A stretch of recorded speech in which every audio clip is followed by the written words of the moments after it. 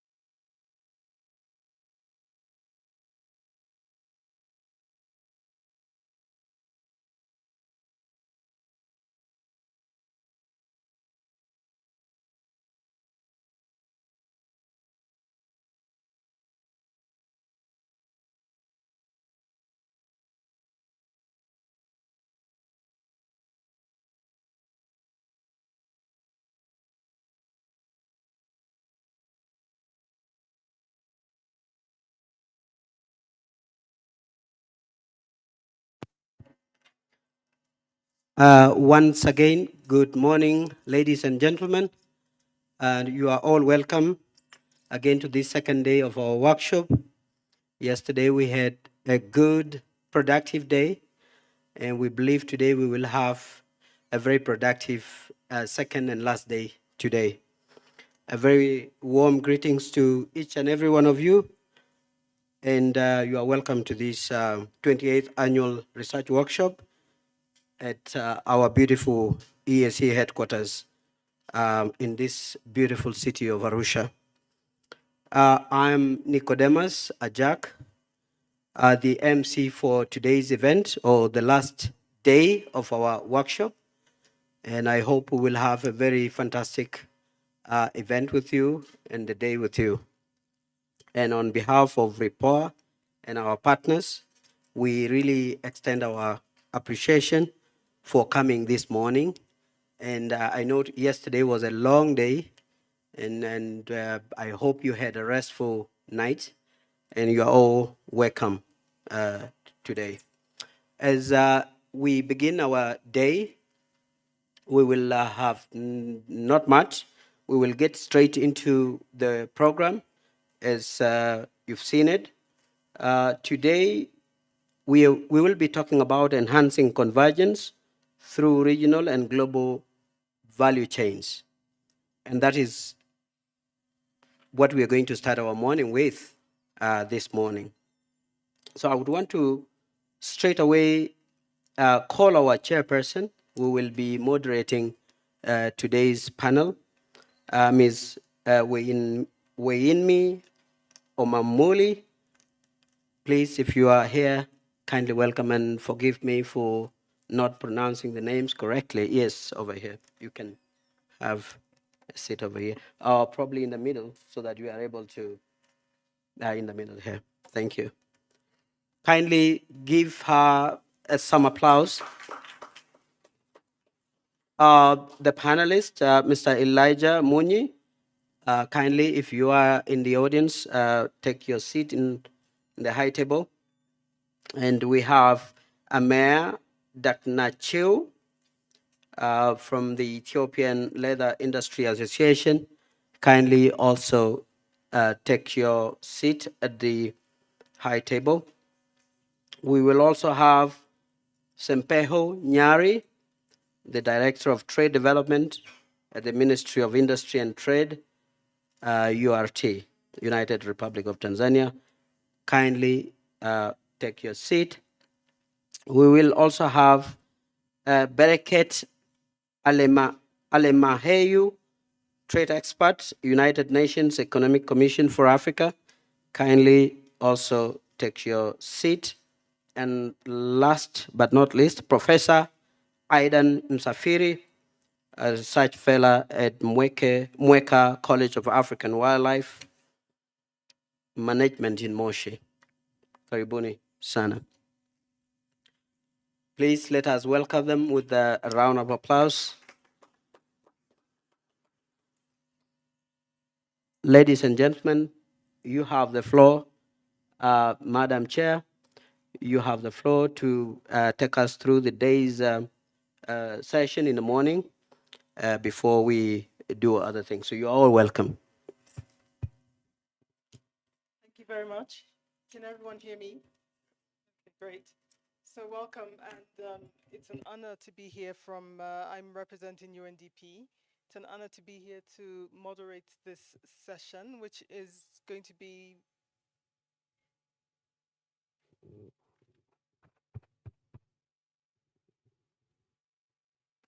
And our technicians, I don't know why that sound is coming from the mic. Please, if you can do something about it, we would appreciate.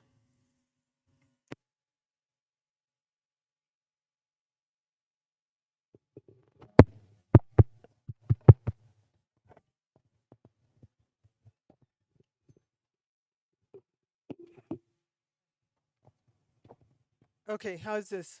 Is this better? Is this better now?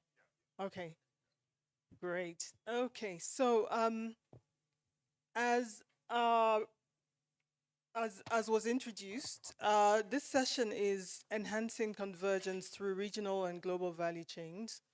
And it will assess the opportunities and challenges for enhancing convergence through regional and global value chains for trade expansion in sub-Saharan Africa. And we've got a distinguished group of panelists here, so we're hoping to get some case studies from your countries and your background and your industries to facilitate this discussion. I hope you don't mind if I address you by your first name. So let's just get started straight on to the first panelist, which is the first question is for Simon from...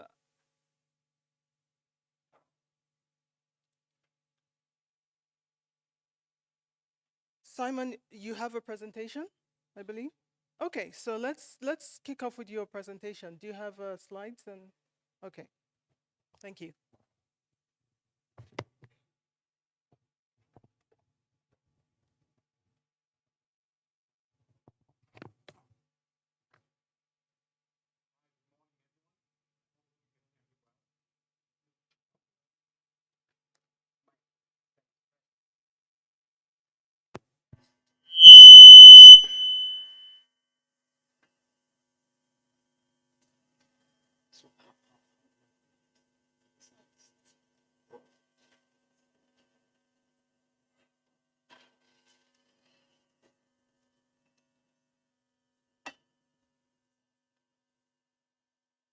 So as they set up, I could be making a few remarks. My name is Elijah Muni, coming from Trademark Africa. Trademark Africa is headquartered in Nairobi, but we are in 14 African countries. And what we are doing is to do everything around reducing trade costs at the border points, on the logistics systems, logistics corridors, and so on. And we do this by working on 5 themes. So we reduce trade costs through working on policy. So any policy interventions that help in reducing trade costs and time across trade. The statement by Triza, if I'm not wrong, the TRALAC chair was very illuminating. So the amount of time spent along corridors is huge and actually beats the amount of time spent, the amount of cost coming from tariffs. So we work on trade, we work on standards. The big discussion yesterday here on standards, anything that on standards that helps to reduce.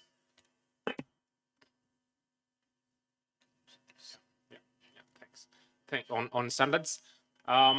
Then on digitalization, so any digitalization of customs that helps to, again, reduce costs, inclusion, trade inclusion, and finally, greening of trade. So the presentation that I make here is very much in line with the idea of global and regional value chains. And what I will present on is on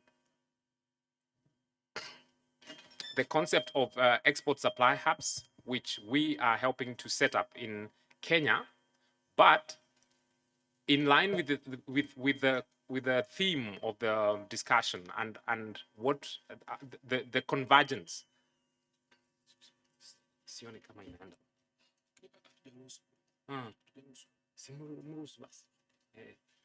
Yeah, so the idea is to show that we've got value. Sorry, we've got value chains. We've got value chains in our region. Yeah, we've got value chains in our region that provide us with opportunities for convergence. So the export supply hubs that we are trying to develop in Kenya right now as Trademark have to do with, you can release so that we can see the slides. Yeah, they have to do with our Kenya's exports of tropical fruits. So avocado, mangoes, and horticulture. And if we forget everything, really, what this presentation is trying to say, Tanzania, for example, and Uganda, East African countries, at least if you take the three East African countries, Kenya, Uganda, Tanzania, we've got a similar structure of exports in horticulture, fruits. That provides an opportunity for convergence of export in aggregating our regional exports. Secondly, we've got an emerging green revolution that actually portends that we have to change how we think about our exports in tropical fruits and other stuff, especially when exporting to Europe. So what do we do to respond to that? So at Trademark Africa, we've come with the idea of what does it mean to say we are greening trade in what we call the shift from air freight to sea freight. So this is something that Kenya has started doing, and it's something that we think can be done at the regional level. Let's move on.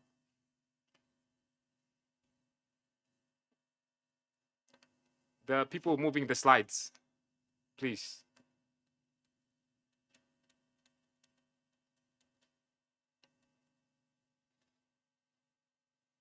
So the slides that I want, the slide that I want to show is to show the opportunities and the similarities that we have in the East African regional horticulture exports, so that we see the opportunities and we see what we need to do.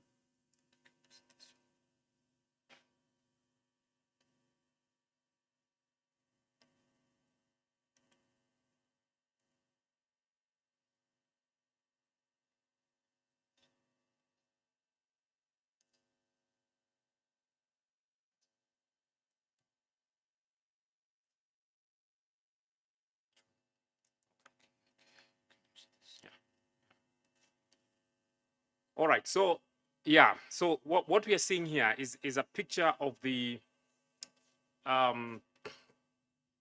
picture of horticultural exports in East African countries. So when you look at our exports in flowers, in three categories, in flowers, in dried legumes, and in tropical fruits, we can see that we all have these exports. Actually, Tanzania is really catching up a lot in tropical fruits. Kenya is leading, but Tanzania is really catching up. Tanzania is growing faster than Kenya. So, but what is interesting, when you look at cut flowers, which has been a big export export product for Kenya, for example, we are sort of plateauing. Yeah, so it's not growing as fast. Ethiopia is coming up, but it's not. For some of these markets, even for Tanzania, cut flowers has really plateaued. And the question is, what is happening? What is causing this plateauing? So what is really important in the since 2015, for example, the tropical fruit exports for Tanzania have grown 345%. So it's a big growth. And this is just to demonstrate we've got potential. So all countries, even Kenya, Uganda 207%, Kenya, again, it's growing. So this just reflects, for example, on tropical fruits, we've got a very good opportunity. And this just demonstrates the same. However, we've got the big green revolution that is happening, coming from Europe, but which is definitely going to affect us. And the big one came from the shop Lidl, which is a retailer in many countries in Europe, where they said we will stop stocking any fresh tropical fruits that have been flown. And Kenya, for example, being a big exporter, then we get into trouble. It's not just Lidl is not just doing that for the sake.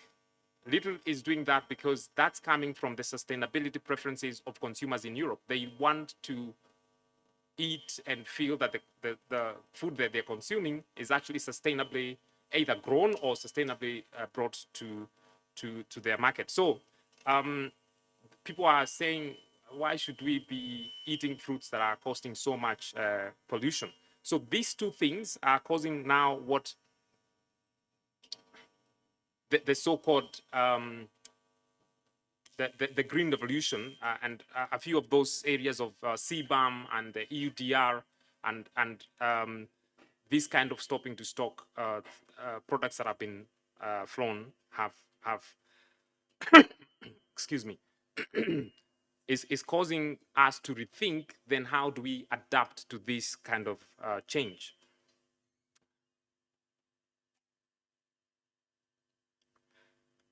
So in order to understand the idea of the export supply hubs, what I'm showing here is to show that we actually have a lot of similarities in terms of our exports. So the first drawing shows where Tanzania exports its tropical fruits. So this huge growth in fruit exports, where are these fruits going? And you can see a lot of the purple is going to Europe, a lot of Europe. The red is Middle East, and interestingly, Tanzania also exports quite a bit to South Africa. And when you look at the picture on the right is for Kenya, again, the purple, the red, a lot of growing markets in Middle East. And then interestingly, Kenya also exports a bit in North Africa. So it goes to Egypt and so on. But this picture says two things. One is that we've got a lot of similarities in where we are exporting, more or less the same places. But the second issue about this is to show we could have a lot of logistical challenges in terms of adhering to all the standards required by the different markets that we're exporting to. And by the way, the other really growing market for both Kenyan and Tanzanian tropical fruits is the I don't know what, the Kazakhstan area, the countries around Kazakhstan, Kyrgyzstan, that area. So that's also another standards region that we have to respond to. So this shows we've got similarities of challenges. We are exporting the same markets, but we've got the same challenges that are about how do we respond to the standards differences in all these markets. So this is where the idea of the sea freight comes in, which we have started doing. So Kenya has already started. Kenya's ambition is to move 50% of its air freight for horticulture to sea freight, and Trademark Africa is assisting in that. But to do that, one of the core areas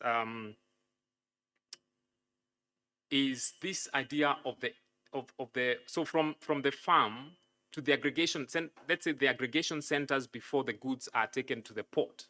That is where a lot of the action on supply hubs needs to be happening. So the idea is to make these export supply hubs, many times inland supply hubs, to be complete logistical and services centers where once goods are loaded into the trucks that take them to the port,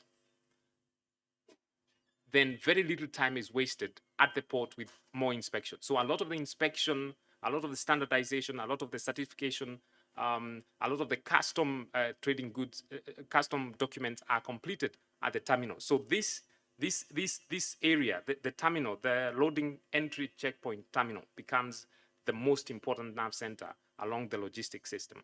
So so this is where we are thinking in terms of the idea of the export supply hubs. We have started doing that for mangoes, mostly mangoes and avocado. And the main idea is to consolidate one spot where we can have all these logistical services done. And basically, we've got storage services, we've got sorting and grading, we've got export clearance, we've got transportation, coordination, quality checks, and digitalization of the whole system. So these are all the services. So the point really is that in line with the theme here, we are at a good point.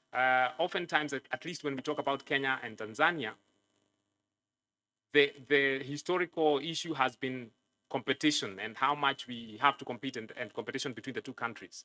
I think we are at a really good point because the picture I'm showing here is that Kenya and Tanzania are almost in a dead heat of how much each exposed to each other. So we are exporting about 518 million 528 and 518. So we are really locked in a good place now where we feel we don't have huge trade deficits with each other, which then provides us the opportunity to have convergence on these export supply chains, not at a national level, but at the regional level, in order for us to respond to the sea freight move so that we are able to keep the purple markets exporting to the purple market. So essentially, that's just a description of what we are doing and why I think there's where we think there's a big opportunity for us to move to converge the exports from domestic to regional supply hubs through the concept of export supply hubs, and in order to respond to the need to move to sea freight and then satisfy the preferences of particularly European consumers. So many thanks.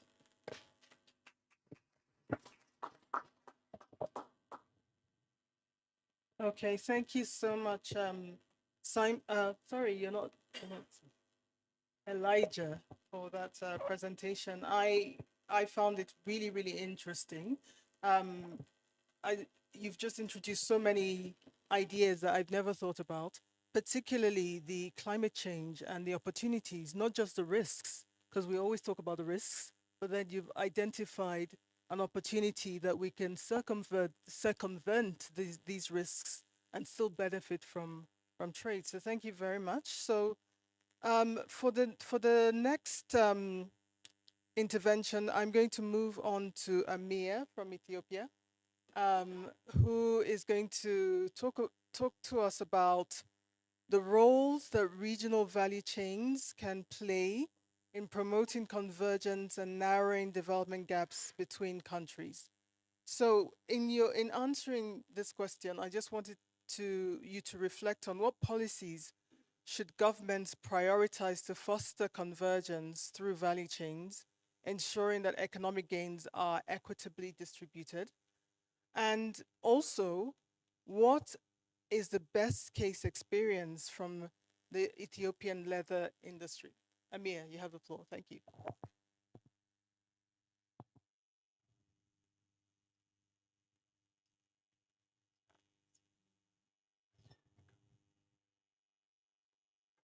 So, so we have.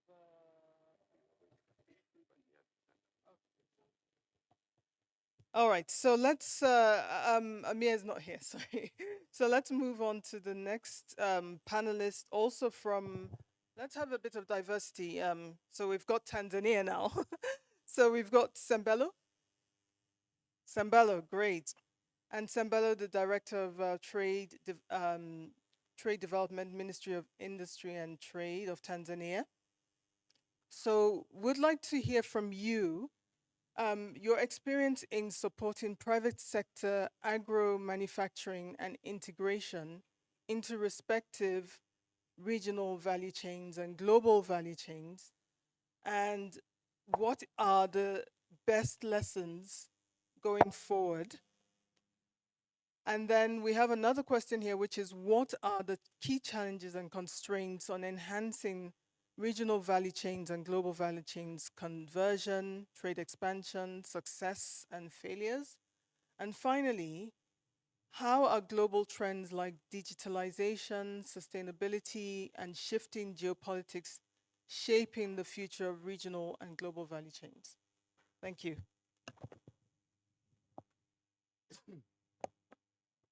Morning, everyone.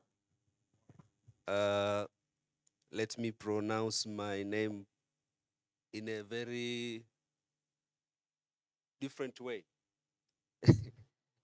These African names sometimes are challenging in pronounce them. My name is Sempeho Manongi Nyari. Currently the Acting Director of Trade Development at the Ministry of Industry and Trade.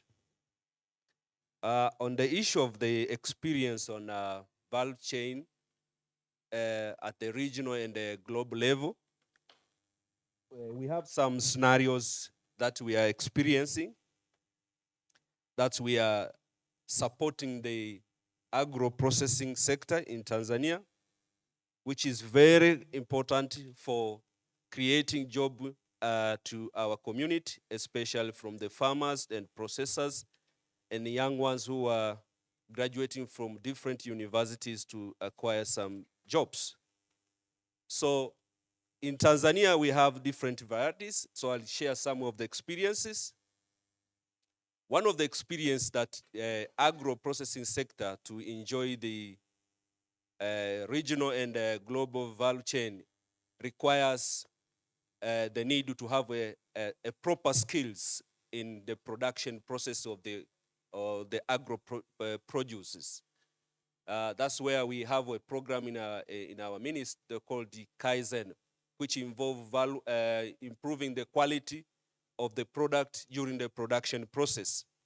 So, which requires, we support different nature of trainings based on the needs. We look on some of the resources that these processors requires.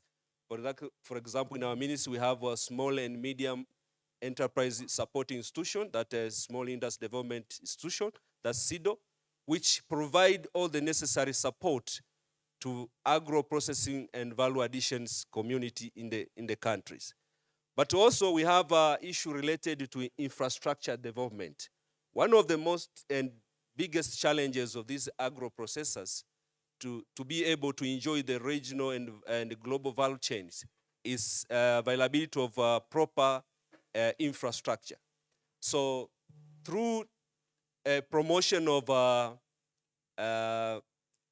industrial clusters and industrial estates that we are doing at the ministry level, provide some sort of haven for them to be able to access the necessary infrastructure for them to produce the goods that are required. So we have a lot on investment in infrastructure that support the agro-processing manufacturing. So that's number two. Number three is related to market access, or you can so call it market research. Currently now at the ministry, we work on accessing market informations. We have a primary one that involves price indicators that is happening within our country and outside. So we provide the information to the public and the community at large, so that they could be having some necessary informations. But also through the TAN trade, that's a primary institution that its mandate is, one of it is to support agro and other producers in the country to access the international markets. They have trends and they provide the necessary informations to the public and agro processors how to get into the international market and regional markets. Currently, we are enjoying the ASFTA in one of the sector that we are highly promoting our community to access the markets. But also one thing that's very important that we also are doing, we are support them networking and partnership, because the cost of delivering these commodities into the market is high. So if they are not working together, it's a bit a challenge. So we are facilitating the connection between local and agro processors with the other community so that they can be able to access the necessary market that they need to be able to enjoy the international markets and buyers and supplier to foster partnership. Sometimes we do this by having this B2B business through the Tantrate so that these people can be able to access the market. But even last year, we have a very interesting one. We took a group of these agro-processors into South Sudan. And we did a business forum between the South Sudan communities to be able to provide them access to the market and enjoy the business. But lately we had a discussion with other countries from different regions in Dar es Salaam. For example, we have just finished with Iran. We have just done with Russia. So this is kind of the work that we are doing to make sure that our agro-processors could access a different market in the global value chain and regions. But also we have an issue of policy advocacy. Through the participation of private sectors and so forth, and partnership with the supporting institutions, we have been able to renew our trade policy, national trade policy, which was the most important tool that we had to work on it so that we can be able to review it. Now we have adapted all the necessary conditions that the business community are facing now have been accommodated into the policy. Now we are in the implementation process where we work on issues that we have found that they are very critical in supporting the processors and other producers in the country. But another challenge that we are also facing that we are working on to find a way to solve it, it's access to finance. It's one of the issues. Even yesterday, some of the people during the discussion, they provided some insight of the challenge. It's a real challenge to our people, especially in agro-processing, especially when they reach the time they access buyers outside the regions. So it's very critical. We are still working on it. We are currently having the investment bank that we are using now, but also through the NMB, we have a special window where we provide loans to agro-processors, but also through Azania Bank, where the government have invested immense number of more than 5 billion Tanzania shillings, where the community can access the fund for investment to get the production go on. But also, there are some issues that we have seen very important on sustainability of the practice that we are doing. In related to align to the global chain, we are able to provide consumers make study on the consumer preferences so that we can be able to provide our community business with the right information on their production. You can hear from Taha yesterday, issue related to what the consumer needs had to be produced. And I was very eager to experience from Kenya on Irish potatoes. It's one of the areas that the government of Tanzania trying to figure out what the community needs. So we mainly focus on agricultural sectors to be able to provide the processor with organic farming products. We provide trade fairs and exhibition that provide these people the access to international trade and the regional and the global trade. But also we include environmental and friendly techniques that enhance sustainability on the issue of the production of their goods. So with all this, at the end, one of the real thing is to support them in line with optimization, supply chain. In supply chain, that's one of the most difficult part because the consistency of supplying the products is an issue to this community. So one of the things that we think it can help out is to align them and make them cooperate and work together to be able to deliver the right goods at the right quantity that's needed. Another thing that we are supporting now is market and branding to be able to differentiate our products. We have done a lot through some decades ago on issue of train this community to be able to provide goods. Even during the exhibition, nowadays you can see the branding and of the product has really grown immensely so that people can now be able to identify products in the market. I continue the second question, or I give someone else? No, you have some time. I have sometimes. So we have also an issue on the global trends and the digitalization on the shifting geopolitical. This one is one of the key area that we have seen interfering in the business operation currently in the world. So one of the first one is digitalization. The issue of digitalization, there's an interest now on automation of the process of productions.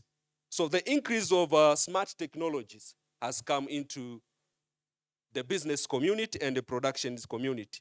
So there are the issue that's required nowadays. There's AI and the rest that the community are using now on the production process. It's a challenge. It's highly costful, but if we implement it properly, it reduces the cost and increase responsiveness to the markets.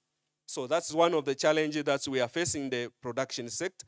Now we are urging the producers and the processors, if possible, to access this technology, but it involves a lot of investment, and we have also that challenge of access to finance.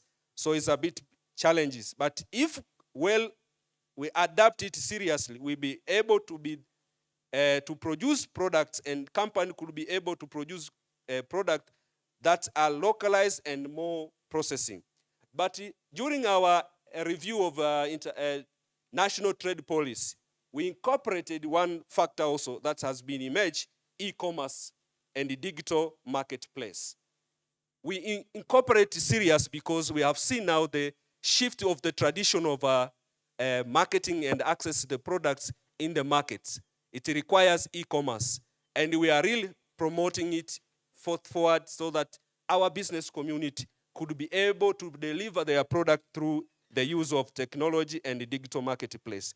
These platforms and the digital market has changed the way goods are being distributed and sold in the market. This trend supports regional value chains by allowing local producers to access global market more easily.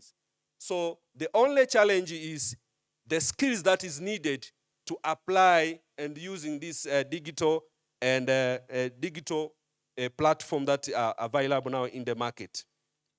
But also there is a need of data-driven decision making. If we use the digitalized world, we need a lot of data. There is a challenge to access to data.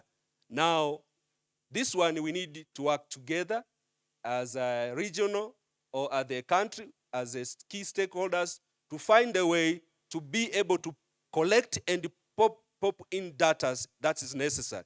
Through TanTrade, we are trying to collect market trend of products in the world. We disseminate to the business community so that they could be able understanding the way the market work.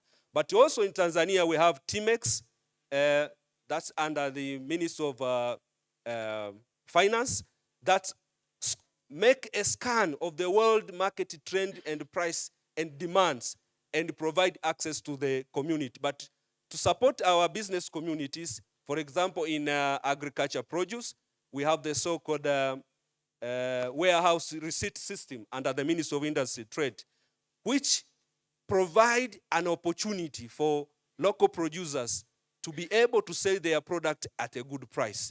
We have seen a trend of success through this program. So embracing the digital technology is very important to our community. So this results more in efficient supply chain management and better understanding of customer preferences and leading to more tailored production and logistic strategies. Number 2 is sustainability.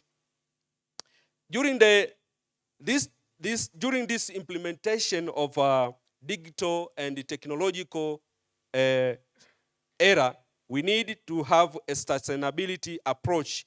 Number 1 is environmental regulation and consumer demand. This is a key.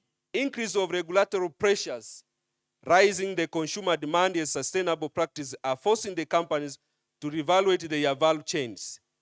So we have adapted a circular economic principle which often lead to more localized sourcing product and reduce cost of transportations. So we ask our community to make sure that they use the local resources as much as possible to reduce the cost of doing business, so it could be able to fetch a good price in the market. But number two is sustainable sourcing. Companies mostly prioritize their supplies on a sustainable way, which can shape the traditional sourcing strategies, localize supply chain to find environmental friendly option, investment in green technologies. Nowadays, the only best way, you can see in the Europe, EU have adopted a way of trying to push us, the community in Africa, by adapting the issues related with the environment issues so that we can be able to deliver our product in the market. So we have no way out. We have to adapt the green related technology of doing business. But in shifting geopolitics, this one is a challenge. Once the trade policies and tariffs change, in whichever region we are, current EAC or SADC or within the Africa community, imposed tariff can disrupt the existing value chains. We have seen sometimes we have a different argument between the different countries that lead us to stop the value chain process and end up on working to find out the solutions in such matters. For example, the only way that we can go away with this risk is regional cooperation and integration. Thankful for a friend from Kenya has established that we are sharing some common market and common product that we are producing. That experience, if we improve the cooperation between our region countries, we could create an alliance that will help us to have a good market and be able to access the market for our community. This can lead to development of regional value chain that are more resilient and can quickly respond to the regional market as it happens. Number two is supply chain diversification. Geopolitical tensions, such as those we are seeing now in the world, for example, maybe trade wars and conflict, encourage companies to diversify their quick chain to reduce the dependence on the single countries. This is very important for our community.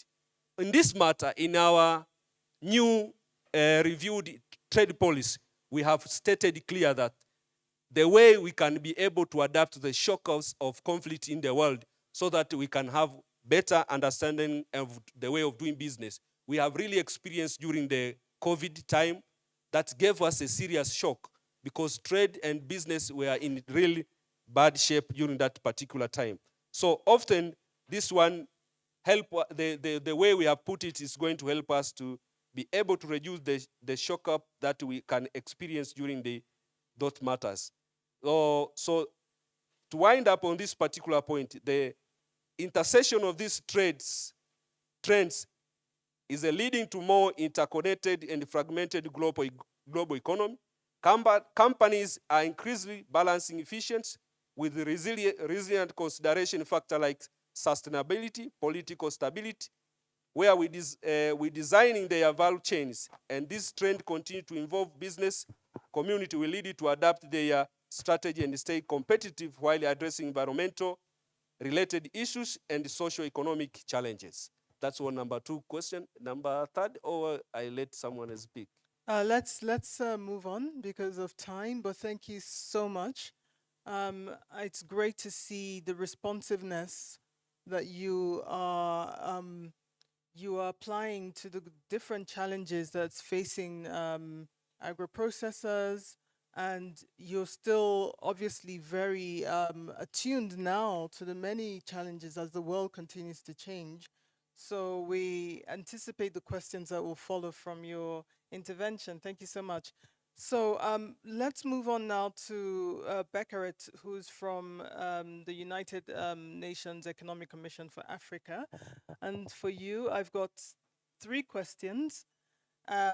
So the first one is, what are the best practices under the SADC and tripartite for effective integration into regional value chains and global value chains, and what needs to be done to sustain the best case practices. Second, how can regional trade bodies support member states and the private sector to take advantage of regional trade blocs and agreements? And lastly, how can regional trade bodies improve regulatory and oversight of cross-border trade?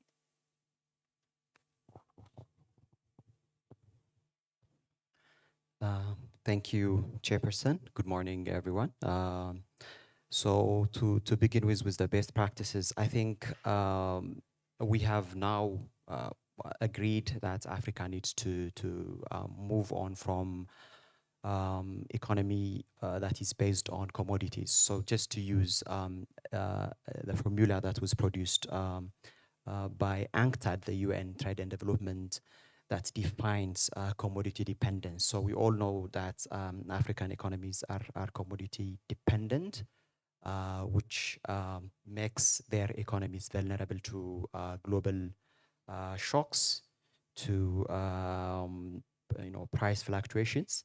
But what does commodity dependence mean? So according to UNCTAD, if a country's total merchandise export earnings are greater than, more than 60% of its total merchandise export come from commodity exports, that is specifically agricultural raw products or natural resources such as minerals, its economy is said to be commodity dependent. And according to this criteria, 83% of African economies are commodity dependent, which is a very significant number. So there is a strong need for building regional value chains and for value addition in Africa. So there are many sectors or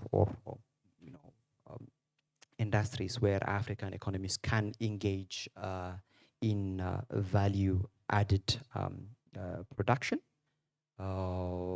So I think Elijah talked about agricultural products, but we can also look at sectors such as the laser industry. So there was a study done in 2018 by UNCTAD on the potential for regional value chains in Africa, and focusing on laser products, and basically the idea is that Africa is endowed with a huge amount of livestock resources, which can be easily capitalized if there are right policies and the policies are implemented. So many African countries have livestock resources. So instead of just using the meat and meat products and then discarding the raw hides and skins, the laser industry can itself be a big market for Africa.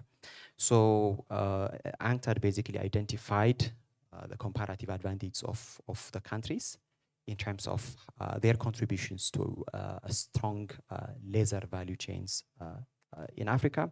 So some countries can or they can produce huge amount of raw hides and skins, and other countries have relatively, such as South Africa and Morocco, they have, and Ethiopia to some extent, they have a relatively strong capacity to add value to the raw hides and skins. So this can actually address most of the challenge that African economies are facing when it comes to laser products, because even though Africa is endowed with huge livestock resources, and it's the demand for laser products such as shoes and bags is very high, and it is principally made by exports from outside the continent. So we have the main raw material for the industry, but we are significantly importing from outside Africa, principally from China. So the biggest question is why? There are many reasons, but the main reason is that there are lots of chemicals that are used for processing raw hides and skins and for producing laser products, but most of the chemicals are not produced in Africa. So just because the chemical is not easily accessible in Africa, there are many African countries that basically discard their or the raw hides and skins are like wastes for the meat industries, such as in countries like Botswana. Even in my country, Ethiopia, that's also the case, especially during holiday seasons where we have lots of slaughters. The skins are not demanded by the companies because the companies found it challenging for them to access the chemical that is used to process it, and because they could not do this, the skins, which could have been wealth for most African countries, they were simply regarded as waste. But there is a huge potential for African countries to address this as a challenge and to add value to laser products and to create a strong laser value chains and the value chain that can meet Africa's laser and laser products demand, but also that can even be exported to the rest of the world. But a lot needs to be done in terms of addressing the industry-specific challenge, like institutionalizing or setting up companies that produce the chemicals within the continent, so that countries that have the capacity to produce and supply those chemicals can produce to those countries that can add value to laser skins, to the hides and skins, and support value addition. In this regard, the role of obviously national systems and regional economic communities is very critical. So in August, I attended a validation workshop for the COMESA leather value chains strategy, a 5-year strategy to guide COMESA member states in terms of producing and supplying laser and laser products. And the strategy basically identifies or classifies countries in terms of their role in a potential value addition. So I think we need strategies, regional strategies, that can help countries integrate their economies in industries such as the laser and laser products. But of course, many studies basically indicates that African economies can one way or the other engage in regional value chains, not just in agriculture or in or laser related sectors, but also in technology intensive sectors. So I think yesterday it was mentioned that Africa has the biggest resources in terms of the minerals, critical minerals that are used for producing various types of electronic products like cell phones, laptops, even solar panels, because these products cannot be produced without sufficient supply of the critical minerals. African countries can basically, because these are by their nature highly technology intensive and capital intensive, African countries might not have the capacity to produce all these products in a very short period of time, but they still can play the role of supplying in a sustainable way, in a way that benefits their economies, the critical minerals to companies. And another way of looking at this is basically African countries can also attract companies that would at least produce products that can be used as inputs, not just the raw critical minerals, but also as inputs to those products. So this can be done by African countries creating the conducive environment for investments for those electronic products manufacturers. The same with pharmaceuticals, of course. So the capacity of African countries in terms of producing sophisticated pharmaceutical products is limited currently. So that's why Africa has a huge deficit when it comes to trade in pharmaceutical products. So African countries currently are basically producing the basic and generic types of medicines, and this makes it difficult, especially in cases where they experience global shocks such as COVID-19, which makes it difficult for them to quickly respond to the needs of their public.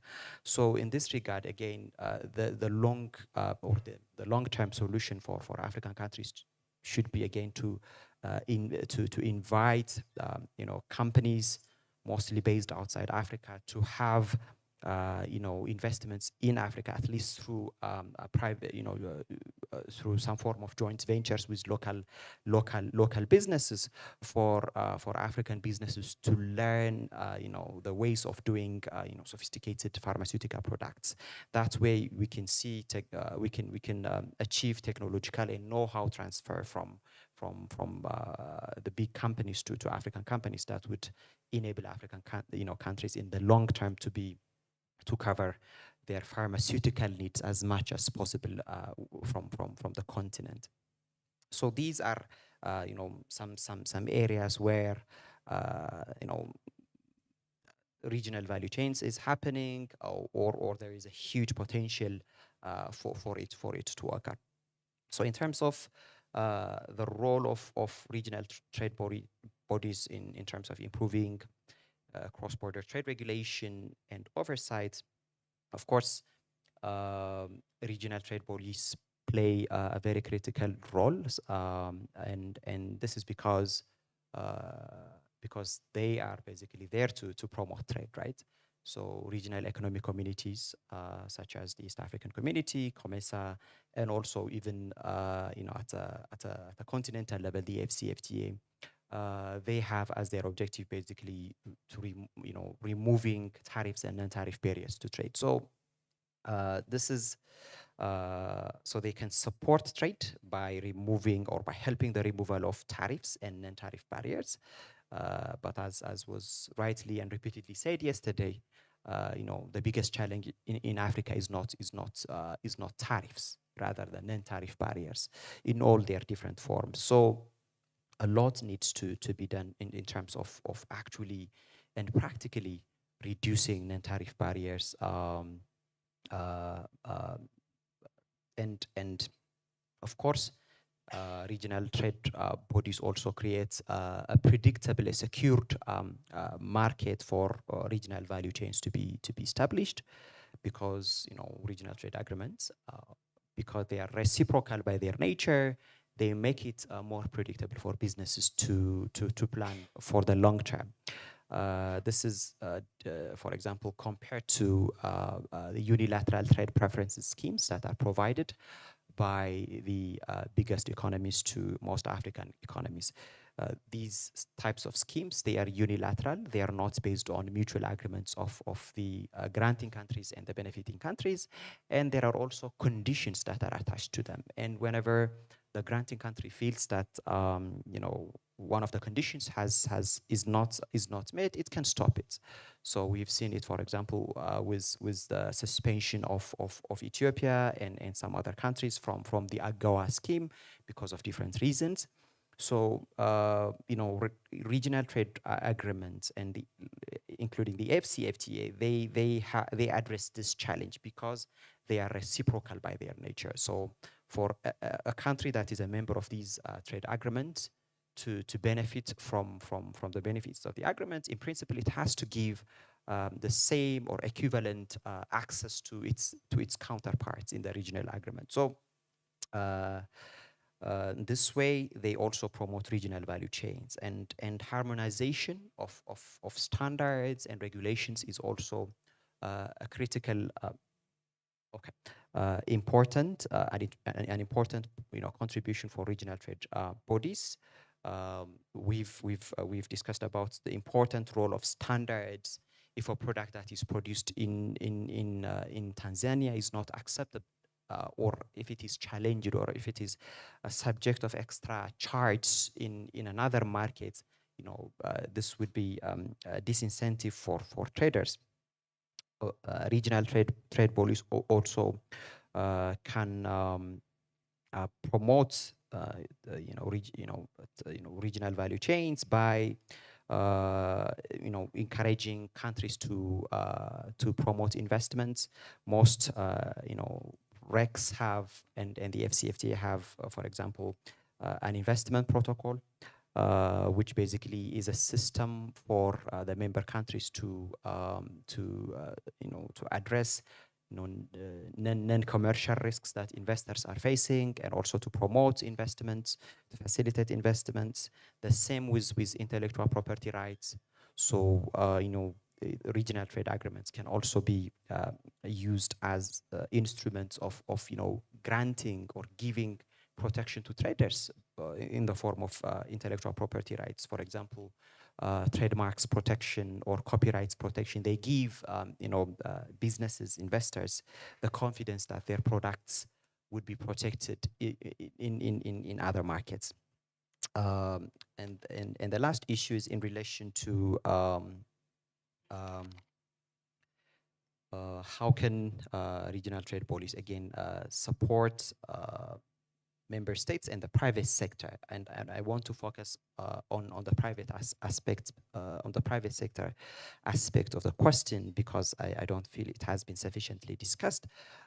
So these agreements are signed, negotiated by governments, but ultimately most of the trading and investment is going to be done by members of the private sector. So the private sector has to be regarded as a stakeholder, and it has to be approached that way. So in terms of what can be done to strengthen and the actual support the actual participation and benefits of the private sector, one is basically to create sufficient awareness on the existing trade regimes that we have. So for example, there was a study conducted by the UNECA with the East African Community back in 2021 to assess the perception of the private sector in the region on the FCFTA. And the finding is basically that most businesses do not have sufficient awareness about the FCFTA and how it can benefit them. So this basically means that the governments have to work more with the private sector in terms of addressing the knowledge gap, the information gap that the business community have, because without sufficient knowledge and information on the part of the private sector, we cannot expect them to engage in trade and investment.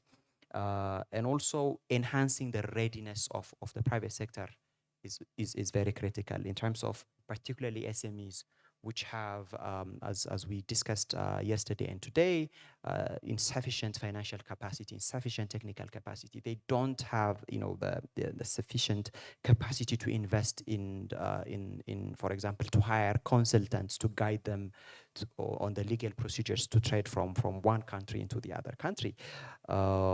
So we need to support them in terms of giving them, information about the requirements, the procedures to trade, and also the market information. Yes, and lastly, continued public-private dialogue is very critical to improve the business environment, because the private sector is the one on the ground. They know the challenge that they are facing internally, and also when they operate across markets, and they have to work with their governments and also with relevant regional bodies such as regional economic communities and the FCFTA to create an increasingly more conducive business environment for them. Yeah, thank you. Excellent, right on time. Thank you so much. And yeah, we still have a lot of issues. You know, we do a lot of studies. You know, UNDP does studies that come to the same conclusions. So maybe we have to strengthen our partnerships so that we come together in a unified way when we present these to governments and we present these studies to Rex as well. And you know, I just noted from your presentation that I've been obviously in this business for slightly longer than you. And you know, we hear the same issues, but we want to see the movement. And it'll be great to start seeing a 2.0. We're still very much in 0.1, right? So, or zero, or the first version, you know, very first generation solutions that just don't seem to be taken up. And, you know, the clock is ticking. And so I just wanted you to, you know, just have some of that feedback. And I'm sure that when we come to questions and answers, maybe some of these same issues would be fleshed out. But for now, we have 15 minutes for Professor Aiden from who's a research fellow at Mweka College of African Wildlife Management in Moshi, Tanzania. Welcome. So for you, I'd like to ask two questions. And the first one is, what role can regional value chains play in promoting convergence and narrowing development gaps between countries? And the second question is, what policies should governments prioritize to foster convergence through value chains, ensuring that the attained economic and development gains are equitably distributed? You're welcome. Thank you. Allow me to stand up because I'm a pastor, I'm a priest, and I'm a university professor, so I can. We can't wait.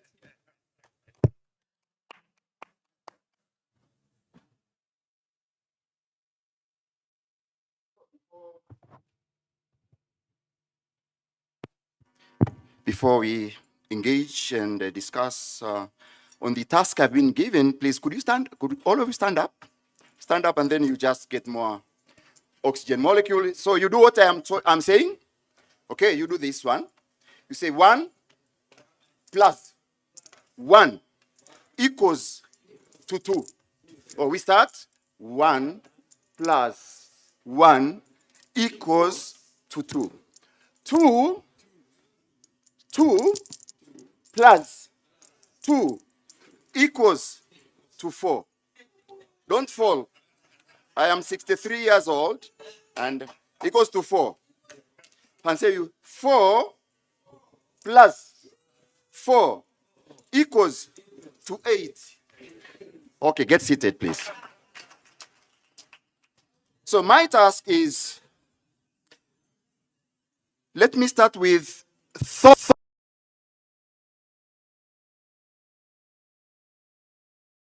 Unfortunately, I couldn't come yesterday. Regional value chains, global value chains are two-sided realities. You know, you're talking about something which has two sides, and I think and I believe, dear friends, we have not addressed the other side of this coin, the ethical trajectory, the ethical discourse. So, few observations before I utilize my time. The first one is, let me ask you a question, some questions. Do we have collective awareness? What level, what index of collective awareness is for us? We are talking about regional value chains and trade, global value chains and trade. What level, empirically, statistically, of awareness do we have? Could you compare Kenya with Tanzania and Ethiopia? So awareness. So we need collective awareness. The Germans, they call it collective Verantwortungsbewusstsein. Okay? Second level, what type of responsibility? You are talking about industry A and B and C and potatoes and fruits and X and Y and Z. What type of responsibility, accountability index do we have?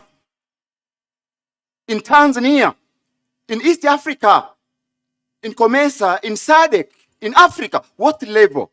Please give me the empirical part of it, if in percentages or so, whatever. And lastly, what level of achievement do we want to have? Okay, I said this cause, regional value chains have two sides. And I believe most of you guys, yesterday and today, you are and we are addressing mostly 90% about the hardware part of it. The hardware part of it is you are talking about industrialization, growth, value chains, trade, quality infrastructure standards, okay? So the empirical, verifiable, calculable aspects of regional value chains, of growth, of development. But on the other side, what type of development? Development with human first? You're talking about gross domestic product, GPD, a gross domestic product, as a measure. What about the gross happiness index, GHI? In order to know a country is developed, please, dear friends, don't only calculate these GDPs, please. You are not serious, guys. Calculate GHI, write that. Most of you have never ever heard about that. Gross happiness index. If you want to know a country is developed, yeah, like you know, South Africa, 14.4%, Egypt, 13.6%. I'm talking about the hardware aspects. Then I'll come to the software, the ethical ramifications, the ethical trajectories of what you are talking. Yeah? Algeria, 9.3, okay, mathematics. Nigeria, 7.1. Morocco, 5.6. Kenya, 4. So GDP growth rate in percentages. But we are not talking about the other side of the coin, which is far much more important than what we are doing. Okay, Tanzania, 2.9. So what are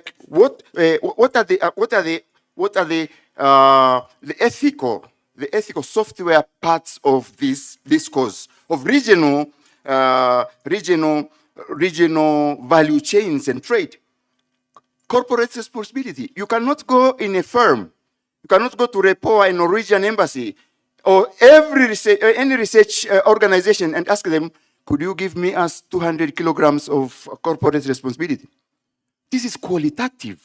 That's why research, because reality, be it political, economic, social, religious, ethical, socio-economic, is so unfathomable, is so deep, you cannot address reality only with mathematics, only with empiricism. I'm saying only. Yeah? So if we get these economic indicators and parameters, they don't tell us everything. And sometimes nowadays, people do cook. They do cook statistics. So we need to move from arithmetic type of models, yeah, 1, 2, 3, 4, 5, to geometric models. 2 times 2 is 4. 4 times 4 is 16. 16 times 16 is 600 something, and so forth, and to a model which is deep change. So you move 361 degrees, looking and searching for the reality of this, of that model. So we are talking about corporate responsibility. This is not qualitative, it's qualitative. Yeah? This has to be addressed. And I don't think that researchers and academia and the government is very much interested in addressing ethical issues. And ethical issues need ethical solutions, not political blah, blah, blah, blah, blah. Mathematical problems need mathematical solutions. Religious problems need religious problems. Socioeconomic infrastructural problems need socioeconomic problems. I, as a priest, thank you. I'm so happy to see some of my students here at the university and at the seminary. Yeah, you cannot. I as a priest, if someone is poor, I cannot tell him or her go to in the church and pray. This is the last thing we tell him or her. So economic problems need economic solutions. Spiritual problems need spiritual solutions. Political, etc. So we need these software trajectories like corporate responsibility. We need common good for people, gross happiness index in this discourse. We need values, soft values, efficiency in regional value chains, efficiency. You cannot measure efficiency. You can measure empirical results of inefficiency, but not efficiency. It's a value. It's like, like an oxygen molecule, it's like a proton, you cannot measure it, National competitiveness. Kenya and Ethiopia and Tanzania, they are different. This in Swahili, ungangari, yeah? That rigorness, that rigorosity of competitiveness. You just don't have to talk about fruits industry, and we know Kenyans are more rigorous than Tanzanians, and say that we are on equal plate. It's like you're taking Arusha United team. Sorry, I'm not here to. And you play that team competition with Bayern Munich or with Manchester United. No, we have to be on the same. Yes, these are 11 men, but with different stature, rigor, and exposure. So, national price competitive index. We need resilience and vulnerability index, competitiveness. We need policy attractiveness. We know some of African countries are the most corrupt countries in the world. We know that. You Google it. Now when I'm talking policy attractiveness, our policies ethically oriented. We can make PhDs and professorships about policies, environmental. I did my PhD in Germany 25 years ago on environmental, whatever. The issue is not policy. The issue is more ethical. The issue is more of this political will and willingness to do that. The issue is beyond empiricism. So good governance. How do you measure good governance in the SADC countries? Are they on equal at par? Guys, friends, are they at par? Good governance. In Tanzania, in Rwanda, in Burundi, please, let us be serious. No, I'm not accusing you, but I want to bring you some thought-provoking questions so that we can know, okay, this software, so I said, regional or global value chains is like a two-sided coin. The hardcore, infrastructure, customs, finance, these are the hardcore. The mathematical, empirical, statistical, whatever. But on the other side, we have non-measurable, very important issues, which are very credible. We need credo, so faith, credo, and credibility, which brings performance. Credo plus credibility. And trust as a new global economy. I'm reading a book I bought in Switzerland last week.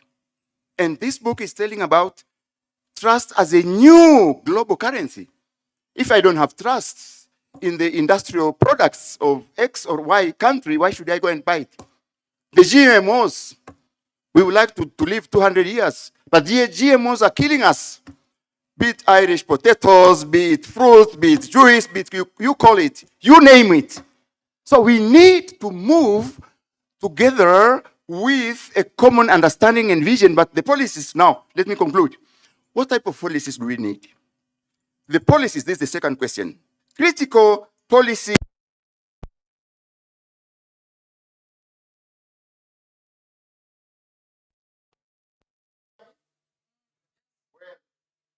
So we need critical policy motive.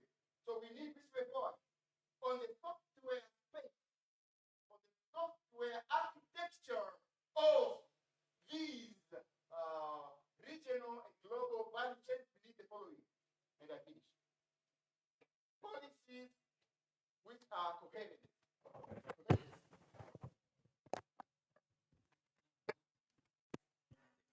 Oh, thank you.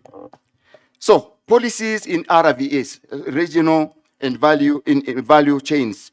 First, coherent policies. Coherent policies in the deepest sense of this word, in the high definition of sense of this word. We need consistencies. So I call them the 4 C's of mine. Yeah, coherence, consistency, competitiveness, and complementarity. Complementarity. We need to move from this cutthroat competition in the regional value chains to more inclusive, moving forward together. Today we are talking about Darwinian sociology. Darwinian sociology, that means survival of the fittest. And I wrote a book, Survival of the Fastest. Fast, faster, fastest. So we are talking about regional value chains with cutthroat competition. But when we talk, we say, okay, we need to harmonize and synergize and all these big jargons and big terminologies. But in reality, I'm saying as a priest, in reality, we need to explore the 12 aspects of holistic justice. First, so justice, when I'm talking about justice, there is the so-called participative justice. Second, democratic justice. Third, intergenerational justice. Do you have intergenerational justice in all this? You are talking about regional value chains and industries. We need punitive justice, but also polluter pays type of justice, all these dimensions. Finally, we need trade and business ethics. I teach business ethics in different universities in the world. And I belong to one of the biggest organizations in the world known as Globe Ethics. You just Google that. It's the world. The problem the world is having today is not mathematics. It's not calculus. It's not NASA. Ethics. Ethics. We are talking about election. Ethics. We are talking about trade. Ethics. It's not tariff. We need to move away from the so-called unnecessary bureaucracy. Bureaucracy, there is two types of bureaucracy. There are two types of bureaucracy. Necessary bureaucracy and the stupid bureaucracy. Stupid bureaucracy. Unnecessary bureaucracy. Do we have the levels of bureaucracy in Eastern Africa, COMESA, East Africa, SADC, globally, the same standards of bureaucracy? In trade, we need to rethink critically about this. So, we need trust in regional and value chains as a new global regional currency. We need to rethink what Mahatma Gandhi said, the 7 blunders, business without ethics, education without whatever, all this and this. We need honesty, fairness, leadership, integrity, eco-consciousness, respect. We need finally, ethical competence and resilience. Ethical competence and resilience. So that we can complement the hardcore, the hardware and the software of our discourse together, and then we come up very strong. We need political competence and resilience. We need socioeconomic competence and resilience. We need infrastructural. You cannot compare infrastructure of the East African countries in terms of quality. You cannot. You will be cheating us. So we need to harmonize and see both the hardware and the software of regional value chains are moving together, are being complemented. Because we need justice. We need cradle to cradle. I did my PhD on environment 25 years ago. Today we are talking about environment. We don't have planet A, B. In business and economics, my student there, I taught her in St. Augustine University. Thank you. Yeah? She's a doctor now. I'm talking about business ethics in terms of everything we are doing. Because without that, then we cannot achieve our goals. Thank you very much.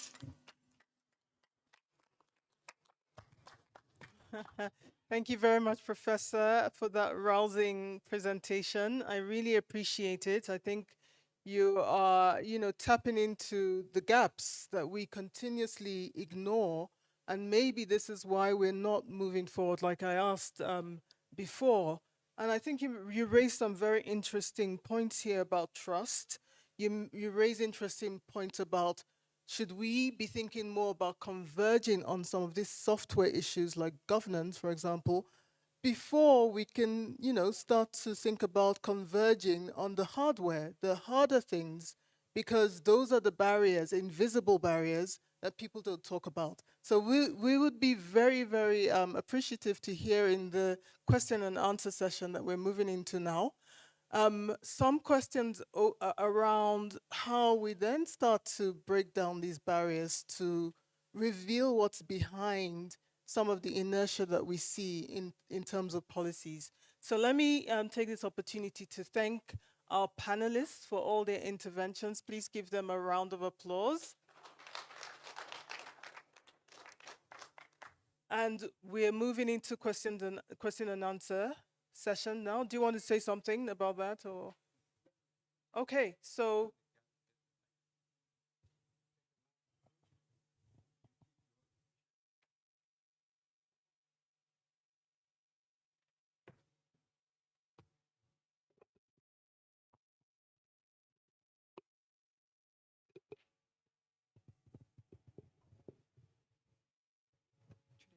yes, please. Yeah. Okay, so if you want to ask a question, we'll take a round of maybe 3 questions. If you want to raise your hand or grab a mic, if you can stand, that would be great. Introduce yourself and tell us who your question is directed to, please. Yeah, thank you very much, Chair. And I commend your panelists for a very good presentation. So I have 2 quick questions and I'm addressing Professor. Yeah, could you introduce yourself, please? Yes, I'm Jacqueline Mkindi, and I'm the CEO of Taha. Do you mind sharing the 7 blunders? The 7 blunders by Muhammad Gandhi, if you don't mind, if you can share those with us. And 2, and then if we are that different, like as a region, ethically, politically, infrastructure-wise, in competence and resilience, so what are you telling us if we are to integrate? Because now we are talking of global value chain integration, trade integration, you know, so, and we are that different. So what is your comment on that? How then are we supposed to move forward as a team, either in EAC, COMESA, or SADC?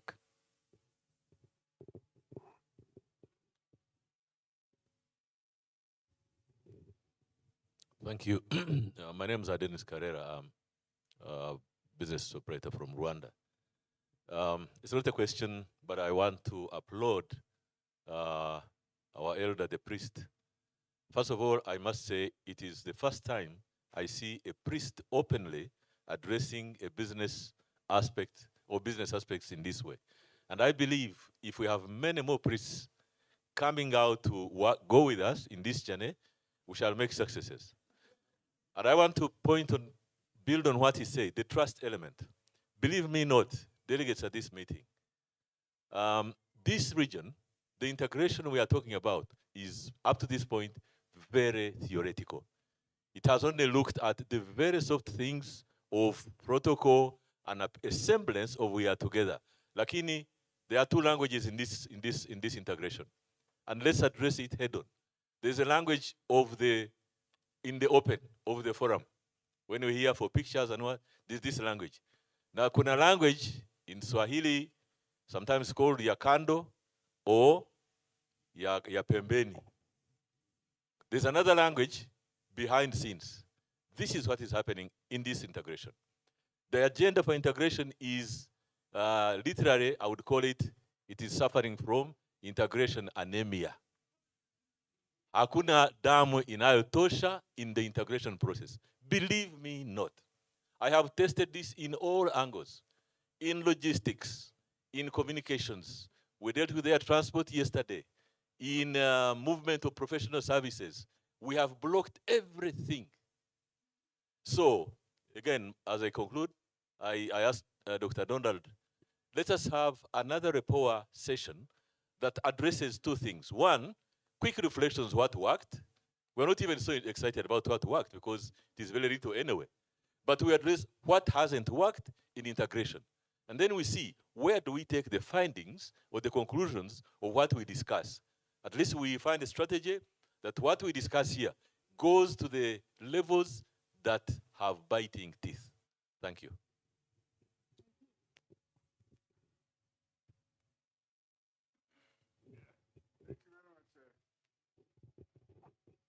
have only 3 quick points.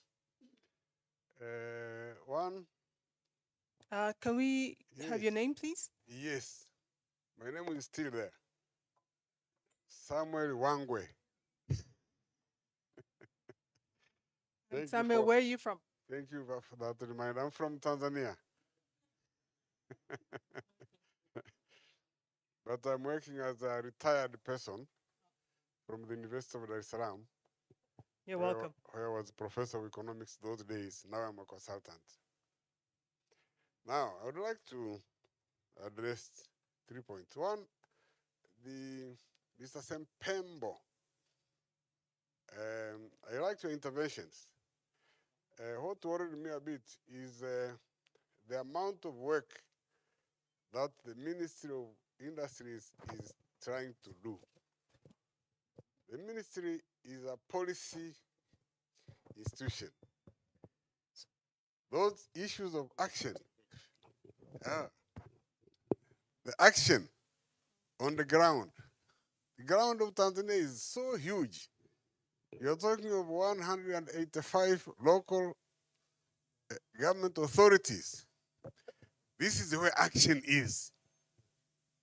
And you're talking of institutions like Tantrade, the banks. That's where action is. I thought you would say a bit more about the role of the ministry in pursuing policy and the policy incentives which make the actors actually do the right thing. You make LGAs build infrastructure. You make banks actually have capital built.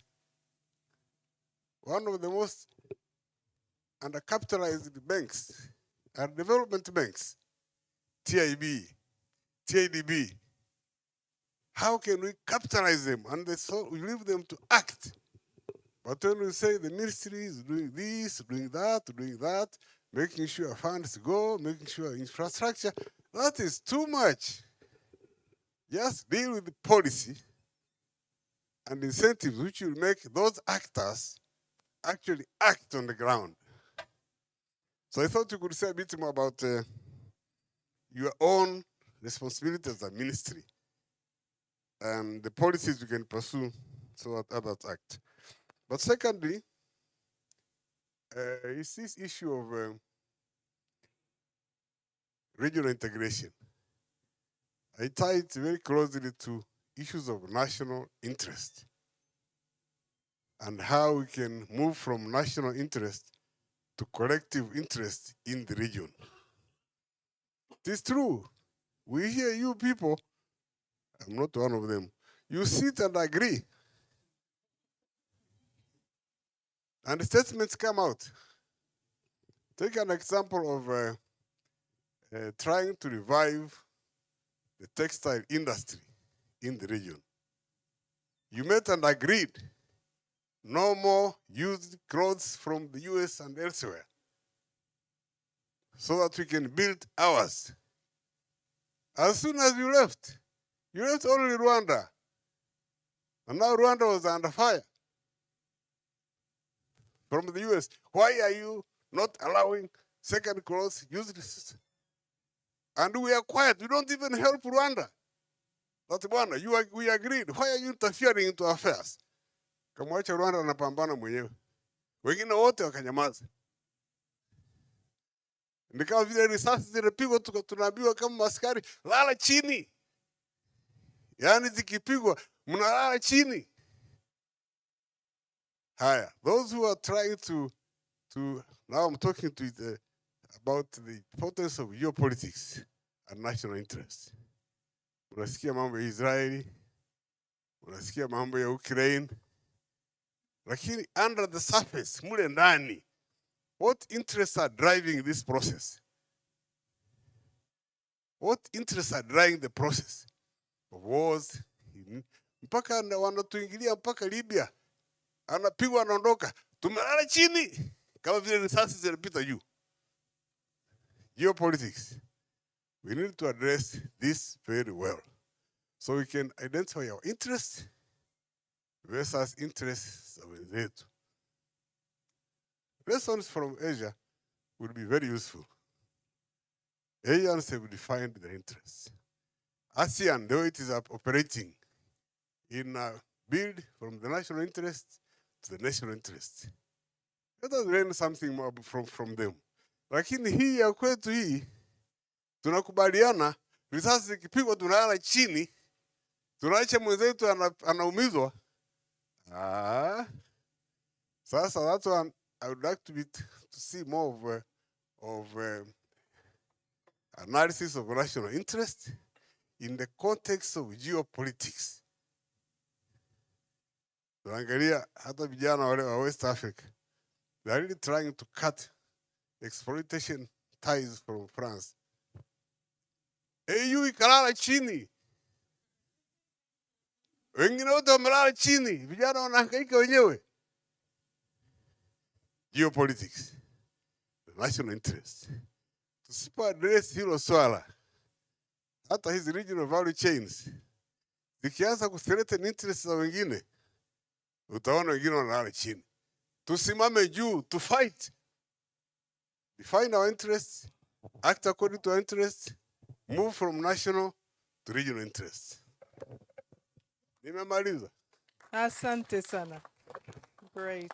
Okay, let's take one more question, and then we'll have if you have a question for the other panelists to my other side, then let's prioritize that.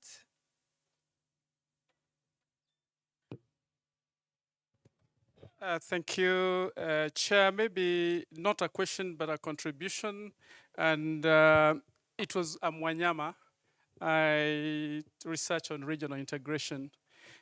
And it was good to hear from the priest. I also almost became a priest, but I realized I would have to do without a wife being a Catholic. So I changed my mind. But it's important to think about these issues. What we engage in and the realities on the ground. And yesterday, Hermogen reminded us that trade is war. And looking about the ethical perspective to it and thinking about that it is the jungle out here. If we want to progress, we will most likely be competing with others. And therefore, we need to keep that in mind. And that's why we have rules. Because without rules, it's difficult to engage in trade. And so we should think about how do we have rules that are good and uniformly applied for everyone. Otherwise, if you expect that we are going to be ethical and it's competition, I might most likely take shortcuts. And that's what states do. That is what individuals do. And yesterday, we heard about the challenges that the governments are not doing this, the governments are not doing this. And it was interesting to hear that from a business person, Mr. Carrera here, the vice chair of EABC. And we also need to think about the side. The governments are not doing this, the governments are not doing this. But really, the governments don't do business. It is these business people that tell their governments, urge the others to open on their side, but don't let them come in here. Then we want to protect our interests, and that's what business people are doing. And if business people in the region wanted NTBs removed, for example, there would be, many of them would be removed. NTBs are not just benefiting policemen, but they're also benefiting business people. We want the other side to open and make it easier for us, but we want to create obstacles here. And if we don't trust one another, how are we going to build these regional value chains when we are seeking to exploit one another? And so these are some of the issues that, that we need to think about. And it's good to hear our elder here, Professor Wangwe, talking about political interests. Because many times in the region we talk about political will. But we need to also appreciate the interests that are at play. Governments many times are constrained. And as a policy advisor in government, I got to learn many of these things. Because Governments need financing. Governments need to win elections. And this money sometimes comes from these business people. And these business people are the ones that influence governments not to move. And so as we advance the region, as we advance the EAC, business people help us as well. Thank you. Thank you very much. Okay, so we have about 12 minutes left. So let me give an opportunity to our panelists to address, it's open to everybody, even if it's not addressed to you specifically. Okay, please. But let's make the responses as brief as possible, because I see hands still going up. And we have some ladies who would like to hear from, for sure. Okay. No. Let's have the answers and then we'll come back. They'll be very quick. They'll answer in 5 minutes and then we'll give a second round, so we don't forget the questions. Okay. All right, Professor, please.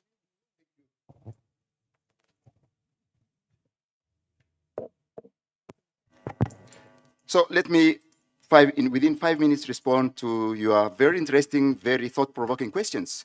Jacqueline Kindi, the Mahatma Gandhi's seven blunder theory, is made up of this: wealth without work, especially the Gen Z, sorry. The problem you're having in the world today, I've done that analysis. People who have been born since 2000 up to yesterday evening, it's not easy to deal with them. They have their strengths, but wealth without work, pleasure without conscience, and conscience is the GPS which God gave us, which Ruah, Ruah, the Chaga they say Ruah, God, Ngai for the Masais, Omukama for the Wahaya, Nguluvi for the Wahehe, gave us. This is good, do it. This is bad, avoid it. We have the GPS here. So if we kill it, then the conscience as the GPS, the moral, the DNA, the deoxynucleic ribonic acid. So, pleasure without conscious, knowledge, academia, I see a lot of, all of you, but knowledge without character, science without humanity. We are talking about GMOs. It's a big problem. Do we live in order to eat, or we eat in order to live? And we're importing this and that product, GMOs and so forth. Okay, I don't want to go into this discourse. Leadership without sacrifice. The discussions you're having, you guys, in Kenya, in the parliament, in East Africa. Leadership without sacrifice. This should be a wito, a vocation, not a profession. Leadership. Leadership without politics, without priorities, without visions.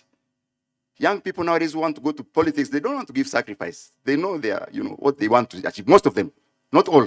There are exceptions, please. Okay. What can we do? Your second question. Yeah. Yes. Wealth without work, first. Pleasure without conscience. Knowledge without character. Science without humanity. Leadership without sacrifice. Politics without priorities, without visions. So what we do, we said what we do. The thing we have to do, dear friend, is to, they say the business of business is business. Biashara ya biashara ni kubiasharisha. We cannot run away from that. We need to do business. But we need to do ethically oriented business, God-fearing business, sustainable business, human-based business, and growth with a human face, not with skyscrapers and with NASA face and with this hocus pocus type of technologies, because we are humans. So this is first question, and I think conclusion, Chair Lady.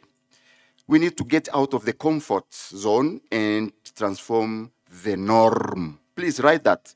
Get out of the comfort zone and transform the norm. We need to avoid the so-called business and developmental cancers and syndrome. Like the stupid ostrich syndrome. When an ostrich sees a lion, you know what she or he does? puts the head in the ground and thinks everything is away. This is the stupid ostrich syndrome or cancer. We need to avoid the jumpy monkey. You know, the monkeys, you know, they jump from one tree to another, from morning to evening, 100 trees. And sometimes we make policies, you run from this and this company and this government and this region. So this jumpy monkey type of policies, we need also to run away from them. Let us have rigorous, focused, calculable, result-oriented policies. And finally, we need to be like the snow-capped bird. You know the story of the snow-capped bird? In German, they call it colibri. A snow-capped bird is the bird who, a very small bird, and saw an inferno, a very big fire, inferno, technical terminology, in a forest. And everything was burning. Like, you know, now we are thinking of challenges and trade barriers. Everything was burning in the forest. And the big giants, the elephant, the big animals were just on their comfort zone, yeah?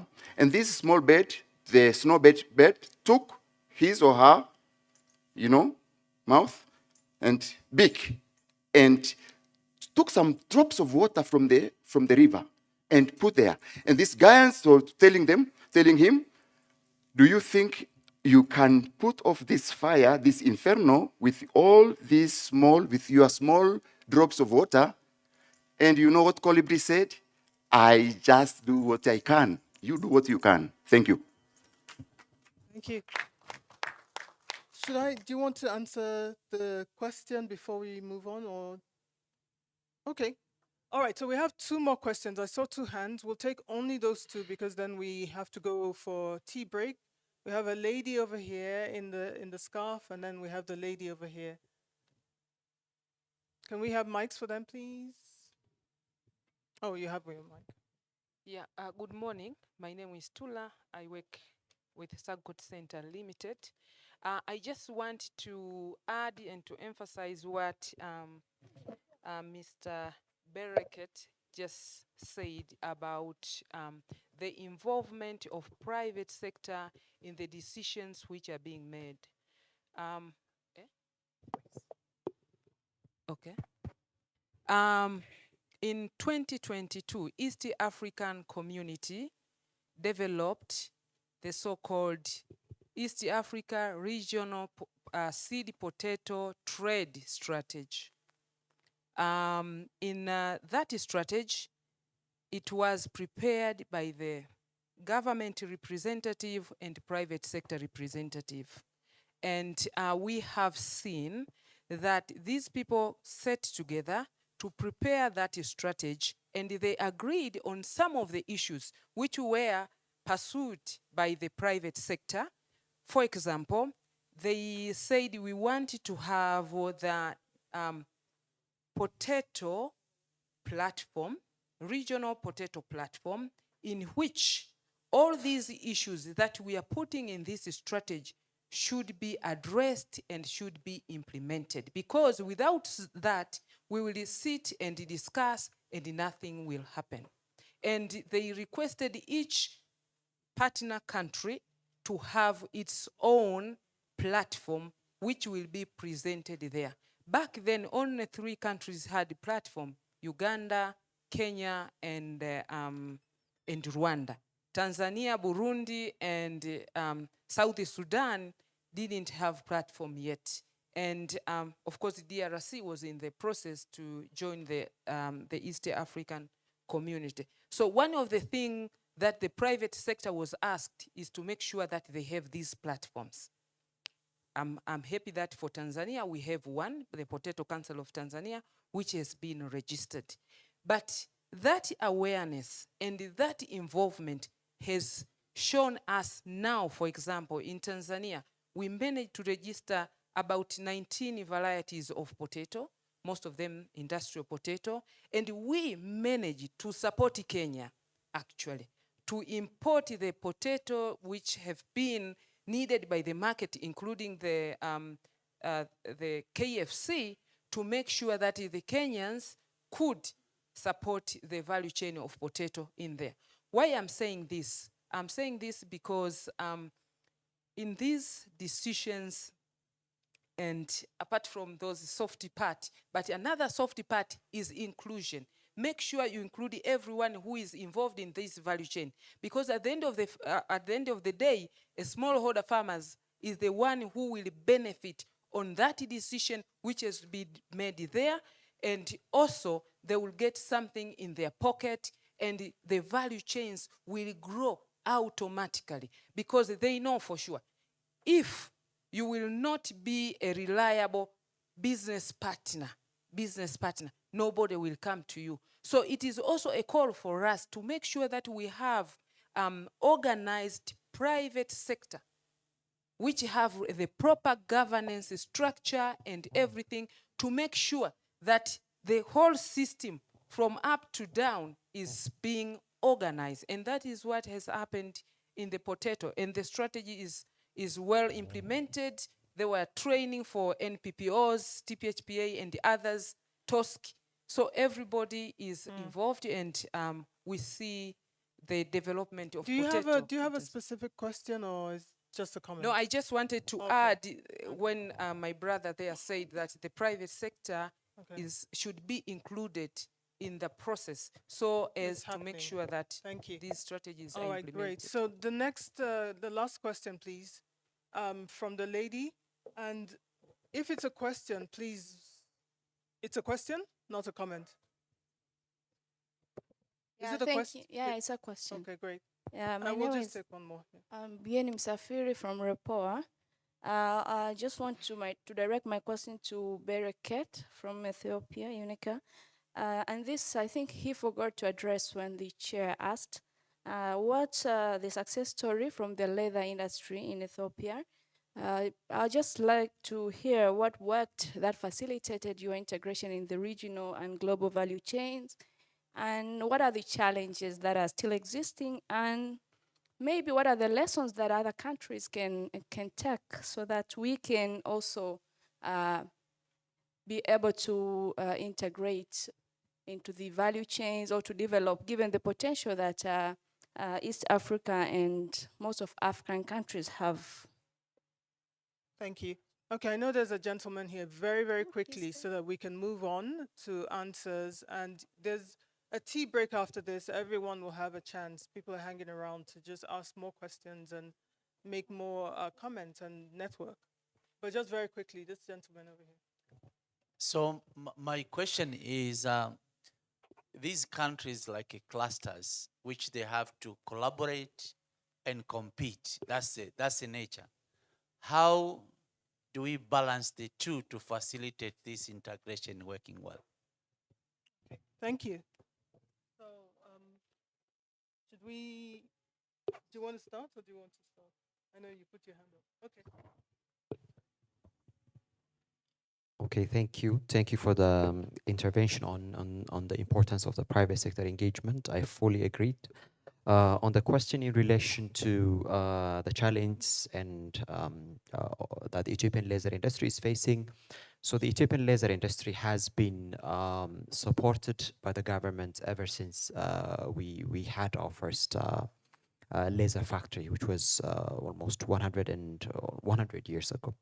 So, so it has been supported because Ethiopia has the highest number of livestock, and the government wanted to capitalize on that. And it has been until 2017, 18, it has been one of the biggest earners of foreign currency for Ethiopia. Particularly in 2015, it earned over 130 million USD in terms of export earning for the government. But since then, the focus of the government has to some extent declined, but still it has the potential. So we have companies that export to mostly to Europe, but so there was this company that we visited recently, and they exported to a couple of African countries, and they are very excited about Ethiopia's membership of the AfCFTA, but they have identified some challenge, and most of the challenges are internal challenge in the sense that they had to do, for example, with the insufficient foreign currency that the businesses were facing, which limited their capacity to export, to produce and export. But in terms of the external market, they also identified lack of sufficient market information about about other markets as one of the challenges. So, for example, they were not in a position to sufficiently understand how much demand exists, for example, in the DRC or in Kenya or in other countries that they want to export. So issues such as this one and broader business environment, challenge focusing on the Ethiopian market, they also affected them. But I think they are very excited. They see regional trade agreements as opportunities. I think this is something which is very positive to hear for someone who is working on regional trade and integration issues. So yeah. Yeah, thank you very much. Mine is to Dennis and Samuel. Ningesema tusife moyo. I'll give you two examples which say we may not be doing as bad as we sometimes feel. And I think we need to also learn to be positive and take what our strengths are. Some weeks ago, I was invited into a conference by Latin American countries to speak to them about ACFTA. And I found it very interesting because actually they are looking at Africa and saying, wow, Africa is doing something we have not done. So they have their Mercosur, they have, and it's just the 4 countries. And they have another REC that they have been trying to join the 2, and they actually haven't managed. It's difficult. What Africa is achieving through ACFTA is actually not easy. And therefore they were actually like, yeah, let's see how you've come here. And of course, the story of ACFTA is a long one. We've really tried to get where we are. So to see more, they are positive. They are positives, and that is on the outside. On the regional scale, and that responds to the last question. We do actually have working systems.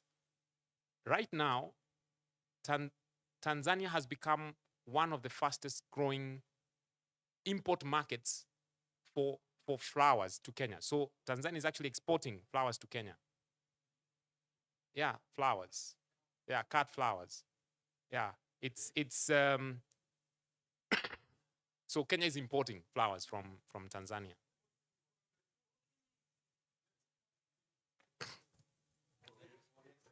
For re-export. Yeah. Yeah. Yes. Yeah. Yes, and the other example is, for example, the fruits grown around here, the mango fruits grown around here are exported through Mombasa.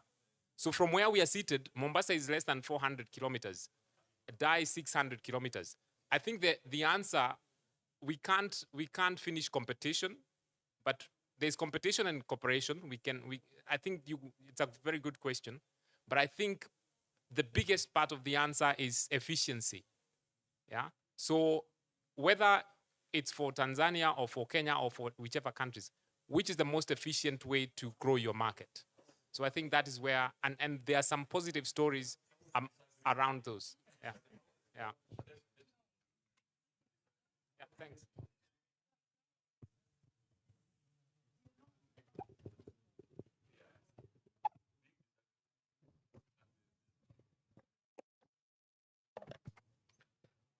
Okay, I agree with the Professor Wang, what he said. I'll take into consideration. And the way I was given the question, I could not let focus on what he has said, but I take into the consideration.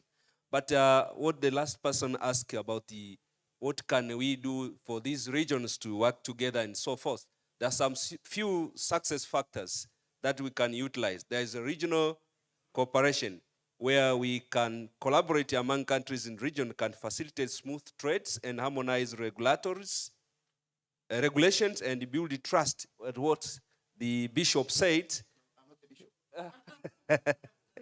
the professor said that the most worthful thing now is trust, so that we can invest in, number two, to invest in infrastructure in a very coordinated way to support the value chains. But also we can think on the improving transportation, logistic and digital infrastructure that can enable the community to enhance the efficiency and regional value chain. Another thing is technological advancement. We need to embrace it as a regional at the world so that we can utilize the smart technology to support the value chains. But also we need to invest in skills development through training, work help regional prepare our workforce to meet the demand involving the value chains. But also we need to make sure we have an able to market access. This one we need to reduce tariffs and non-tariffs barrier through trade agreement, can facilitate smooth trade and great integration. Then we needed to think of sustainability practice, where we needed to enhance the resilience on value chain, meeting the growing consumer and ethical issues. But the most important one is data sharing and transparency. That one is very difficult to take, but we needed to utilize that opportunity so that to be able to enjoy the regional and the global value chains. So the enhancement of regional value chain and the convergence of global value chain through the data trade expansion involving navigating a complex landscape filled with the challenges and constraints. So the success, the height of success effect on collaboration, investment infrastructure, as I said, embracing technology, fostering a skilled workforce while addressing the regulatories, cultural difference. By taking this issue, region can unlock significant economic opportunity and enhance their competitiveness of the global stage. Thank you. All right, thank you. So we have to leave it here. I'm sure there's lots of ideas and lots of questions that this session has generated. So I'd like to thank again all of my panelists. I just wanted to end by just maybe highlighting some of the different learnings that I have personally achieved through this session. I mean, I'm so grateful for your intervention. You know, the elephant in the room is always difficult to address, but when we have a pastor in the room, it gives it more credibility. So thank you for bringing those aspects, the humanity aspects, which is what UNDP is really about, into the table in a way that we can all relate to, I'm sure. Thank you for the policy and the appreciation for how responsive you're being in Tanzania. And I'd like to thank you also, the interventions that pointed out where the private sector is actually helping. So we can, cross-fertilize our experiences. The private sector is being innovative as well. They're not just sitting and waiting for solutions. So it's important that we feed that back into our policies that we make at the regional level. And I really thank you. I learned a lot from you in terms of, the shifting global environment, the shifting consumer preferences that is going to drive where we're going, and we shouldn't neglect that. So thank you very much. I've enjoyed this thoroughly. And so give them a round of applause. Thank you.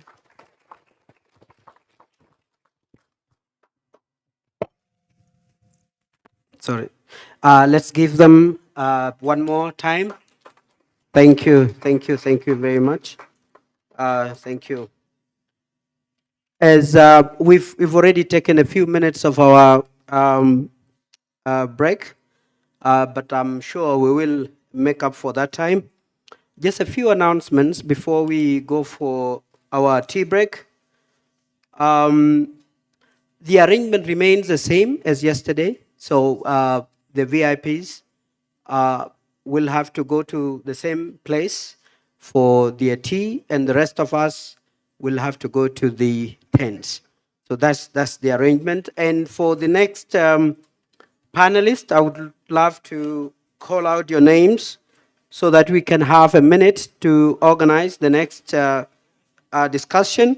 So if Dr. Luca Katera is around, please, we can meet. And and then Elias Baluku, and Timothy Mlaga, Nagib Karmali, and Faraj Abri. Please, let's just have 1 minute before we go for our tea break. And finally, I'm going to call out some names here.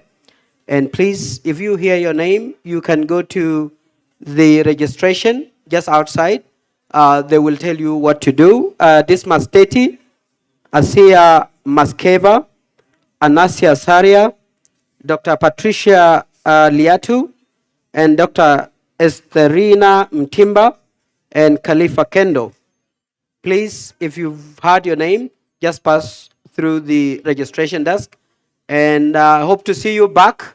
Let's have our tea quickly so that we can resume on time. Thank you very much.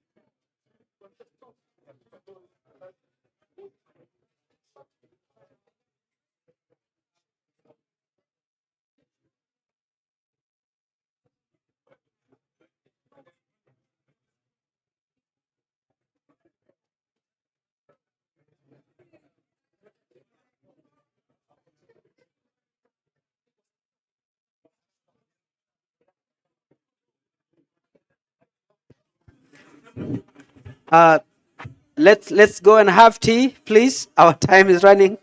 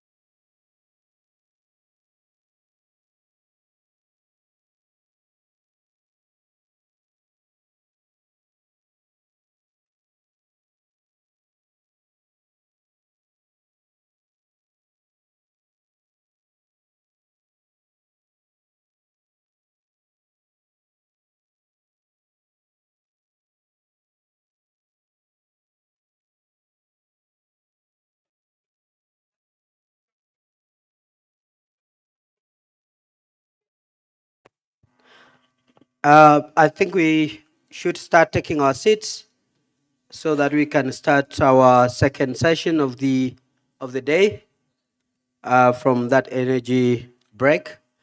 And those who are outside, please kindly come in so that we can start the session.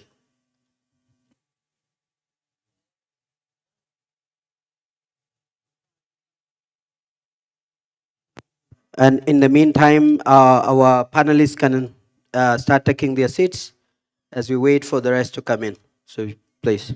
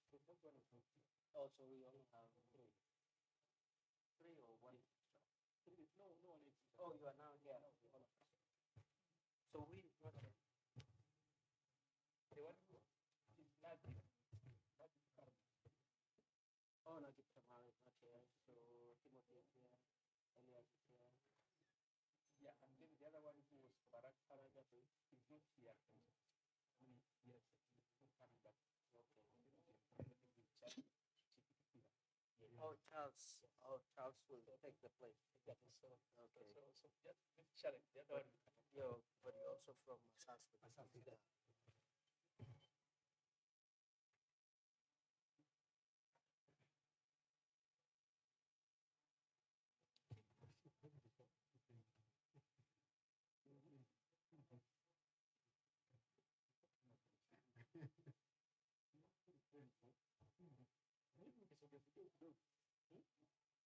So, yeah.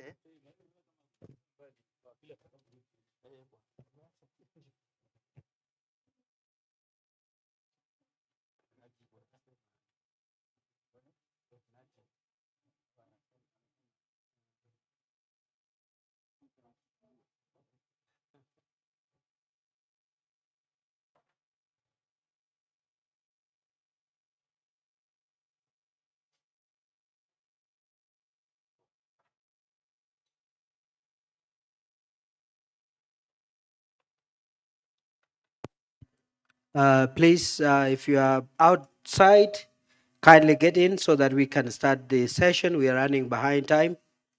And if you are closer to anyone outside, please just ask them to come in.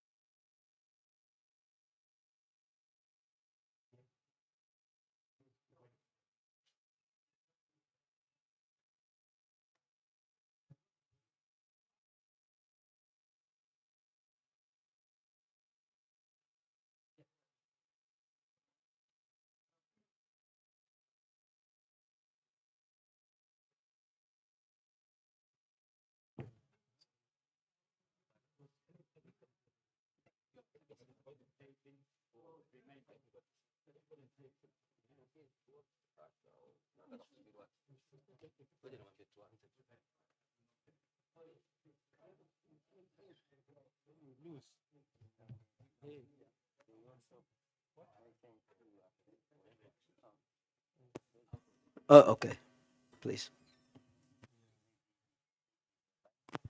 We just give our VIPs just 1 minute to come. They're probably on their way coming here so that we can start. We're already about 10 minutes or so late. That's okay. We will make up for that time.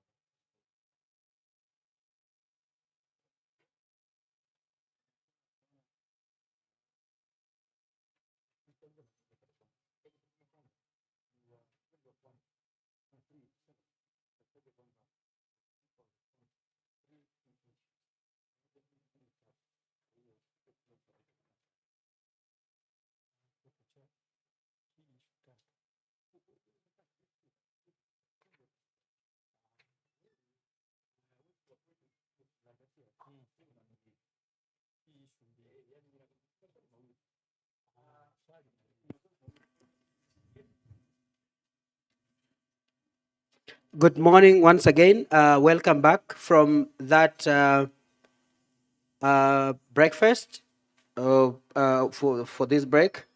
As we start, of course, the discussions continues on enhancing convergence through regional and global supply chains.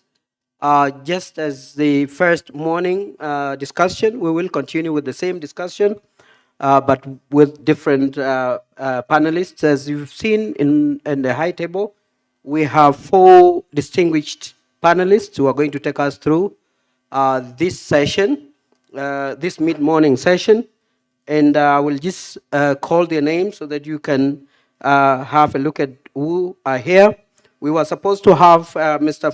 Faraj Abri, the Managing Director of Asas Logistics, but instead he has a representative who will ably represent him, and that's Mr. Charles Chitikitira, is also from Asas Group, a logistics company based in Dar es Salaam. You are welcome, Mr. Charles. May we have him, give him some a round of applause. Thank you. And then we will have, we have in front of us Mr. Elias Baluku as an acting executive director of the East African Federation of Freight Forwarders. He's also here. Please, let's welcome him. And then we have our moderator, who is going to be the chair of this session, Dr. Lucas Katera, the Director of Collaborations and Capacity Building at REPOA. So you're all welcome, and feel sorry. We have one of our colleagues, Timothy Mlaga, General Manager of Taha Fresh. Please welcome. Thank you. Mr. Chairman, take the chair and take us through the discussion of the mid-morning. Thank you very much. And as he mentioned, this session focuses on enhancing convergence through regional and global supply chains for trade expansion in sub-Saharan Africa. So it's really the extension of the morning session. So this time we'll have 3 panelists. As he mentioned, we should have 4, but the one has dropped for reasons that were beyond his scope. And I will give each of the presenter 15 minutes to speak. So as he said, we have lost some few minutes. So, but then we have also gained some 15 minutes from the person who was dropped from the session. So the worst scenario, the best scenario is to save the time and complete on time, finish on time. The worst scenario is to exhaust our time, which will be now, instead of 2 hours, 1 hour and 45 minutes, because we have one speaker who should have been here, but he has dropped. So I will suggest that for my panelists, make sure that if you have to speak more, start with the strong points, so that if I stop you after 15 minutes, you leave the weakest one. I will now welcome the first speaker, who will be Mr. Elias Balua. Mr. Elias Balua will respond on 3 questions. The first question focuses on the key sectors where Sub-Saharan Africa has comparative advantage, and how can these sectors be better integrated into global supply chain. And then I will also want you to center your discussion on another key question, which are the primary obstacles preventing greater integration of developing economies into regional and global supply chains, and how can this be overcome. Then the last one is, in terms of regional cooperation experiences and management in supply chains and logistics, what are the best case lessons going forward? So you have 15 minutes to respond to those 3 questions. Welcome.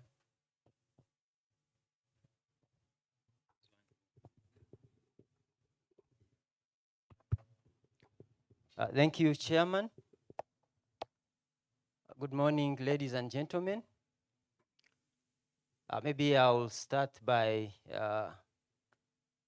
just making a slight amendment on my name, just so that you can know exactly who's before you. The chair called me Barua, but that is part of the diversity that comes with being African. My actual name is Baluku, coming from the Federation of East African Freight Forwarders Associations. We are based in Nairobi. We represent national associations of customs agents and freight forwarders in the East Africa Community region. Maybe I'll start by, first of all, appreciating Rapport for getting us involved in these very important conversations. Being the representative of a very important sector that is at the forefront of movement of cargo from one point to the other. So when distinguished members of this community like Uncle Dennis Carrera are raising issues, the actual people that go through the hell that he's describing are the people that I represent. Because when he's ordering his cargo from Kigali, there is a transporter somewhere, there is a forwarder somewhere that has to make sure that this consignment gets to him. And so when there is an issue at the border, when there is an issue with a regulator,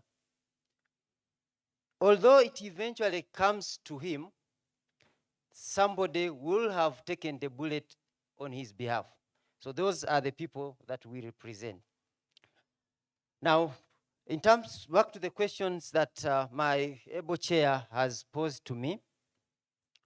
First, I want to say that I think this is just going to be a continuation of what we have listened to the last 1.5 days. When you look at where Sub-Saharan Africa has comparative advantage, a lot of this has been said. So I'll just probably be emphasizing what most of the speakers before myself have already alluded to. So where do we have comparative advantage as Africa? Again, as mentioned earlier today, part of the world with a lot of God-given resources. Forget the fact that we are not doing enough to make maximum, to utilize to the maximum what God has given us. Of course, taking us back to part of the conversation that we had yesterday about whether we should aggressively exploit now or whether we take our time and make sure everything is in order. But where we have comparative advantage are sectors like minerals and extractives because these are naturally given to us. We have them. And anyway, we have to make use of them. No one else will, unless unless something abnormal was to happen. So I'll look at minerals and extractives. I will look at the emerging sector of energy, sustainable energy, and this also being directly linked to what we have naturally been endowed with.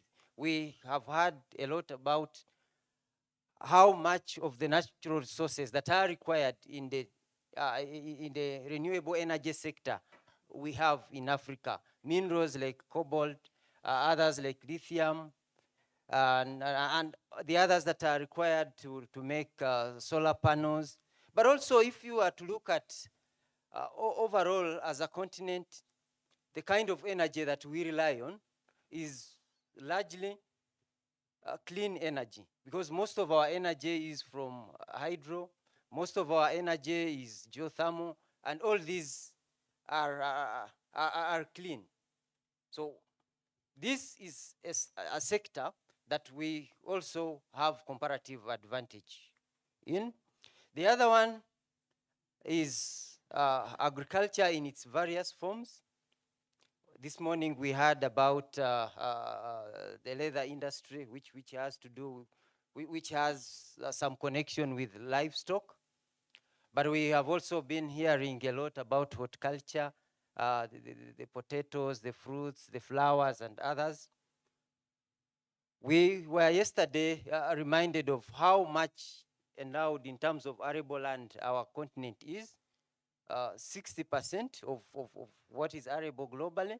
So that then makes agriculture part of what we have to pay attention to, because naturally it is a direct fit. We won't have to struggle to do so much to get ourselves going. And a few other sectors closely related to that, like the forestry and the wood sector, marine and blue economy sectors, all generally emanating from our natural endowment as a part of this world.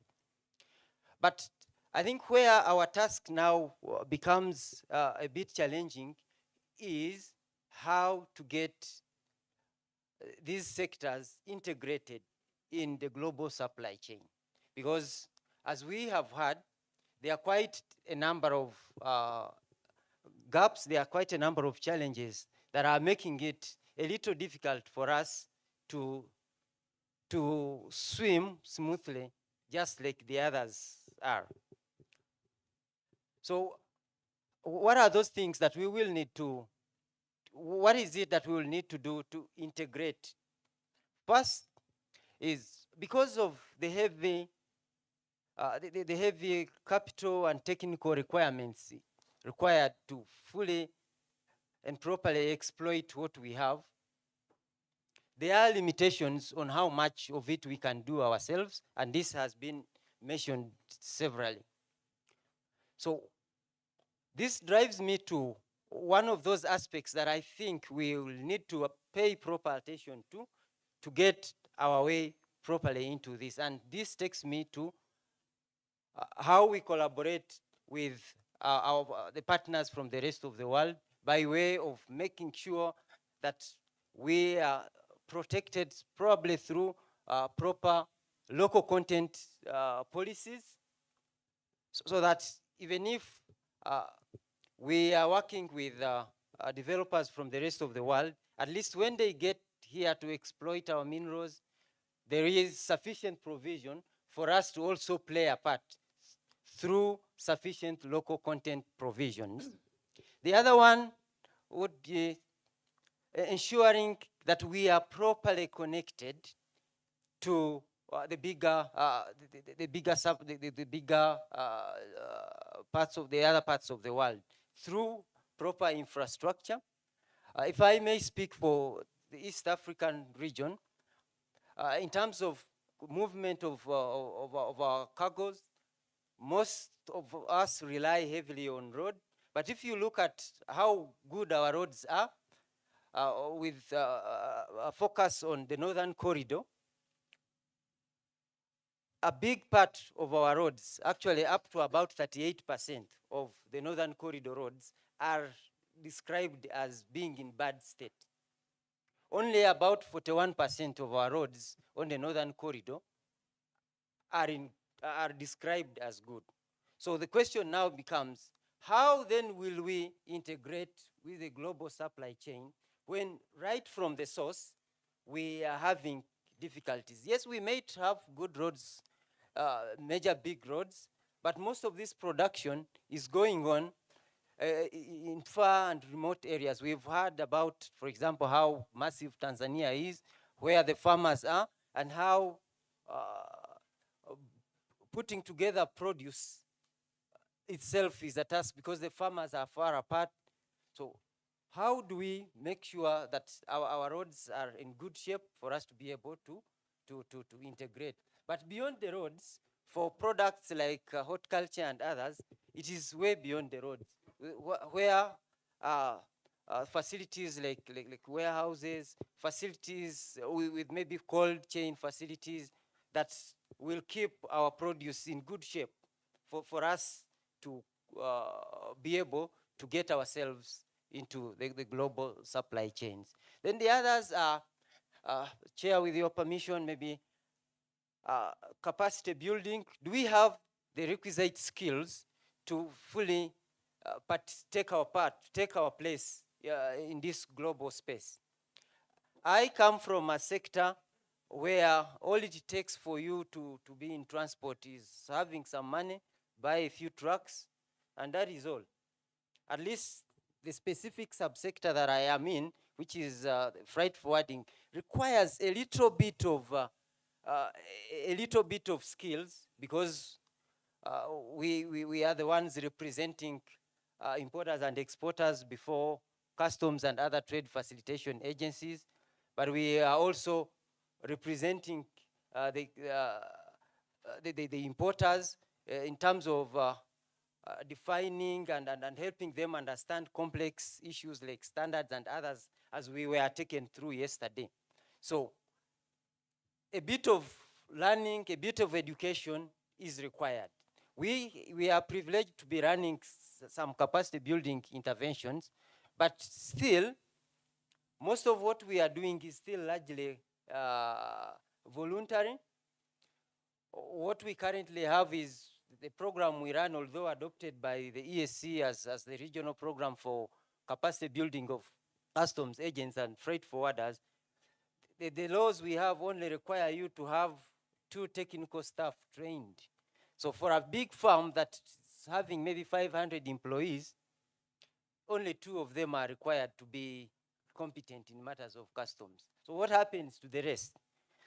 So skilling is one of those areas that we will need to deal with sufficiently for us to be able to integrate globally. The other is harmonizing our policies and regulations. And this, again, we were told several times yesterday that regulation should be meant to facilitate, not coming out the way most of the people are complaining about regulation. So if we are already disadvantaged dealing with primary products and now add on these other so many hurdles before ourselves, we are only making our assignment difficult. And so that will also be another area for us to pay attention to, for us to effectively integrate. Then, of course, the other one, the other is the issue of our logistics. I think that goes without saying. Logistics is many times the deal breaker. We've had several of cases of where it is easier for a consignment to move thousands and thousands of kilometers to our region at far less cost than it is to just move them next door. We are using again statistics from the Northern Corridor. We are currently doing roughly $5 per 40-foot, per kilometer per 40-foot container. Now, the other parts of the world are doing as well as $1 for that similar distance, for that quantity of cargo. So what do we do to bridge this gap now that we are already struggling? Remember, we were told we are only talking about 3% of global trade. And now, with that disadvantage, we still have our own other challenges of charging more than those that are already miles ahead of us are doing. So we are at $5 per kilometer per 40-foot container, and the other guys are at $1. So logistics is another aspect that we will need to really look at and make sure we put in place all that it takes to lower our logistics expenses so that we can adequately integrate. And then the other, Chair, is ensuring that we aggregate what we have so that we can meet the quantities that are required for us to have a say globally. We've heard severally about products that are produced locally. I like what I heard yesterday about the coffee example, where we are producing it locally, but simply because we do not have sufficient quantities, so someone else collects all our coffees, and of course does some value addition, and before we know it, we are getting less than a quarter of what we labored for. So for some other person who's just adding a few tips, a few things here and there, is making everything from us. So there is quite a lot that we will really need to do to get ourselves fully and properly integrated in the global supply chain. And my chair is already warning that my time is up. But maybe, Chair, just before I put the mic down, is to go to one aspect that I think has filled the room for the bigger part of the last 2 days, the kind of despair that we seem to portray. I want to believe that we may not be where we want to be, but that a lot has also happened. We are in our so-called bad state, still the envy of many others on this continent. I don't know whether it is the PR we are doing very well, but from an operational point of view, I believe that there is something that we have done right. When I was getting to this industry, crossing a border like Malaba or Tunduma to Zambia used to take several days. Today, we are able to get some trucks cross in less than 3 hours. Our ports used to be hell. I mean, cargo containers would be stuck at the port for more than a month. Today, we are talking over a few days. So we've made some progress. Of course, we can do better. Thank you. Yeah, thank you very much, Elias. And I am sorry to baptize you by a new name, Balua. You know, Balua is a midfielder, strong midfielder who is playing the strongest team, Young Africans. So, exactly. So that one made me to divert it. And he's from Kenya, actually. Yeah. Okay, now, thank you very much. You have done justice for the questions that I raised. Of course, you have raised the important issues of how we can integrate into the global markets, issues around natural resources. We are very much endowed with these resources, and of course, we can benefit from it if we have a proper local content policy to support the local production and getting into value chain. You mentioned a lot of challenges that we are currently, where we should capitalize, like improve infrastructure, not only in terms of road, but also storage facilities, capacity building, issues around the harmonization of policies and regulations, which came out strongly even from yesterday to today. So thank you very much for the presentation. Now I would like to welcome the second panelist, who is Mr. Timothy Mlaga, General Manager from Taha Fresh. Now this time around, we are moving towards the horticulture now. And I would like you to respond to 2 questions in 15 minutes. What are the best case experiences of the supply chains for perishable agro practices? Secondly, what are the underlying constraints and what need to be done going forward? The floor is yours for 15 minutes. Thank you very much. Thank you, Chairman. Thank you, report team. Honorable Mr. Shaban, and other participants. Actually, my name is Timothy Mlaga. I'm General Manager of Taha Fresh Handling Limited. I've given 15 minutes. I'm going to try my best to utilize my time so as to finish my 2 questions. My first question I've given to analyze the best cases in perishable goods. So before I go to the questions, I would like to know what we are doing, just 1 minute. We Taha Fresh, we are doing logistic, means clearing and forwarding. We do operate in the airport, all airport in Tanzania, Dar es Salaam Airport, Kilimanjaro Airport, and even neighboring countries, which normally we use it for transit shipment. I mean, in Jomo Kenyatta International Airport, Dar es Salaam Airport too, we do, and we do use the Mombasa port for export, especially perishable goods. So we have different, if you see, you can see almost all border posts we have covered. Even in Tunduma borders, we do operate, we have an office there. And also, currently, we have an office also in Zanzibar, where we have started the operations. So I will start with the cases, a number of cases that happened in our operation. Then I will come with the challenges that we have faced. The second question is saying, and the possible solutions. So starting with the first questions. The first case we have met in our operation is about the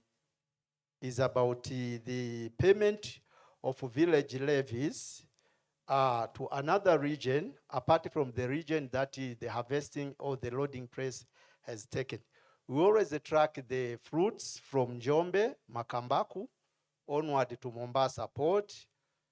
But when the fruit are leaving from Mombasa, from Njombe, are passing through number of regions in between.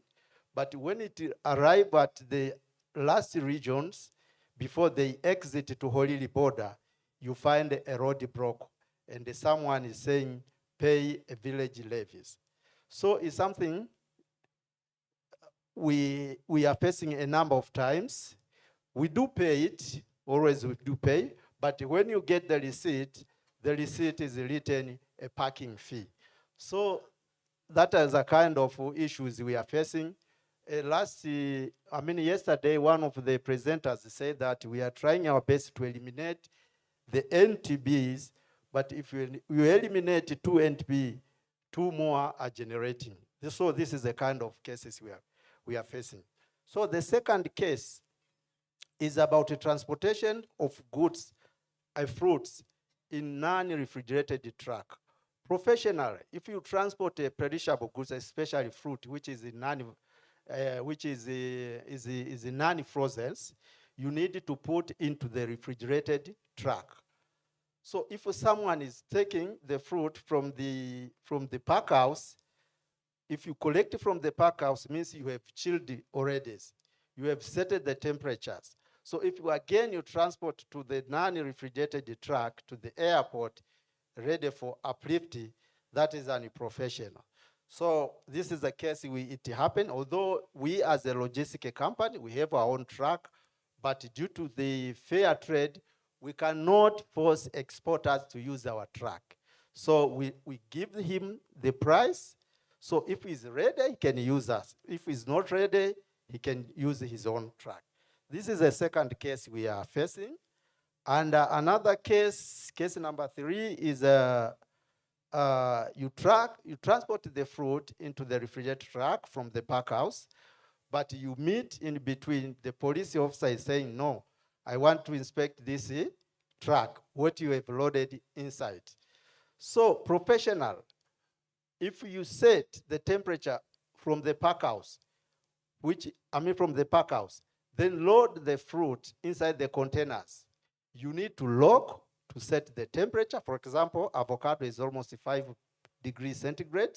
You set in such a way you are not allowed to open the container until it arrives at the destination. That is professional in fruits. So if you open it and you allow the carbon dioxide to enter inside the fruits, means that is no more fruits again.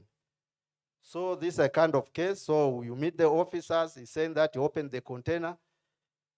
Then if someone instruct you, the police officer want you to open the container, you can see. And he has already raised the doubt for that. I doubt what you have loaded inside, it might be not a fruit. You can see that kind of word. It needs a lot of investigation and the proof and everything, so as you can, they can let you know that what you have loaded is a fruit.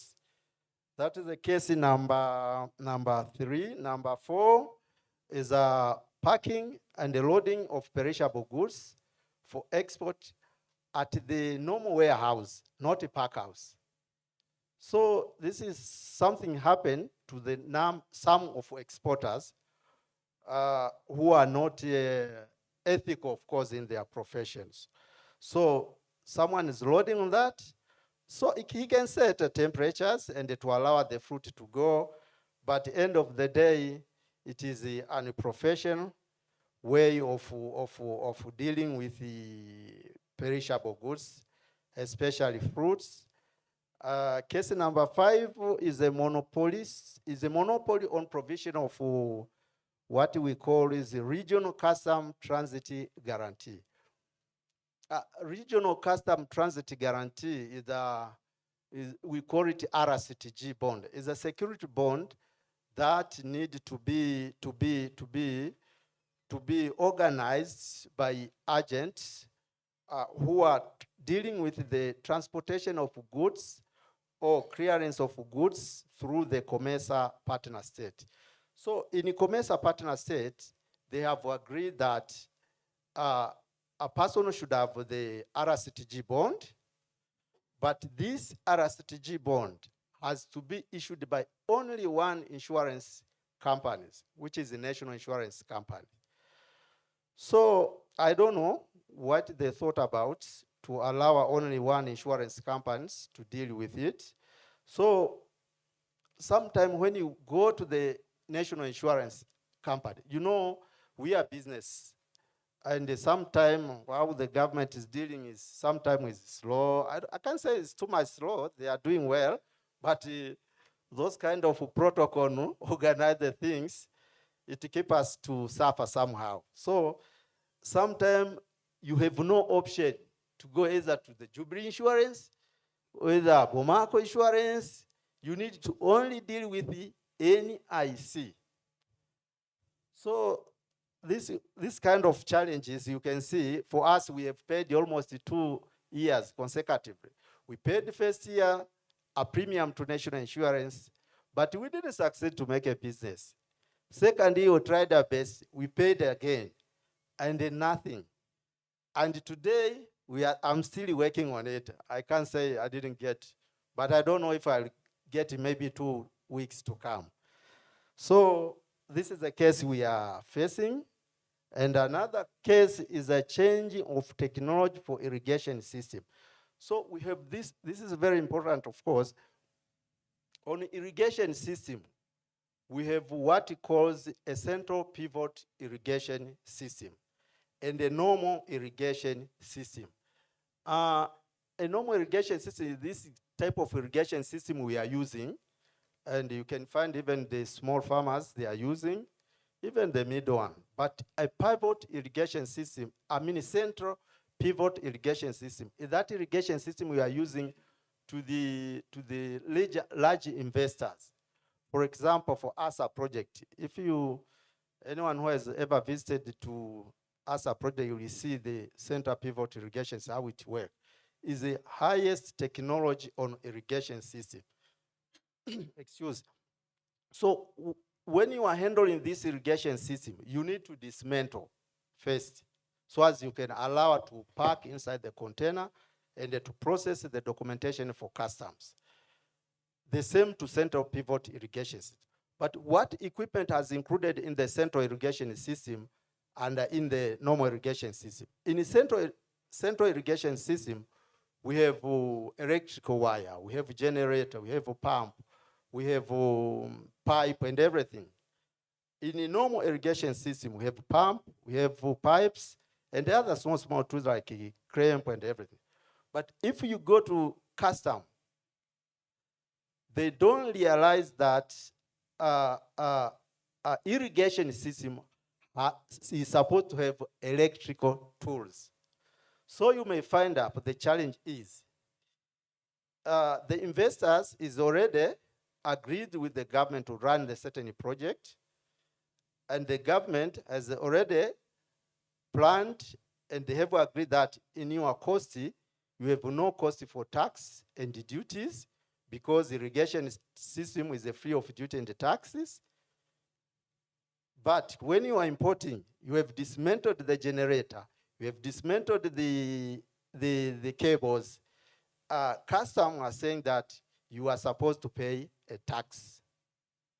So it's a big issue. People are suffering on this. So, but we don't know how it will be dealt, but I will suggest, of course, in my possible solution. So those are 6 cases I have. I will add one more if the time will allow me, but I believe I will utilize it properly. So another big, cases we face is the Red Sea issues. So this is very sensitive. Red Sea issues, I think everyone talked yesterday, but this is very sensitive. We are organizing the value chain, production, but if we are not ready to face the challenge we are facing at the market or the road to the market, that will be a problem. Nowadays, we are transporting the fruits through, Hope of Good Hope in South Africa. So it takes more than 45 days to reach to Europe. But initially, we are using a Red Sea to the Suez Canal to enter to Europe. I think the map is there, you can see in the African map, you can observe it. But nowadays, we are coming down to South Africa, to West Africa, then to Europe.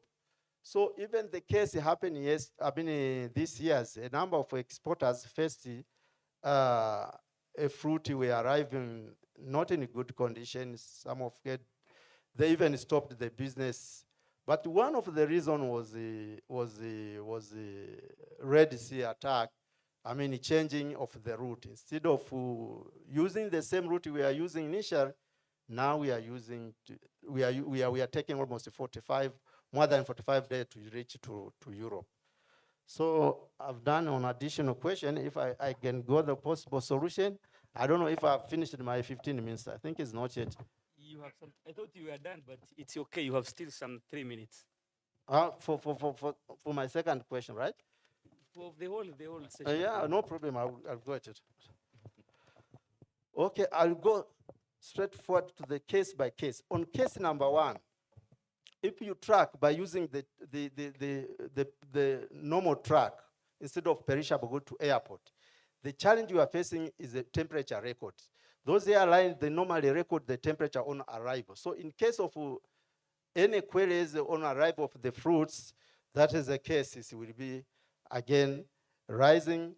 And the possible solution on this, I suggested the government to raise the law that on transportation of, transportation of perishable goods, that no person is allowed to transport the perishable goods in the normal truck.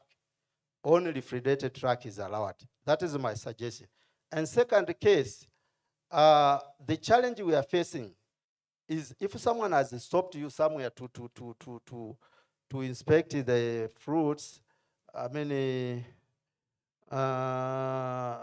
of course, I'm going to the challenge. The challenge is late arrival of the fruits. If someone has stopped you somewhere to inspect and wanted you to pay maybe the levies, so we normally fail to deliver the shipment in the right times, to catch up the vessel, and to increase the transit time. Those are kind of challenge we are facing. So this is our policy department under TAHA. They are working on it. And another one is case number 3, chance on delaying the container. Of course, it's the same. The solution here on regarding the policy, we suggest the only awareness is supposed to be done to the government authorities, different players on the logistics, to understand how the protocol for logistics, how the protocol on perishable goods. And another challenge we are facing is, I've tried to touch it, the unnecessary cases between the shipping line and the exporters. If you have loaded the container without using the cold room or pack house, you have loaded the shipment around the normal warehouse, means the fruit will not arrive in the good qualities. So end of the day, number of cases will be coming between the exporters, claim to the insurance. So we need to avoid something like that. So I suggest only ethic issues. Professor talked about ethic issues. I think something very important that even exporters, they need to know about it. And I've talked about the irrigation system, and I've talked about RCTG bond. For the bond in COMESA partner state, I suggested the government to allow even the other insurance companies to issue this kind of securities, so as we can do our business smoothly. And the last one is about irrigation systems. I think it's a good software to review what we have made in our books against what the technology is saying. So if you understand that this is an irrigation system, it has exempted from the tax and duties, but end of the day, due to technology, you are saying generator is not included, while the center pivot irrigations is need to have a generator, it needs to have electrical cables so that it can run it. So thank you very much. Thank you very much, Chairman. Thank you very much, Mlaga, for taking us through the challenges that the subsector, this agricultural subsector of perishable goods is facing, but also you have suggested the solutions on how to address it. Maybe at some point when you are responding to questions, especially when you are summarizing issue, you can point out issues about the best case experience of the supply chain for perishable agro-process. Now I'd like to welcome the last speaker in this series. As I said before, there is one speaker who should have been here but has dropped. Now we are going to Charles Chitikitira, who is a group manager for ASAS.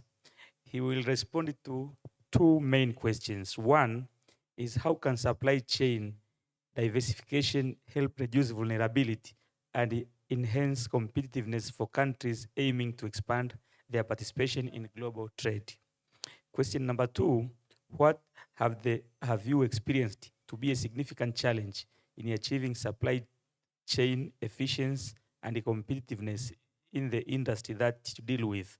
What do you see as the potential solutions? 15 minutes for this. Yeah, I think the guy is just like Father Aidan Msafiri. He would like to see his audience well. Proceed. Wakubwa zangu, shikamoni. wale wenzangu wa umri wangu, mambo vipi? Wakati mmoja kumsalimia Dr. Mali good morning kama haileti uzito hivi, au profesa wangu unaambia good morning, lakini ukimwambia shikamoo mzee, it has that lasting impression. So ndio maana nimeanza hivyo kwamba naitwa Charles Chitikitira. Forget about Charles. I'm told is a saint in Italy. I don't know his history, but at least I know what the meaning of Chitikitira. If you call me Chitikitira, I'll be rather glad than Charles. So I'm here representing Managing Director, ASAS Group. And on behalf of them, I would like to commend Repoa for this wonderful dialogue. And it's always good to meet and discuss, provoking.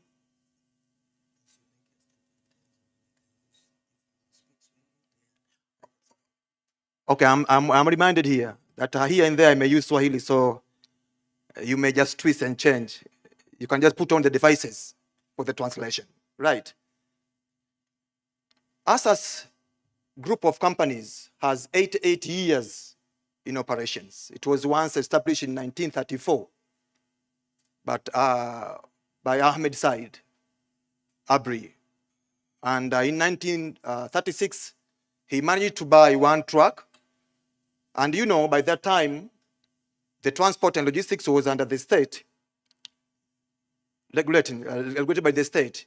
So in 1978, it was when ASAS Transporters Company Limited started. And over the time, we have grown. Now it's the ASAS group of companies with over 1,000 trucks, 800 of which are the tankers. We do delivery of fuel to East and Central Africa, to United National Oil Company Uganda, Ginger, to National Oil Company in Malawi, Nokma. We are doing deliveries in Lusaka, in Ndola, in mining areas in Lubumbashi. Apart from that, we are well known by our brand, East African brand product, that is ASAS. Those who have been using ASAS yogurt, ASAS Mtindi, of course, dairy's plant has been there for the past 20 years. Now, here I am trying to answer some questions that have been highlighted, not as an academician, but giving you a glimpse of an experience to what we are doing. And it is easier said than done.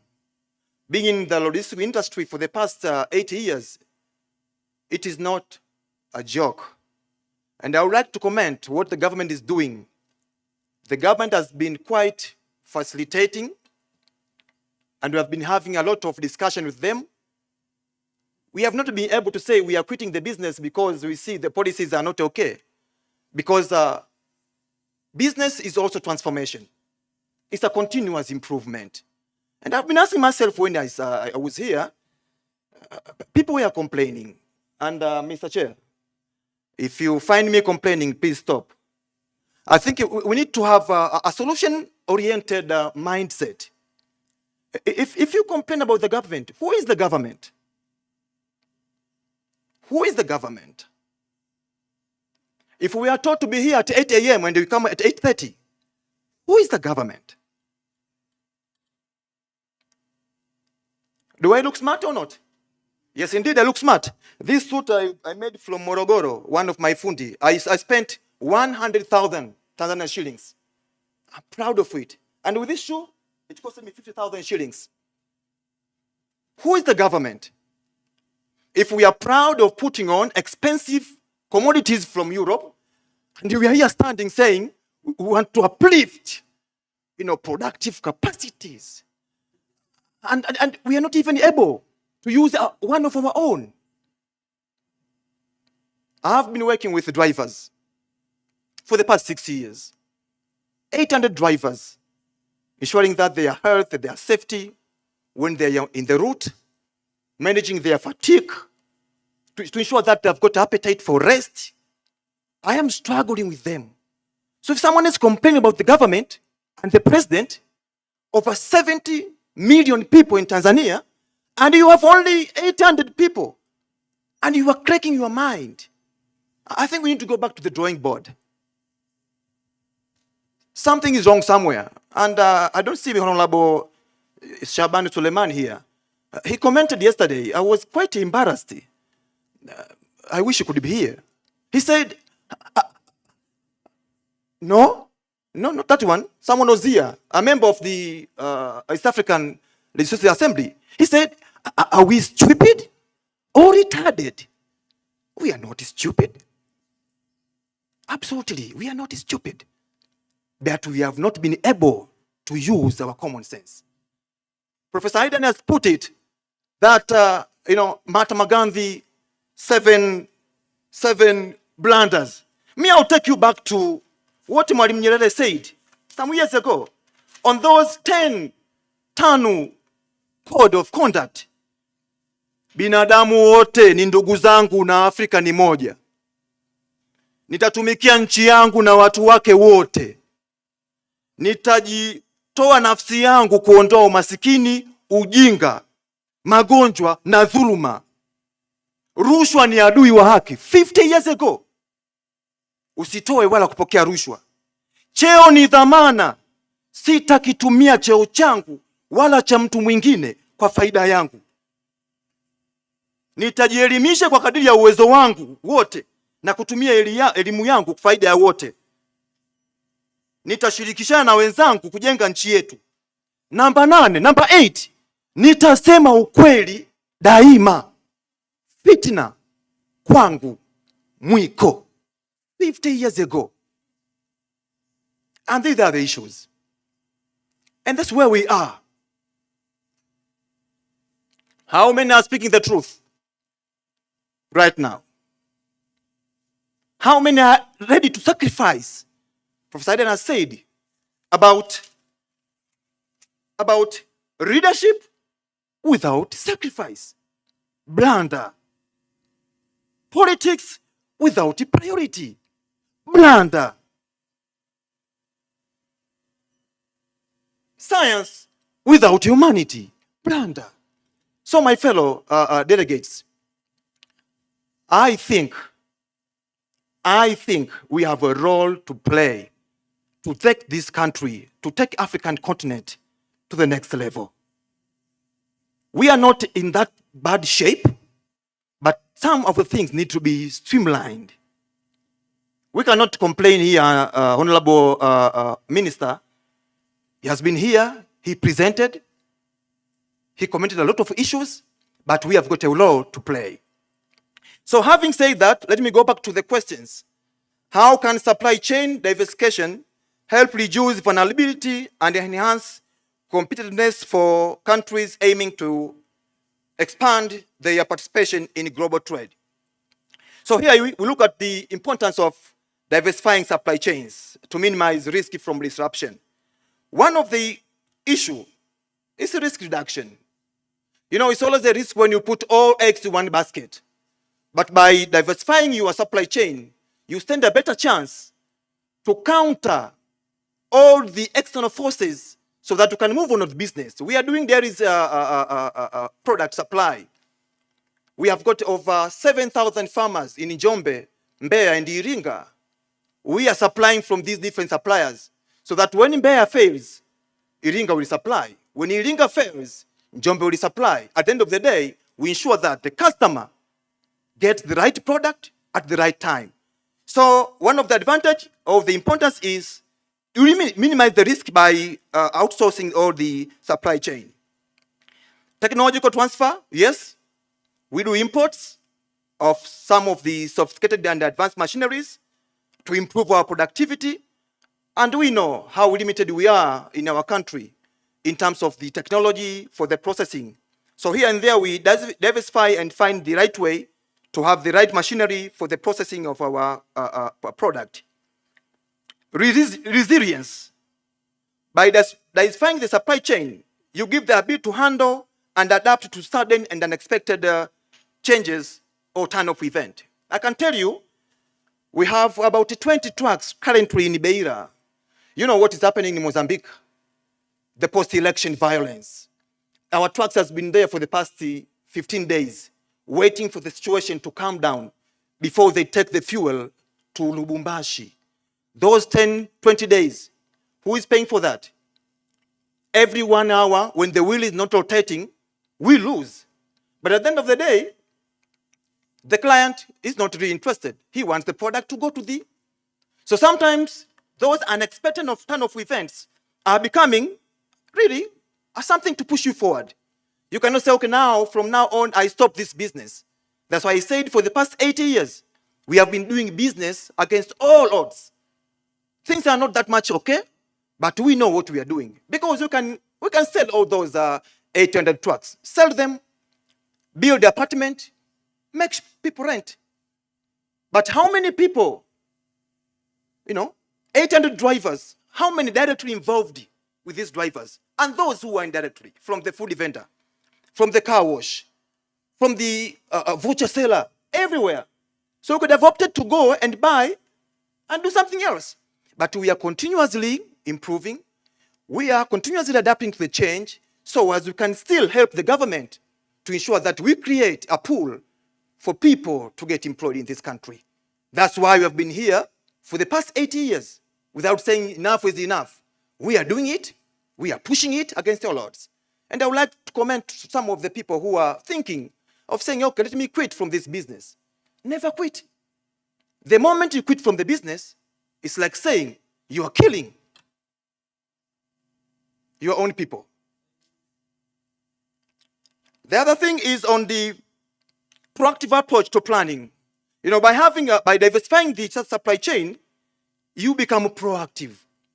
You get prepared for those unexpected turn of events.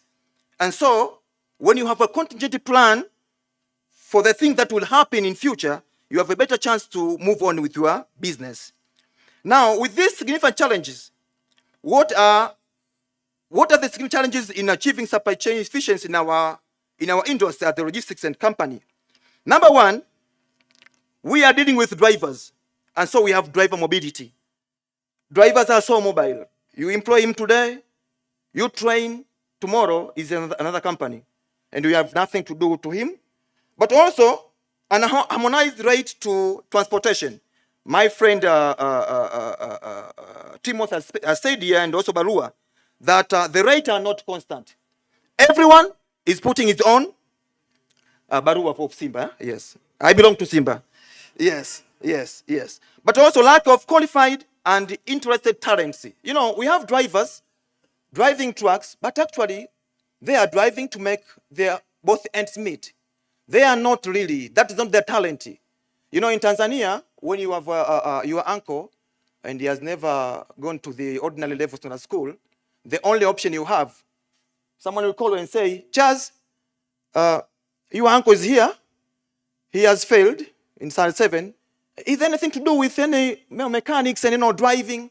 So at the end of the day, you have drivers, but they are doing it for the case of living. That is not really coming from their heart. The other thing is unpredictable fuel price fluctuation. Over the past 5 years, the price of diesel was doubled from around 1,500 shillings to 3,000 per liter. So if you are taking a truck to Lubumbashi, to and fro is 2,000 liters. I was using 3 million for the fuel. Now I use 6 million. The tire was at around 250. Now it's 400,000 shillings. A difference of 150,000. Again, the cost. The rate on the part of the clients remains the same. So really surviving in the logistics industry is not that much easy. But like I said, where should we go? We keep on hoping that things will turn out to be okay. There are some things in life that you can never control. If you can never control, then why should you get troubled? Can you control the fuel prices?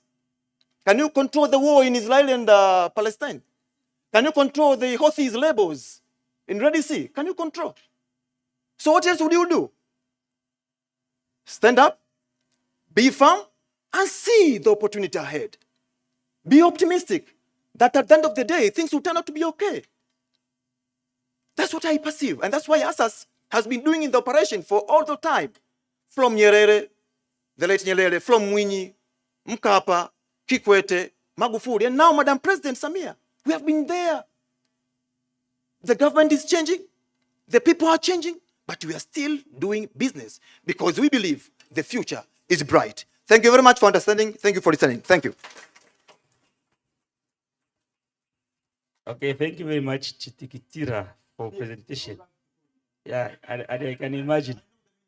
I will encourage the speakers to use the podium. It looks like when you are at the podium, you become more authoritarian and you can very well address the audience. So I will encourage the rest to go at the podium. Now it's time for the audience to ask questions, to comment, and I would encourage to go straight for the question or a comment rather than start. Thank Grepoa for organizing this. We have done it a lot yesterday. So I will start with the Honorable Chairperson, Honorable Minister, and then I'll come to Donald. Then, yeah, all the people will be picked as long as you are going straight to the point. And Mr. Chair, when I went outside, one of the Gen Zs came to me and told me that you are mentioning us, but when it comes to contribution, you are not giving us an opportunity. So please also be ready and to make your point and to ask questions as well. So the Gen Zs are in here as well. And so you please pay attention to them as you give the people the floor to speak. No, I will prioritize them now. Okay, thank you, Chair. I'm privileged now. Today I'm not the chair, I'm at the backbencher, so I have that right of asking question. I want to start by the comments of my colleagues from ASAS. There's this narrative that you have said here that ASAS is not complaining, and you actually instructed the chair that if he hears you complain, he should stop you. This reminds me of one thing, and I was sharing the experience here with Dr. Donald. You know, there was a time I was in China, and I was part of the delegates of head of state. And we met the diaspora of China, Tanzanians diaspora in China. And they were saying to Her Excellency that, you know, we know, Your Excellency, that whenever you go around the world, when you meet the diaspora, they will always saying we need dual citizenship. They will push for dual citizenship. They are complaining why dual citizenship is not granted. And this gentleman was saying, we are not going to complain about dual citizenship here, and you will never hear complaining about it. And after the session, after the dinner, I approached him, and I said, you know what? Of course you're not going to complain for dual citizenship. How can the Chinese give you the citizenship? Because this is not going to be, of course, this is not going to be your priority, because you know you are in a country where you are not going to get the citizenship. So this should not be your demand, because the Chinese are not going to give you that opportunity. What I want to say is that those who are complaining, it's not that they are stupid. It's because they are raising concern for the government to hear. So what I'm saying is that when you say ASAS is not complaining, yes, of course, ASAS will not complain. But that doesn't mean that those who are raising concern, they are stupid. They are just raising concern for the government to act. That was a reminder. Before there's nothing to respond to that. But the question that I want to ask, and I think, Chair, you will see, you will decide to whom this should be directed. I know we are talking about the supply chain, and I want to ask, and I know you are aware that the European Union have introduced what they call European Union Supply Chain Act. And in this act, one of the things they care most is the issues of traceability, but to look on how the traders, the business, comply with the human rights and environmental issues. You are part of the chain, you are facilitating the supply chain, or you yourself are the traders and all that. How do you react onto it? And particularly those who are seeking the market into European market. how do you comply with this? And is this something that really disturb your business? Is this something that you would really want, even our country here or in the regions, to introduce, like the way European Union has introduced? Thank you. Thank you, Chair. Two quick questions, actually, to the ASAS group manager. What is the role of the state in addressing supply side constraints? And the reason I'm asking this question, I was just quickly looking at the data on coffee production. So I'm not using the dairy, but rather coffee. You know, in 1980, Vietnam was not on the map of coffee producers. But now, as we speak, is the second largest producer of coffee in the world. There was a significant role of the state, very strong. And then I look at the 10 top coffee producing countries in the world. Only 2 from Africa, Ethiopia and Uganda. The rest are Brazil, Vietnam, Colombia, Indonesia, Honduras, Peru, India, and Guatemala. But also, I look at the largest coffee trading companies, the top 6. All of these, none of these comes from these producing countries. The top 1 from Germany, 3 from Switzerland, 1 from Singapore, and another 1 from Netherlands. What's the role of state to support local producers, African producers, to upgrade up the chain? I think that's the question that I wanted to ask. The second one is I think, except from Bereket from Ethiopia, the only one I thought I heard speaking about value chains other than agro-related processing today. How can we make Africa think beyond agro-processing value chain? For example, automobile. I think in Africa, South Africa has a monopoly of manufacturing and assembly of motor vehicles.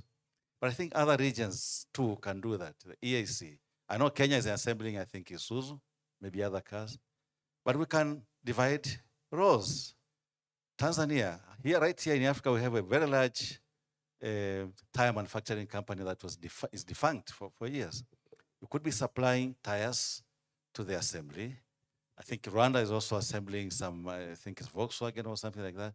How can we connect and boost these supply chains within the region so that we break the monopoly? South Africa within the SADC area, I think that's the only one. I think that's the question that I want to ask. I don't know who is going to help us answer that from your team. Thanks.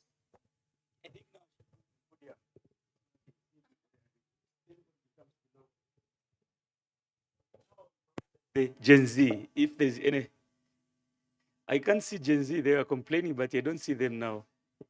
Yes, madam there.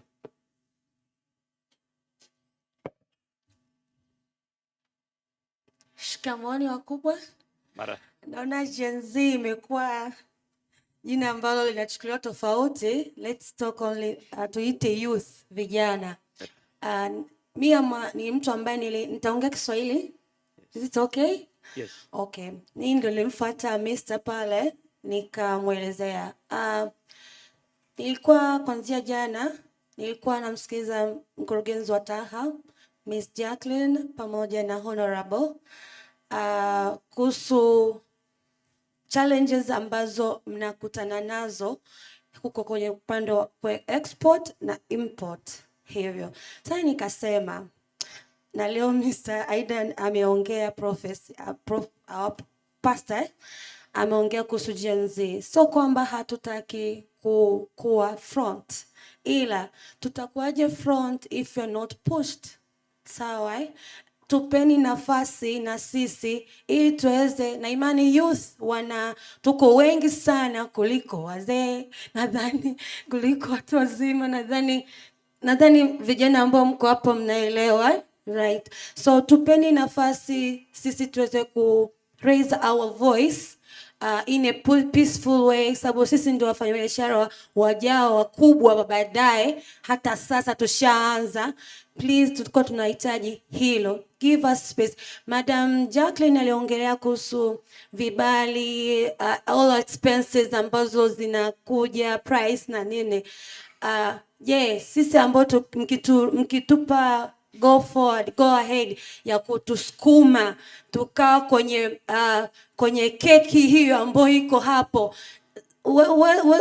tunaweza tukapiga kelele na tuweze hizo prices zikakuwa shut down na zikapunguzwa. Imagine kutoka dola 800 kutoka Rwanda kuja Tanzania. Imagine how about cargo? Unaona hivyo. Jana honorable alisema kiukweli I've been working with government in Tanzania. Hawawezi kufanya kila kitu wao. It's not easy kwenda kuongea, yani kubadilisha hizo policies na laws na kila kitu kirahisi. I've been among of the youth na ishukuru serikali ya Tanzania upande wa laws for upande wa children.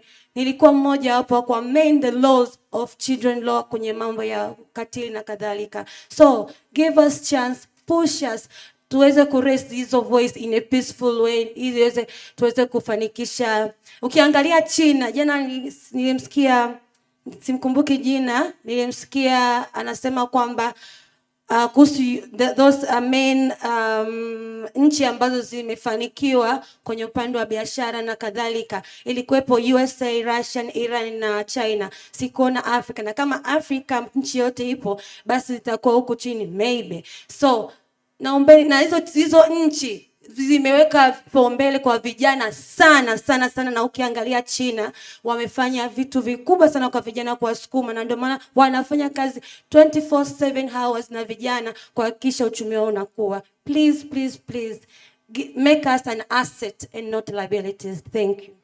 Asante sana youth kwa presentation.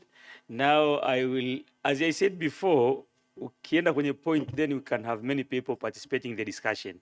Kwa hiyo I will now go to the back and then Father Kitime. I will go to Bendandi later on, but then at the back, Dr. Yes, the one raising the hand now. And then Father Kitime will follow. Father, yeah, Aidan. Thank you, Mr. Chair. I am directing my concerns to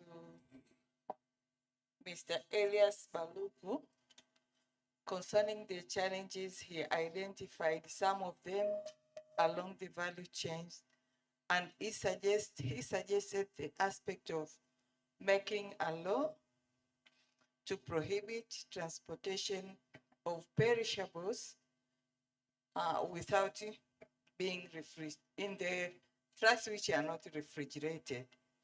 My concern is making the law. I'm not against making the law, but I think also this should be along with the establishment of the factors behind those who are taking such a risk.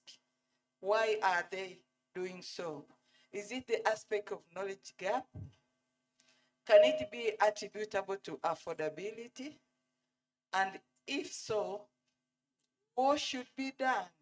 But also we need also to establish the groups of people who are doing that. Is it the group of women? Is it youth? Those who are always not able to access reasonable capital. So that these two should go together in order for the law to be inclusive. And number two, I want to talk on the same line, the inspection of refrigerated trucks. We talked about that. I'm just thinking, can we go beyond and engage the technology to see how this inspection can be done without distracting the purpose of refrigeration or setting the temperature? Because to me, I see inspection is important because of what is happening nowadays. You find people pretending they are transporting Maiti And when you open the coffin, you find the drugs. So it is good for the safety and security of the nation, but probably we need also to think beyond and see how it can be done without it altering the set temperature. Thank you. Thank you very much. Now I'll go to. Thank you, Doctor. I have two comments, very quick comments and very quick questions. Please, please. Okay. First comment, let me start with a question to our friend from ASAS. You are talking about 1,000 drivers, or trucks, sorry, big trucks, okay? What amount of air pollution from greenhouse emissions? You know, the first, when you are talking about mega threats, top 10 mega threats the world today is climate change. And I did my PhD 25 years ago on climate change. You are talking about climate change. I didn't hear so much about ways ASAS is addressing this. These drivers are throwing these plastics, you know. These drivers are causing, not all, some of them, a lot of road carnage. Almost 60% of road carnage in this country, I don't know other countries, is coming from big trucks and big lorries. You are driving your small car and then they want to kuletea to you nani hapo ujipige hapo because we are, you know, big and mighty. So what solutions, short, medium, and long-term solutions for road carnage and emission? First question. Second question, who will watch the watchman? There is a Latin saying, I'm saying that as a priest because I learned Latin from kindergarten to PhD. Quis custodiet ipsos custodes. In Swahili, nani atamwangalia yule mwenye mamlaka? Who will watch the watchman? Who will watch the watch lady? And we have watchmen and watch lady, the government, the CEOs, NGOs, TRA, police, industry, and who is watching them? Only the rightful and active conscience, and not the police and the usalama wa taifa and everything. So this is what is lacking. Lastly, a comment now. I think you are. Yes. You were raising two questions. I don't comment. Yes, who will watch? I mean, you have CEOs, the unethical drivers, the unethical CEOs, the unethical government, whatever. Who will watch the watchman? Who will watch the watch lady? This is critical, dear friends. Tusipuzie tu hilo. Lastly, what health and nutritional impacts of unethical packaging and transportation of agro products? You told us some of these regulations and the refrigeration levels and the coldness and whatever you call it is not regulated. And at the end of the day, people will consume these products and will have very tragic and catastrophic health nutritional consequences. Sisi tunataka tuishi miaka 200 alafu unakufa na miaka 40 una akili timamu. So this is what is lacking. It's not the question I asked, that question. Do we live in order to eat or we eat in order to live? Ask your neighbor. Lastly, Professor. a comment. Yeah. A comment. The last comment is irrigation. My friend from Sakwet, we have been in contact in the last 15 years as also consultant. The water levels, this is a non-renewable resource, my dear friends. We are talking about irrigation.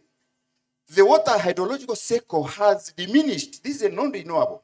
The hydrological cycle, evaporation, condensation, precipitation. Evaporation, precipitation. The levels of precipitation along like Kilimanjaro, Mount Kilimanjaro, where I come from, the snow, the iceberg is almost 19% from 100 when I was a child, 60 years ago. So guys, let us address issues in a right and proper way. Thank you. Okay. Thank you very much, Father Aidan. And now it's been done 1 minute each from now. Ben.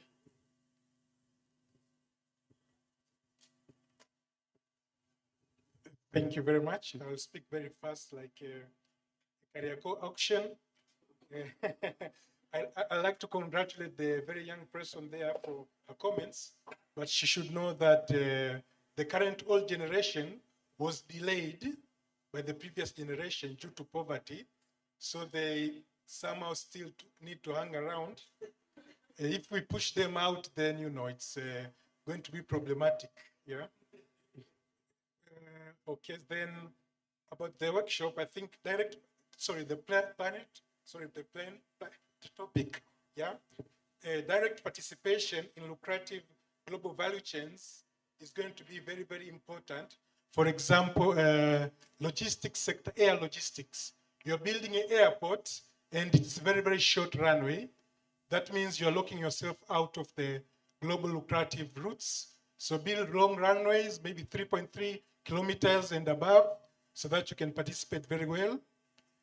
Also global financial services and transfers, banks like CRDB, etc. You need to be able to transfer money directly without passing through an intermediary bank.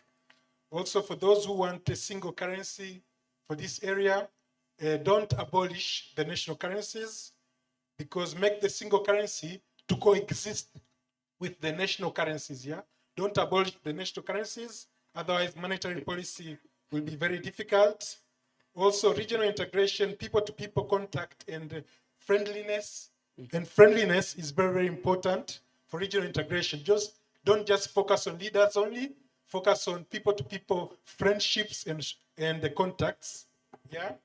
Also, the emergence of the African Continental Free Trade Area is making these EAC SADC redundant. Yeah, they'll need to standardize their rules, regulate, move closer together, and in the future they may be redundant. Also, when talking about global, value chains, yeah, look at the producer versus consumer-driven regional and global value chains. Yeah, and lastly, don't forget the national, regional, and global geopolitics. Yeah, these are very, very important. Yeah. Thank you, Ben, for your comments. You are raising important issues of taking advantage of the international logistics. You're also raising issues like, which seems to be anti-integration, like avoiding common currency. Of course, it's something that we can discuss further later on. I would like now to allow Professor Wangwe, then Mr. Kirenga, and you. 1 minute each. If you can do that, then you can have another round of.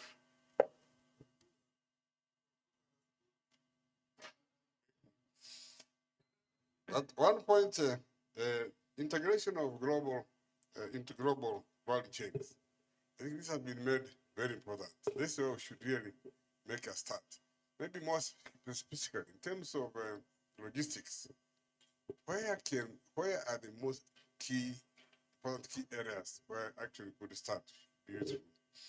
Two, capacity building. I think this is extremely important. There are a number of training institutions, but there may be specializations which require to have a special training institutes within this region, which you can all agree on. Three, TLBs, this logistics area are really a problem. Our experiences we have seen where when they are discovered, they are closed. As soon as before you turn around, new ones are open. Then they are found out, new ones are open. This game, I think we need to understand it better.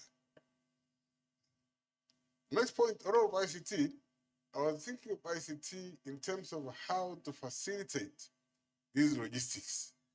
ICT can be very powerful in actually addressing the logistics. And I would like to hear from you in cases where you have seen actually ICTs facilitate the process and how more of it could be done. Finally, is geopolitics. A colleague complained about prices going up. But this is geopolitics. A country wanting to destroy another country, imposing sanctions, bombing the infrastructure, then the reaction is to break the sanctions, prices rise. That's geopolitics. Lakini ya mwisho ambayo ni ya mwisho kabisa, nilitaka kusema Rafa nikaisahau. Bahati nzuri nimeisahau kwenye save time. Okay, thank you very much, Professor, for forgetting that one. So I think the sequence was first is, yeah, I think Mr. Kirenga, and the questions and the comments are too many. So maybe at some point you have to go back to the panelists to respond to issues. If we have time, we can go back again. But at the moment, Kirenga. Thank you. I don't know whether this is a question or an observation or a call for action. Doesn't matter. I'm listening to my brother here from Taha Fresh, Mr. Mlaga. I hear you, brother. And actually listening to you, and I'm appealing to Jacqueline and the other officials here from the government. I have here the permanent secretary on my right and also the minister here. Jacqueline will agree with me. We sat in 2007 here in Arusha and we discussed the same issues. And between 2007 and now, we have had almost, if not 16 meetings in Arusha and Dar es Salaam. I was trying to count. And the same issues, some of these issues were solved and we have agreed on the actions to take. Let me take an example of the issue of a loaded truck from Iringa to Mombasa or Dar es Salaam. The problems that I encountered on the road, all of them were mapped and suggestions and actions to take. I'm just asking myself, why are we again coming across the same problem? And even the response to solve those issues, we have agreed to have the green passport and the green channel in our logistics to handle the perishables. And the response has been yes, and we are together. We have agreed to partner between the public and the private sector. But again, I'm afraid maybe 10 years down the road, we might be again discussing the same issues. What I'm appealing, and this is my call for action now from this meeting, is maybe we take it up in a small group that we can go to address as to what is it not working after such a presentation. I don't want Mr. Timothy to attain my age and is still talking about the same issues. Let's try to be solution oriented. And I'm appealing to this because we're working with the farmers in the field, and we know how much of that logistics, when they are not right, is eating the farmer's price. And that is also reducing our competitiveness in the global value chains, because those products are not only being sold locally, but they're also sold regionally and internationally. Thank you. Okay. Now, since you have mentioned the Taha, and Jacqueline now can take forward from where you ended in 1 minute, of course, I believe. Asante mwenyekiti. I will try to be very fast. And first, I thank my brothers for your good presentation. And I would like to, I'm not asking you any question, but I'm just trying to drive a point here. Kwako Kakangu asked us, when you asked us this question, who is the government? You asked the audience, who is the government?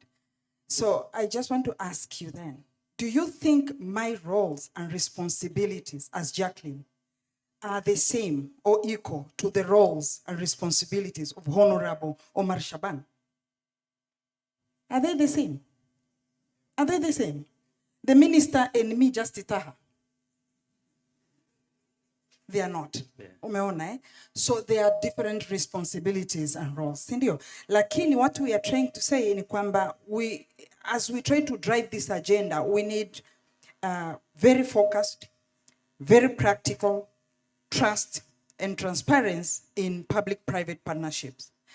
The challenge that I see, which I think needs to be noted, is that when we talk of global or regional value chain integration, mwenyekiti, we forget the true fact that before you talk of integrating the value chains, you really need to think of building the capacities of the domestic or local. What are you integrating? What are you integrating if you have serious gaps in terms of capacity alignment. Umenelewa? Kwa hiyo, there are things that I see in our respective countries, and I'm not trying to look down to whatever developments that are actually taking place in our countries. To be honest, I really commend, for example, Tanzania. I commend the achievements and the support that we are seeing now, especially in the infrastructure area. But then my question is, whatever that we are trying to build, for example, in the infrastructure, the railways, the umeme and everything, are we aligning that to actually transforming the value chains? Are there alignment between what we are building, the infrastructure, and the production capacities on the ground? And I want to cite one good example that will be like a takeaway. And I'm citing Ethiopia as a good example. When Ethiopia wanted to transform the flower industry, what did they do? When Ethiopians trying to transform the horticulture, the flower industry from Sifuri to 1,000 hectares within a span of 5 years, what did the government do? One, the government actually did what we say affirmative actions. They came up with affirmative actions, and this is what we're saying. Kirenga, you're saying we are talking too much and probably we are not implementing what we are agreeing in the boardrooms. Affirmative actions. They established what we call the National Investment Committee, chaired by the Prime Minister himself. That is what they did. And they came up with very clear incentives, championed by the Prime Minister himself. And what kind of incentives did Ethiopia came up with? One, land. They made sure that they were designating land for the flower industry. Two, what did they do?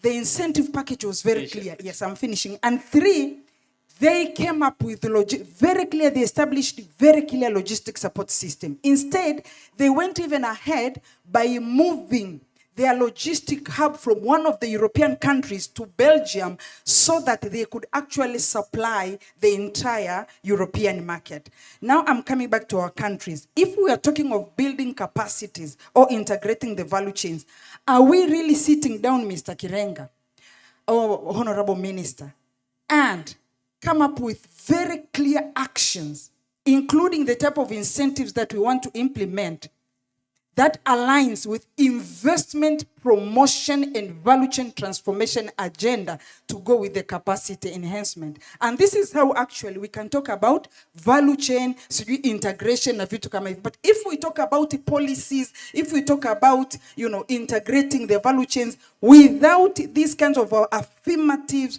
actions and political, not just will, political will and political action, tutakuwa tunaongea tu mheshimiwa mwenyekiti na vitu vitakuwa haviendi. Asante sana.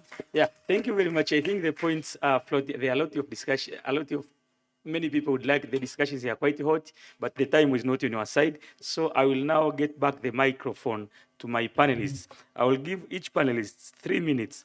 Make sure that you many questions have been raised, but not directed exactly to a specific respondent, so you can respond to any issue. And if someone has responded to it, you don't have to repeat it anymore.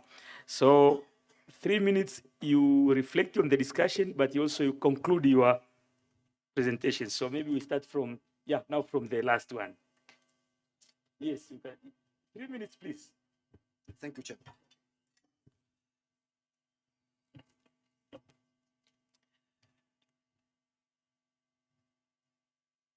Habari tena. Let me start with Professor Aidan. And God is so great because this morning I had a chat with you. And we were discussing how have you been able to operate in Africa. And you told me frankly, in open eyes, that if you go by the European standards, by the American standards, we cannot do business in Africa. You were very honest to me.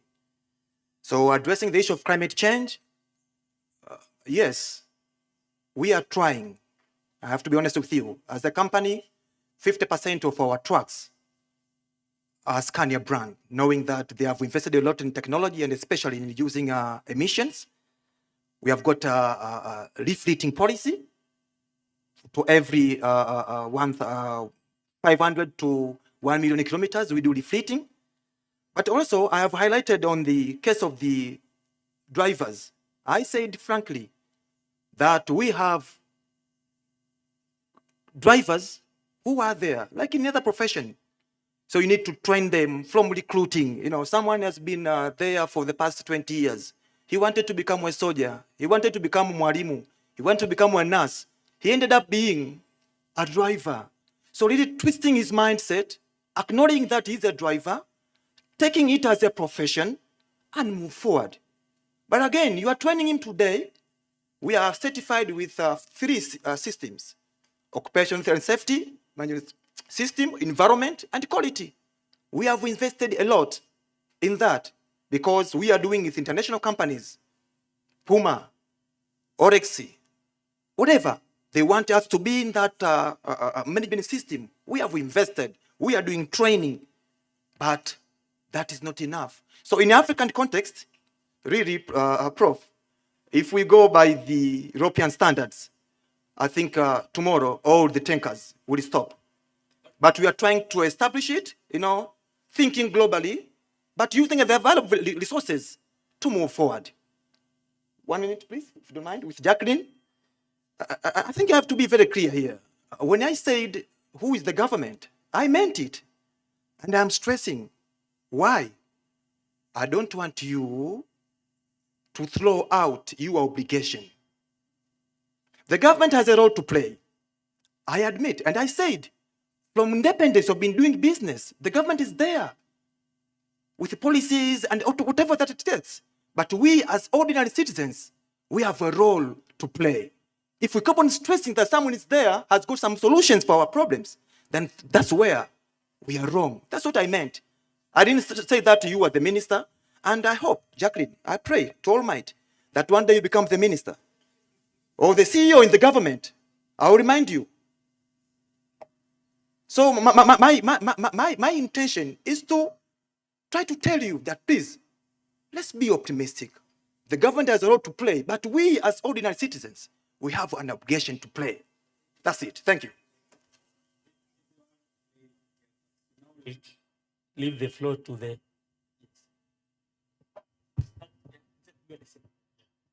Thank you very much. A lot of questions has been asked. I will start with Mr. Kireng. It was not a question in such a way, but it was appeal to Jacqueline.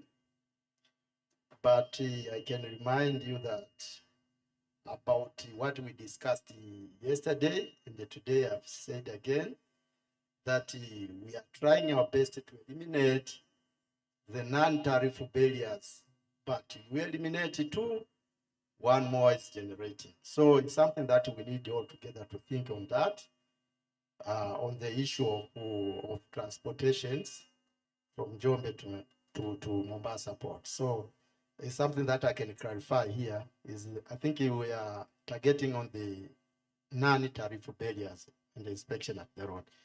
So the second answer, I will answer the first participant. He wanted to know about the law of transportation of perishable goods. He asked to know if it's about knowledge or what. So on this case, I'll try to remind the participant that TAHA is the founder of horticulture industry in Tanzania. And the aim of establishing logistic industry in horticulture industry was to make sure that people are transporting the perishable goods in the way they are supposed to be done. So in case of knowledge, we TAHA and a business partner like Maersk Line, who are main transporter of perishable goods, we normally do the meeting with the exporters every year to make sure that we know where they are parking, where the code room is. If a person is planning to export, but is planning to rent a park house somewhere, we want to know. Even the procedure, that is the internal procedure I'm trying to clarify on working with the perishable goods. I cannot take your product if I'm not going to know that where are you going to park? Which code room are you going to use? So the issue of knowledge is something that we need all together to push, to let people know. The perishable industry 10 years back or 7 years back is not the same as nowadays. Nowadays, many people, they are exporting to Europe. So many questions, please. It seems people that we need to get a solution. Chairman, excuse. Excuse. Second. So people, they need to know it. That's why nowadays we are exporting 800 containers per year, more than 800 containers. And then 90% of the market share worldwide, I can say from Tanzania, is handled by Taha Fresh. That's why I can say you can see our role on making sure that people, they understand the industry of perishable goods. So we are doing a lot of work to make sure that people, they understand it. That is the one. Second is about the inspection. This question will go together with the question of Professor Wango there about technology.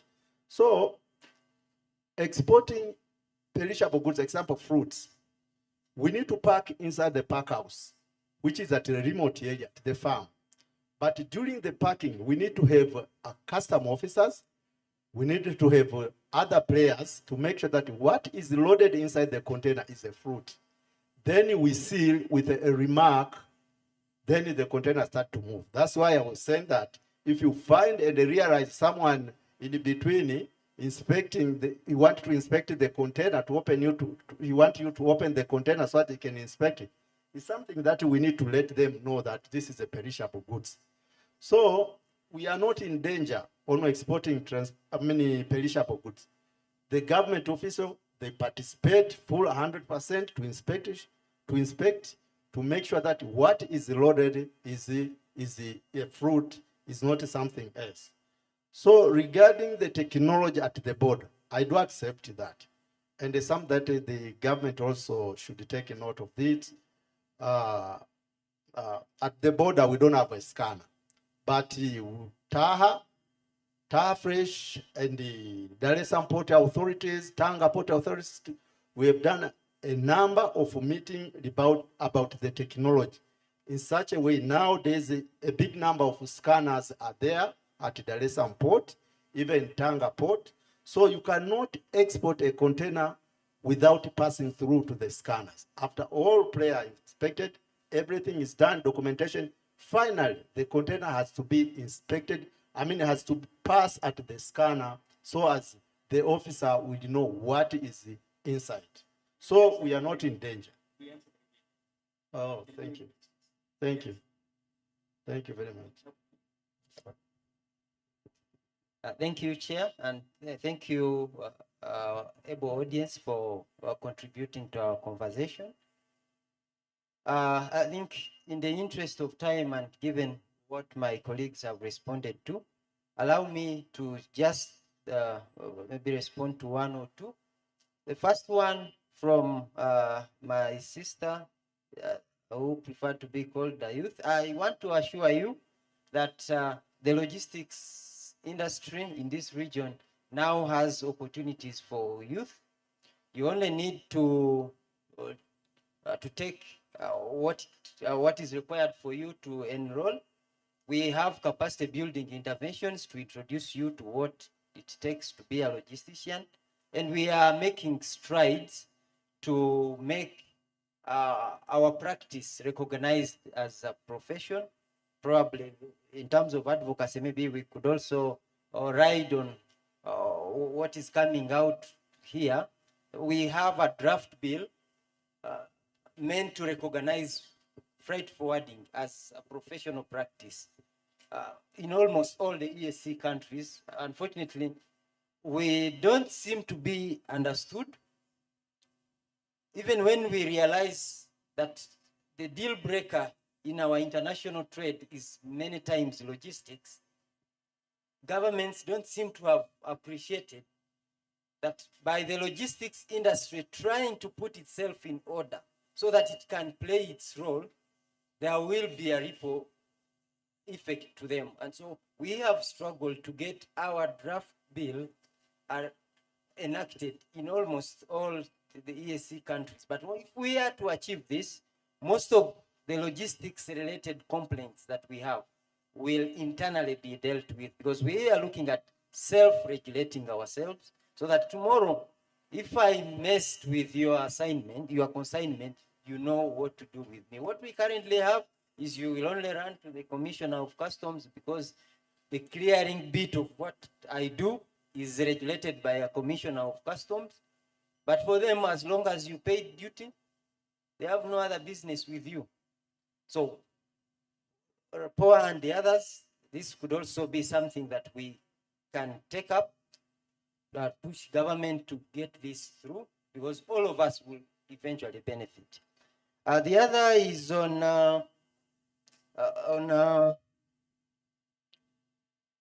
ICT. Yes, we are doing pretty well, but we can do better.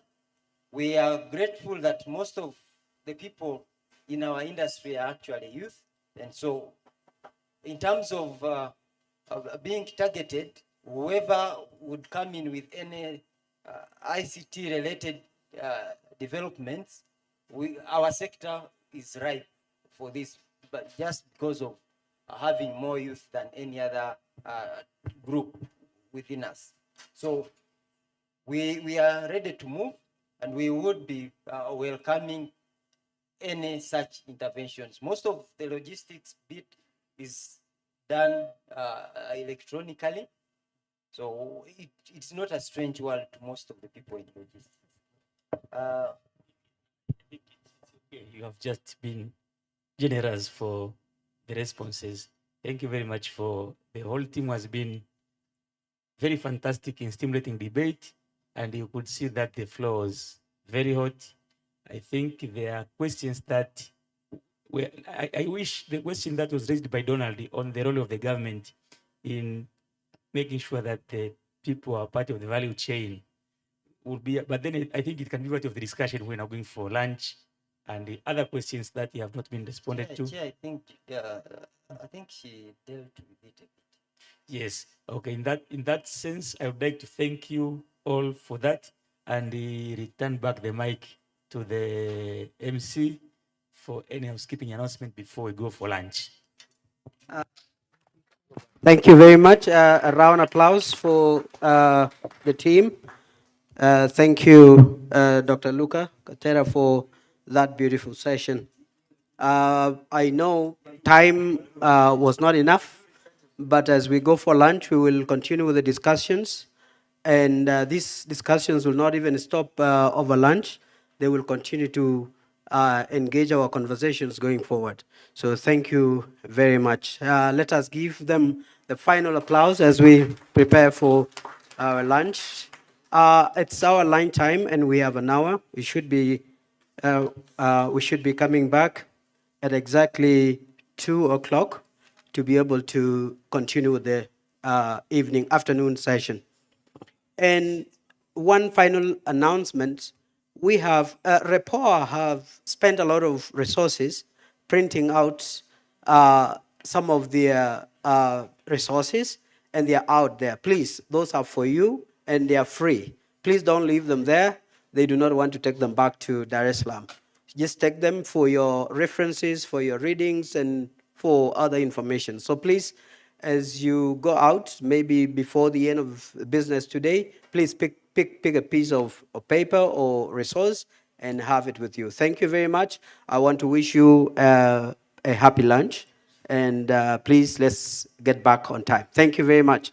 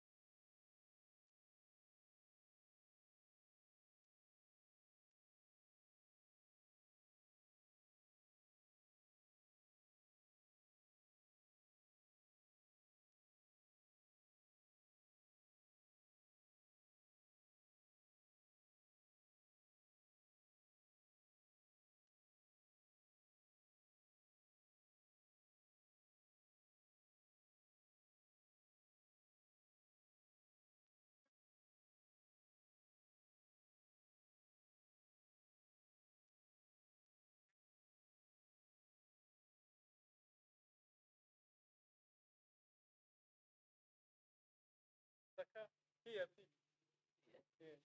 So depende in order.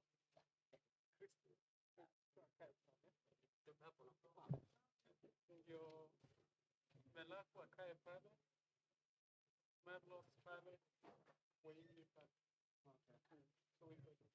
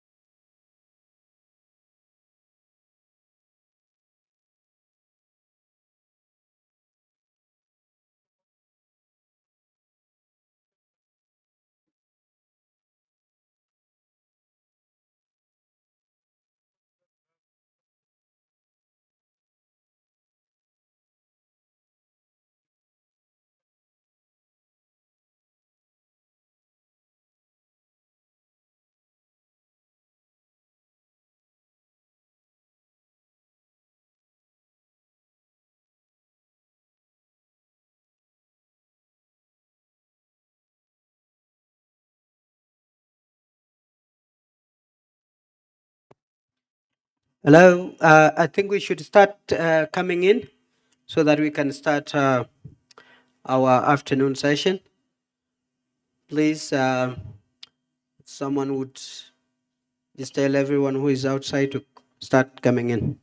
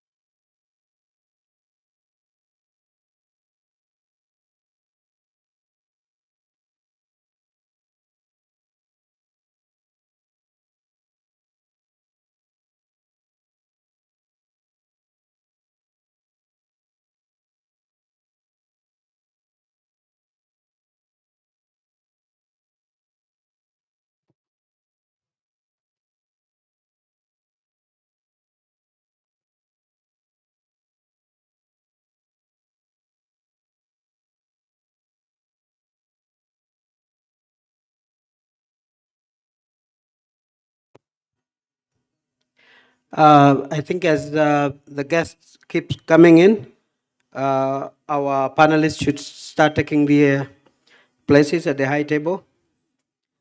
And Professor Masinde Wanyama will be our chair for this afternoon session. And the panelists would be Ms. Christine Wekesa Mutimbura, the acting registrar of the East African Court of Justice, and Dr. Said Mzee, the Deputy Principal Secretary, Ministry of Trade and Industrial Development, Zanzibar, and then we will have Melaku Geboye Desta, who is the coordinator of the African Trade Policy Center, the Regional Integration and Trade Division at the United Nations Economic Commission for Africa. And then we will have Marlois Hamling, the Executive Director of the European Business Group. And then finally, we will have Ms. Omamoli. She will also be part of the panelists this afternoon. So kindly, if you are here, you can start taking your seats at the high table as we wait for everyone to come in and settle so that we can start our afternoon session.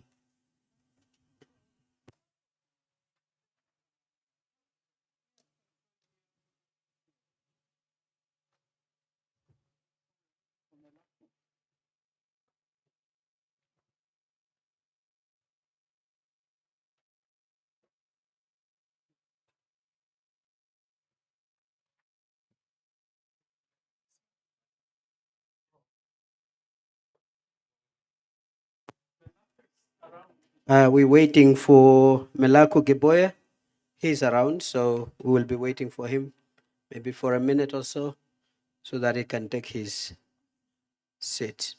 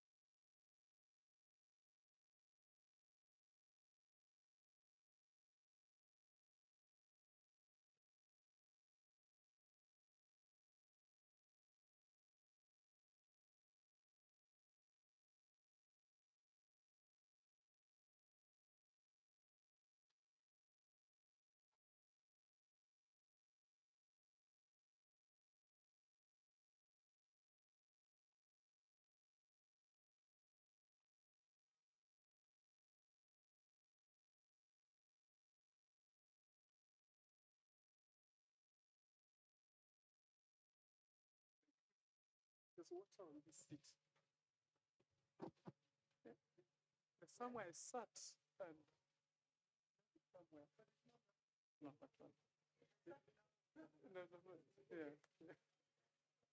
I sat in one of those water. I think it was that side.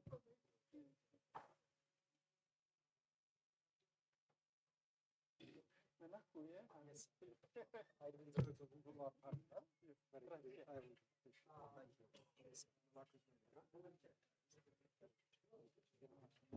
Madam.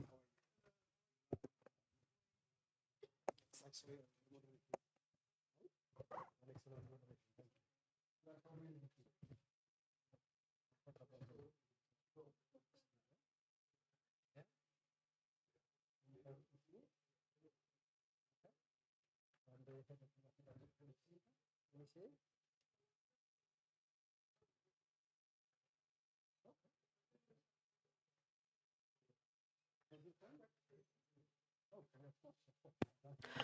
Uh, Welcome back once again. I hope we had good lunch.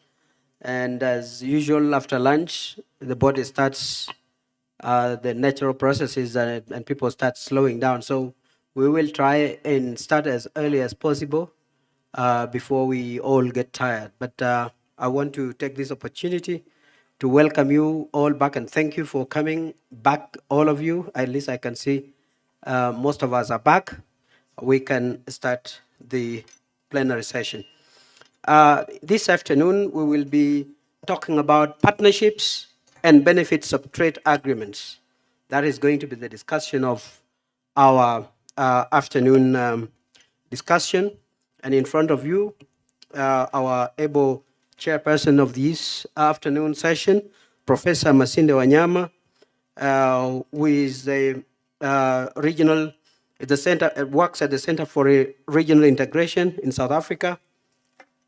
And we've seen from the document we have, has an extensive advisory experience across Africa, has worked with the African Union, has also worked with the regional economic communities of our region and various governments. And you've seen a lot of work that he has been able to do. So he brings in a lot of experience in the area of regional integration. With him, we will have Ms. Christine Mutimura. Unfortunately, we are not able to confirm whether she will be here or not. We will wait. If she is not there, then the rest of the team will continue. And, oh, Christine, it's been confirmed that Christine will not be with us this afternoon. And we will also have Oma Muli, the Senior Economic Advisor at the UNDP. She was here in the afternoon, and she will be in this panel again today. And then we will have Dr. Said Mzee, who is here, the Deputy Principal Secretary at Zanzibar Ministry of Trade and Industrial Development, and he's been holding that position since 2022 to 2024. And he's the Managing Director of Zanzibar State Trading Corporation from 2016 to 2022, and he has a huge experience as well. So welcome, Daktari. And then we will have Milaku Desta, Dr. Milaku Desta, the coordinator of the African Trade Policy Center at the UNECA in Addis Ababa, also formerly served as the principal regional advisor at ECA, and is also a senior technical advisor at the APRM Secretariat, and he is a professor of international economics law in the UK. He's an Ethiopian by native, and so you are welcome, Daktari. Karibu sana. And then we will have Maus Hamling as the executive director of the European Business Group, and also co-founder and director of the Momentum Hub Limited. He also brings on board. Marlos is not here. Sorry about that. Associates. Thank you. So you are all welcome, and I would want to ask you to give them a round of applause as you welcome them. So I give the floor to our chair to lead this session, and I wish you all a good session this afternoon. Thank you. Thank you very much, MC, and good afternoon, colleagues, seniors, and friends. I would like to welcome you to this session. The clapping was rather weak. I hope that at the end of the session, we'll have energized you enough to clap for us with a little more energy. The food will be digested by that time. We say we save the best for last. I hope that is what Repoa did. But of course, we've listened to very enriching contributions. We have learned a lot, and my panel and I will build on what has been said already so that we can continue to move our countries and our region to even more success. Sorry. the sun insect that is invading me. So if you look at most of the discussions we've had since yesterday morning, one of the recurring issues is, why is the government not doing this? Why is the government not doing this? It seems that everyone has an issue with government. But Rapport does a lot of policy work, and this conversation will help us to continue to engage with government, to inform government, and it's good that that we have government here. We have on the panel here, but he's now a panelist. We have a deputy PS, but I see Deputy PS Balozi there as well. So it's very important that we continue to engage with government, and we continue to give ideas that will help the governments to facilitate trade and bring prosperity for our people. If you look at our region and on the continent, we are not short of trade agreements. There are many agreements, there are many partnerships. We have many bilateral agreements. We have agreements under the EAC. We have the Customs Union, Common Market. We have the Monetary Union sign. We have now, after we reach the threshold for ratifications within the tripartite between COMESA, EAC, and SADC, we have that in place. We have others under COMESA. We have, of course, the CFTA. All these agreements are not for their own sake. They need to be implemented in order for us to benefit from them. And who is to implement? Of course, government gets into these agreements with the intention that they'll be implemented. But what is happening on the ground? And we have the Deputy Principal Secretary here from the Ministry of Trade in Zanzibar. We have Melaku from UNECA, which has been involved in regional integration of the continent and supporting these processes for quite a while, both through research and through financing of the agreements. And they've helped the continent a lot in, for example, developing strategies towards national strategies for CFTA implementation. And we'll hear from him when his turn comes. And we have Wainmi here. UNDP has been doing quite a lot in Accra also in support of the CFTA, as well as at the national level and the regional level in support of other processes. And so we expect to have a very rich and engaging discussion, so that as we live here, we all know that this or that could be done, and that this workshop has been enriching. And also to keep in mind that trade regional integration is all about agreements. When we say the EAC, we are building an EAC, we're just creating a common regulatory framework, common regulations that we should all adhere to, that we should all implement. And that's why this session looks at partnerships and benefits of trade agreements, because this is very important for us. And I hope that the panelists will bring these out, experiences from the country level and experiences from the RECs. And maybe I could just begin with you, Daktari Mzee. Zanzibar is an island, and islands, small islands, face many challenges, but they also have unique opportunities. What are the key trade expansion benefits for Zanzibar, for example, arising from regional integration at the EAC level, as well as at the continental level? And not just for Zanzibar, but of course, looking at the other islands in the Indian Ocean, what opportunities are there? Thank you, Mr. Chair. And I would also like to thank RIPOA for inviting me to this very important workshop. Before answering your question, I would like to little bit talk about the expected benefits of regional and continental integration or partnership. And as I said, I'm saying expected with reservation. I will explain it why at the end. I will say why I say it is expected. So by having integration, both in regional and continental, what we expected is we expect to get benefits from both political and economical.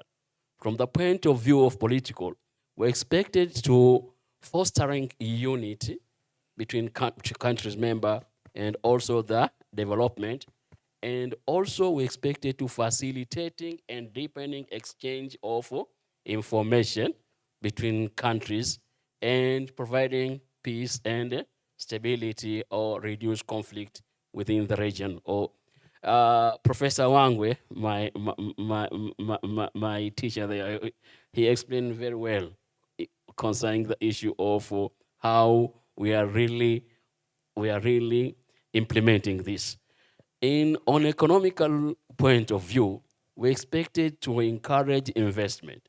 And this kind of investment, we are supposed to encourage either investment within the region or within the continent.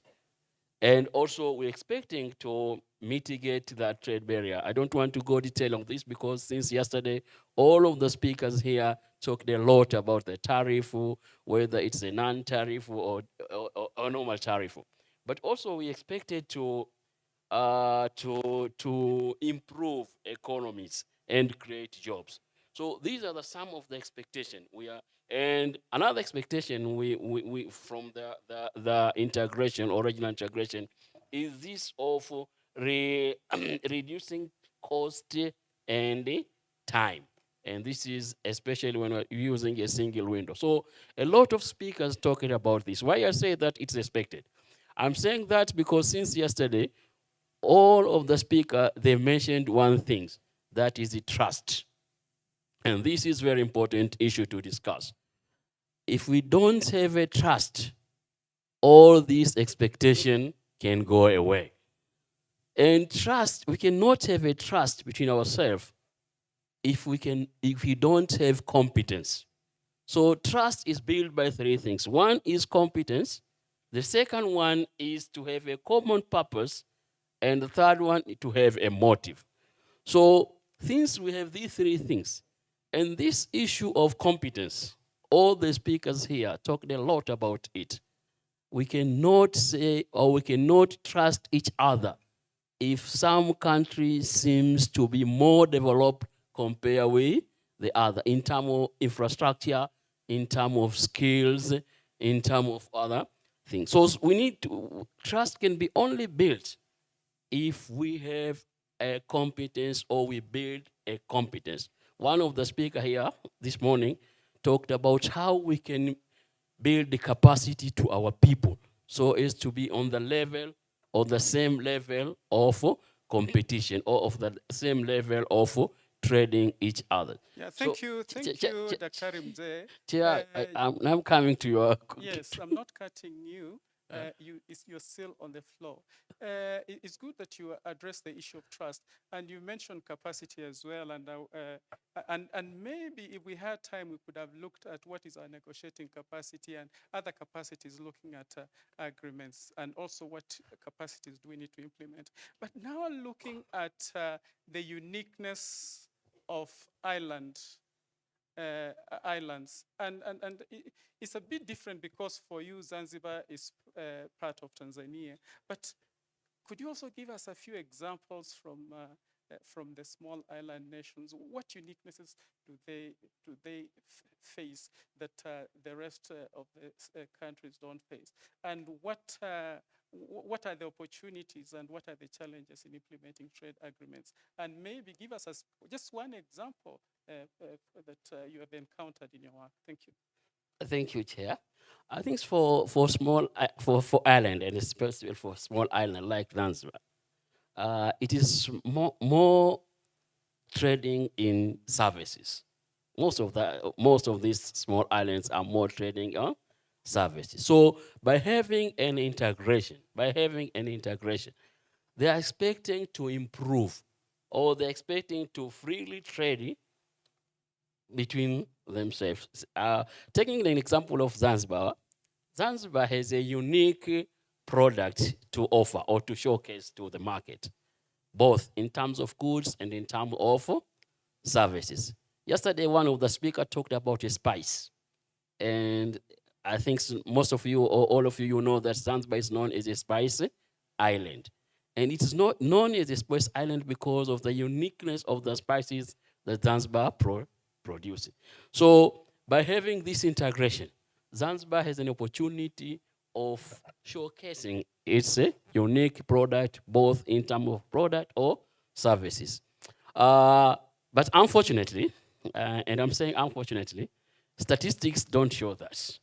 If you're looking on statistics, you will find that Zanzibar are more trading with other foreign countries than countries within the region, with the exception of Kenya, both in terms of trade and in terms of goods. And that's why I say that to build capacity, to build competitiveness is a very important thing. Because you will see that Zanzibar worked more or trade more with Kenya. Because Kenya, and I don't feel shy to say that, Kenya build a competence. Kenya build a competence. So they are not fear to work or to trade with other countries. But if you are not competent, you is trying to fear and you create a problem within the region.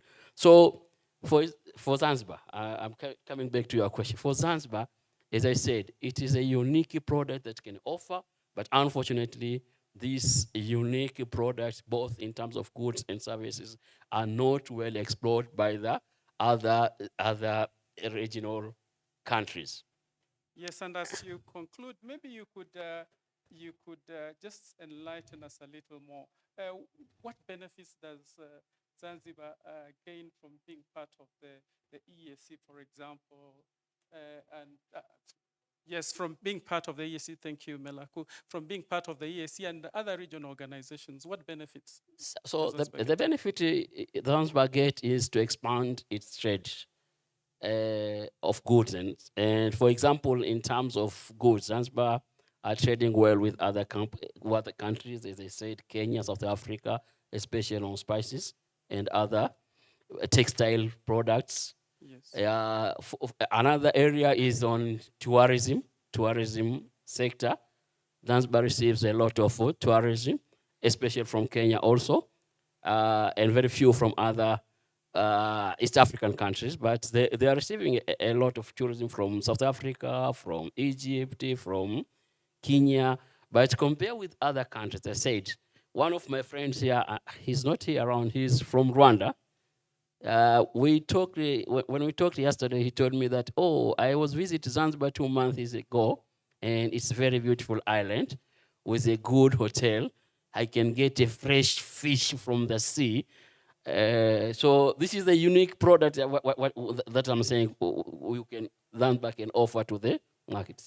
Yes, thank you very much. And I'll come to you later. And maybe you could tell us a little more that what are the specific benefits that Zanzibar and other islands have gained from being part of our regional organizations, regional communities, and maybe as Zanzibar trades with Kenya, what are the benefits, what are the tangible benefits that you could give us as opposed to if Kenya was not in the EAC with Tanzania? And I'll come back to you. And maybe I could now turn to my left and listen to Melaku. ECA does a lot in support of African integration. And yesterday, Trudy took us through the CFTA, and this is what I would like you to build on. From your viewpoint, what are the key milestones of Africa's integration that are and that could be effectively addressed under the CFTA and or within the other regional frameworks on the continent? Thank you very much, Chair. Good afternoon, colleagues. Looks like everybody's tired after lunch. So Let me say thank you to Dr. Murray and Repwa and the organizers of this excellent conference. I've been sitting here in the back and listening and taking notes. I've learned a lot. So really grateful for the invitation. The question that you have asked, Chair, I think Trudy especially took us through the steps that you mentioned earlier. The FCFTA is, I think, a major milestone in Africa's integration. There was a time when I was doing research as an academic on the integration journey of Africa. And then one of the most interesting discoveries for me was to learn that in 1963, at the very first meeting of the heads of state that established the OAU in 1963, in their resolution, they talked about a free trade area and a customs union in 1963. Imagine that. And then you can trace the whole discussion all the way to that period and look at the winding path that we have followed. I call it a winding path because we tried to do it in different ways. You'll remember, the Monrovia group and the Casablanca group at the start, those who wanted integration immediately and those who wanted to follow a slow, gradual process of integration for Africa. And then, especially starting from 1980, when the Lagos Plan of Action was adopted, very visionary, I think, policy document in 1980, you could see Africa's kind of frustration with the global economic order at the time. Africa supported the movement towards the new international economic order in those days. As Africa gave up with that new movement, Africa turned into itself. And I think the 1980 Lagos Plan of Action, if you look at it carefully, it talks about self-reliance and reducing Africa's excessive dependence on external markets. That are the kinds of problems that we talk about 40 plus years later. And then in 1991, we have the Lagos, the Abuja Treaty, based on the Lagos Plan of Action. And you look at the Abuja Treaty, it talks about taking Africa into a continental economic community, the African Economic Community, that would use regional economic communities as the building blocks. We tried that. In some ways it worked, in some other ways it failed. Now, instead of serving as building blocks, some of them actually became the stumbling blocks. Proliferation of regional economic communities became a very big issue. And instead of going to REICs as building blocks, with some kind of frustration, we came up with the FCFTA in 2018, and where, yes, we still talk about or describe the REICs as the building blocks, but the truth is the individual countries are the building blocks of the FCFTA right now. I think that's a very, very important shift if you look at it. Okay? So we have the FCFTA, and I think that's a major achievement for the continent. We're talking about bringing together 54 or 55 very diverse nations in this continent. Not very well connected. The data was being given yesterday. I'm not going to repeat it. The logic is very, very, very compelling for me. And I think we have all known about it. What did we inherit from colonialism? Small and fragmented markets that would not be able to support, significant investment, to support an industrial economy. That was known from day one. How do we overcome that has always been the issue. So the FCFTA came up with a view to overcoming that gradually, progressively. It's a very ambitious agreement. I can't go into the details if the opportunity arises later on if I have the time. It entered into force very swiftly. If you look at, I'm a trade lawyer, I'm an economic lawyer, so I'll talk about treaties a little bit more. So if you look at African treaties, most of them typically require 15 ratifications to enter into force, 1-5. In this case, in the FCFTA, it was raised to 22. It was changed in the last version of the document, just to encourage many countries to come in early and to make sure that we don't start such a big project with a small number of countries. Okay? 22 countries ratified it within a matter of 14 months. Adopted in March 2018, entered into force in May 2019. If that is not a demonstration of political will, I don't know what is. Today, this was mentioned. Trudy mentioned it, others have mentioned it.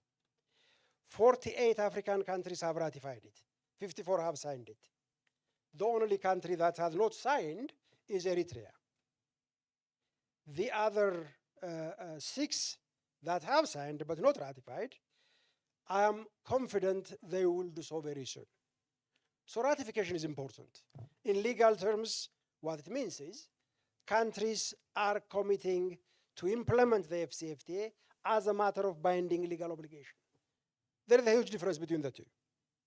The moment a country ratifies, what it means is those countries are actually giving a promise to all of us, you and me, the business people, the citizens, that they are going to behave themselves in accordance with these agreed rules.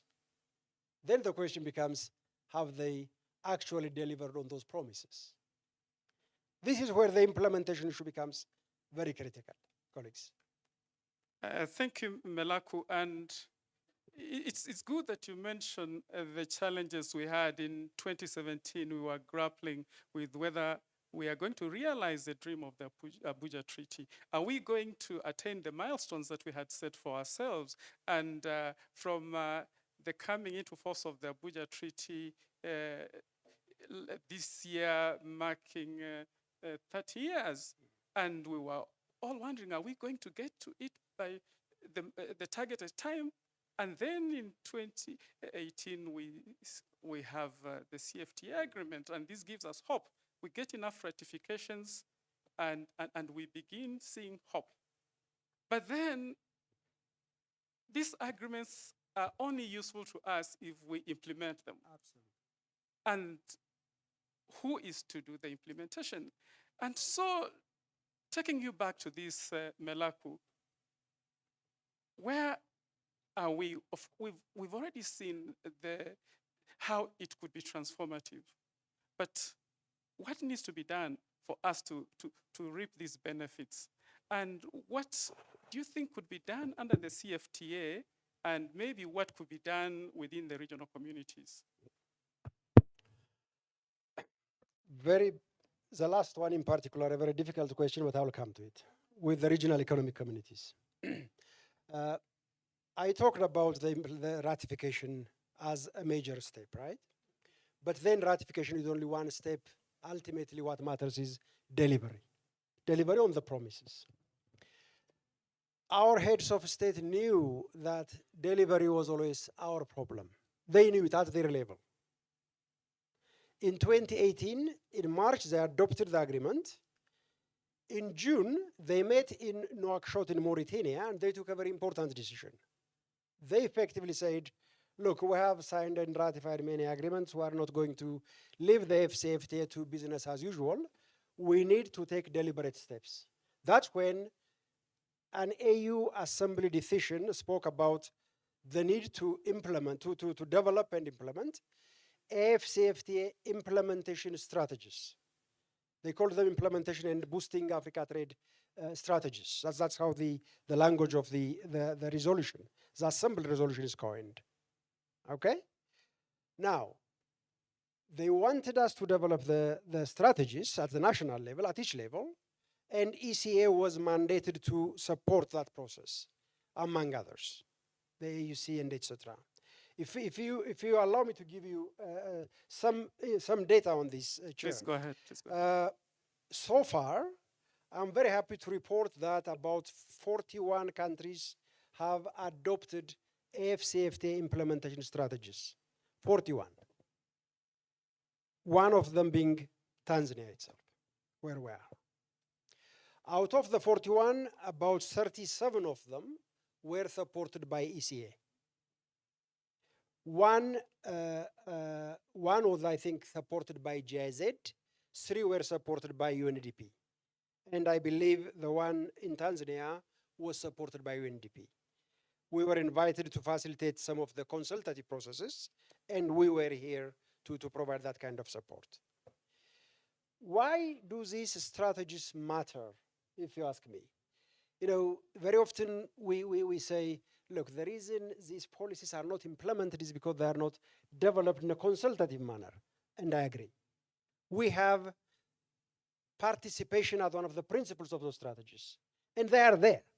The challenge, I have to tell you, goes beyond that. Yes, we have the strategies. Countries are coming back to ECA, who are more of a think tank rather than anything else really, but asking for support for the implementation of the strategies. We know, if you look at those strategies, they do a lot of things. They kind of carry out a gap assessment between what the regulatory framework in each country is and what the FCFT requires them to do. Therefore, there is a reform plan that's embedded. They identify sectors that they think are a priority because those countries believe they have a competitive advantage in those areas. They identify them. If you identify a sector, what it means is you are going to make it a priority in everything that you are doing. Policy support, incentives, attracting investment in the sector, you name it. If you are really committed about the FCFTA, you have to put your money where your mouth is. They are not budgeting for them.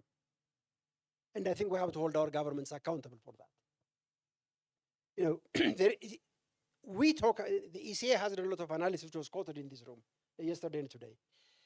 Every analysis that has been done shows that the FCFTA can indeed be transformational.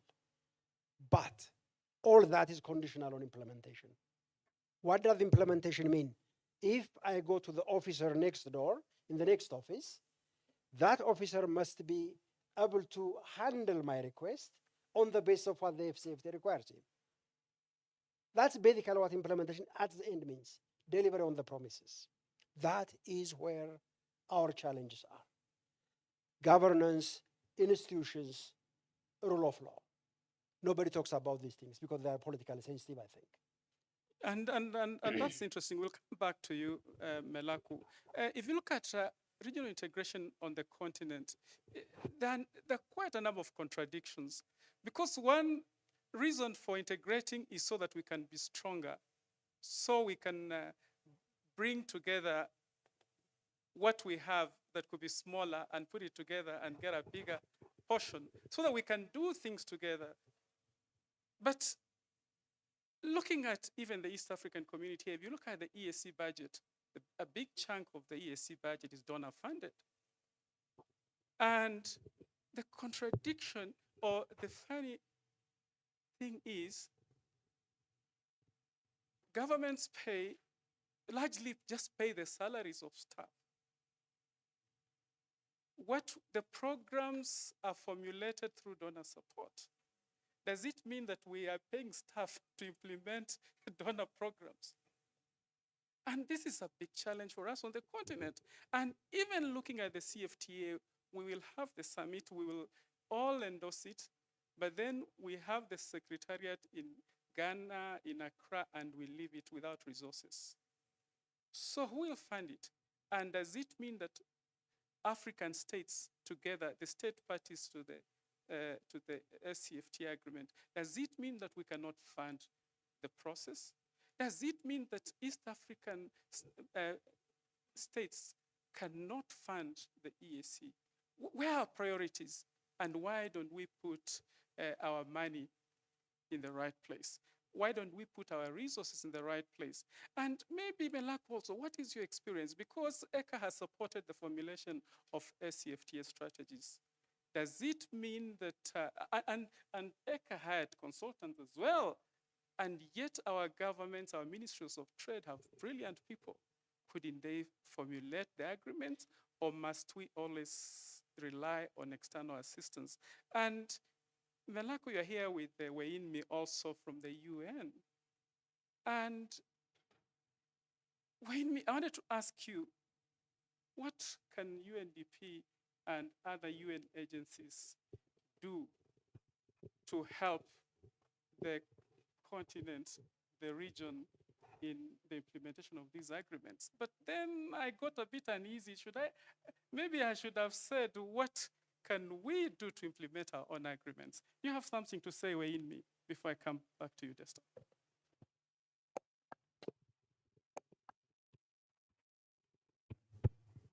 Thank you, Chair. And let me just start by first thanking Rapoa for inviting me to speak on this very important topic.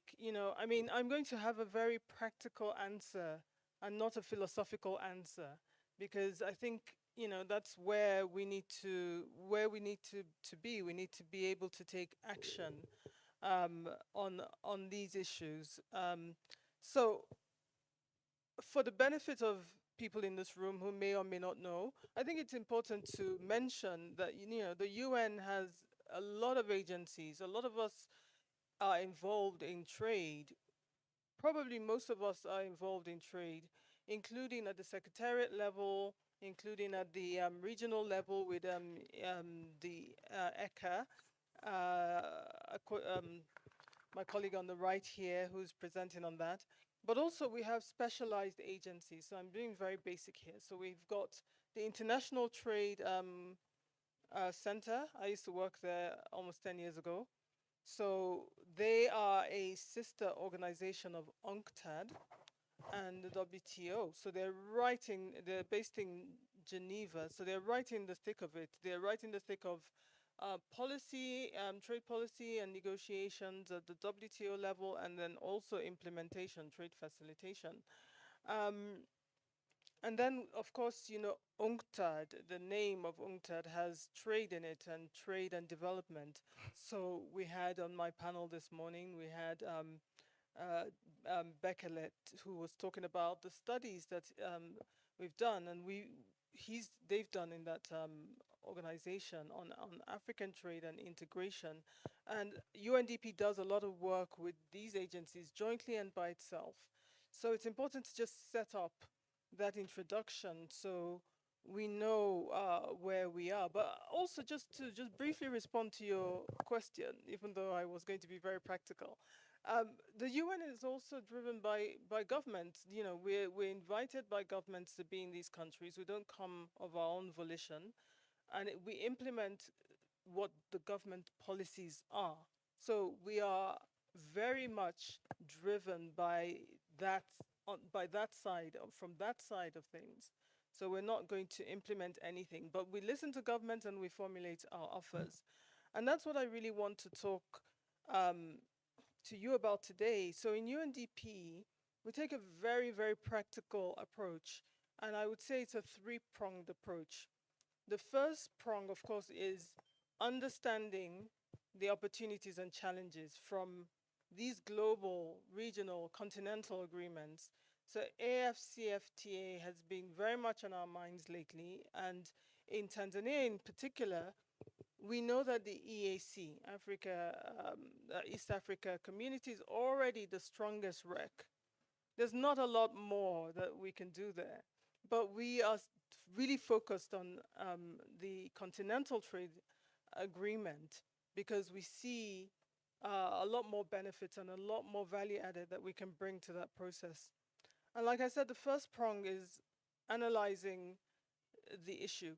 Now, this is really important, as you'll see later on. We're not just looking for ways of just regurgitating what other people have done. There's been numerous studies on trade. There's been numerous studies, as you know, on regional integration. But it's really about helping governments to formulate, look at where the gaps are, but taking a very human-centric approach. Emphasis on the groups that are likely to be left behind. So women, youth, MSMEs, cross-border traders, persons living with disabilities, etc. So we do that, and one of the things that we've done is this comprehensive study on the implementation of the African Continental Free Trade Agreement, and this is in collaboration and at the request of government. So whose policies are we implementing? We're implementing the government's policies and the government's, we're acting on behalf of government and their directive. So in 2022, this analysis surveyed almost 600 businesses and 100 institutions, and we uncovered a lot of interesting information, but as also a divergence of perceptions. So for example, on the side of the private sector, who are, primarily going to be the beneficiaries of trade agreements, we hope, the feedback was that they're not as enabled to participate. Only 52% thought they were enabled. Now, on the side of the policymakers, over 70% thought that they were enabled. So it was important to bring this out so that policy can actually happen. If policymakers are sitting back and thinking, oh, they're okay, they know what to do, then they are actually, there's a perception gap there. So let me just go through this, if I may, some of the things that we looked at here. Yes. So the potential benefits for Tanzania in implementing the Continental Trade Agreement, what are the challenges they may face, the perspectives of the private sector, like I talked about, role of women and youth, including informal businesses and sectors, the legal and economic issues that need to be addressed. And we covered aspects, like I said, not gender, gender, men and women, not just women. A lot of people seem to think when we talk about women agenda, we're only pushing women's agendas, but no, we're also looking at male enterprises. We're looking at the size, what are the differences, what are the different policy needs of different sizes of enterprises, export, non-exporters, etc. And then the preparedness of each of these groups to harness the full benefits of the Continental Trade Agreement. And then the second prong is policy, using these studies to influence policy. And we were very successful when it came to formulating the national implementation strategy on the Continental Trade Agreement. And this strategy was really impressive for its granularity. What we were looking at, for example, what will women benefit most from? What are their needs? They will benefit perhaps from government subsidies of their products to give them better access to these markets, to promote local industries where women are involved in. And then when we looked at youth, they had different priorities. They wanted protection for their businesses. They didn't want to lose out from maybe the fallout that we've heard about in this conference from continental trade agreements. They wanted more protection, business registration. This is great. This is great news for formalization. So they're hungry to protect themselves, and that hunger is leading to the transformation that we've always been talking about. So it's pushing the government to look at protecting businesses for youth. It's because obviously a lot of youth are in startups, they're just growing, they're not in the mature stage where they can have some confidence that they have the resilience to survive policy changes and new transitions like the Continental Trade Agreement. Also, technology was very important for youth and improving technology. So obviously, when we looked at cross-border traders, which a majority of them are women-led businesses, they wanted security, they wanted efficiency, they wanted barriers, those barriers trading across borders to be removed. They wanted hygiene, So this strategy was incredibly granular as a result of the work that we're doing. Then just very quickly, I know you're looking at me, wanting me to round up. Yes. Very quickly on this question, the third prong is implementation. So in UNDP, we do small projects because we don't have the capacity, we don't have the financial muscle to do very large projects, but they're demonstration, they're proof of concept projects. So rather than waiting for the government to say, okay, here's the strategy, we're going to take action and show you that there's actually impact in you know, educating small businesses, in educating women traders. We every year we publish our results, and we aim to circulate these results widely with stakeholders to show that because we trained maybe only 500 women in this instance, you know, here is the result: 50% improvement in trade, 50% improvement in profits, livelihoods improved. And thank you, Wayne. In fact, you are going to what I was eager to ask you, and it's good because both UNDP and ECHA have supported the negotiation process quite a great deal. And you've mentioned technology, something that I would like to talk about, and other issues. So I have two questions, one for Melaku and another for you, Wainmi. Melaku, economic benefits of trade agreements is what I would like us to talk about. These include increased market access, investment flows, and opportunities for technological advancement, which Wainmi has just mentioned. So from your perspective, what role do you think that trade agreements would play in fostering economic growth, and how can they be leveraged to boost investment and innovation in our region? And as you think about that, Wainmi, I would like you to talk about the challenges that our countries face in negotiating, implementing sustainable trade agreements.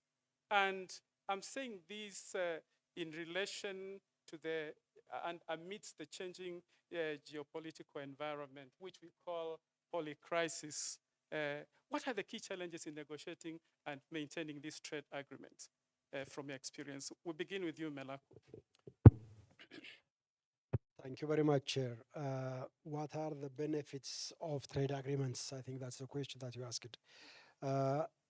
Let me, whatever I say about that question, and there is ample research done on that, let me start by reiterating the point I have been trying to make so far.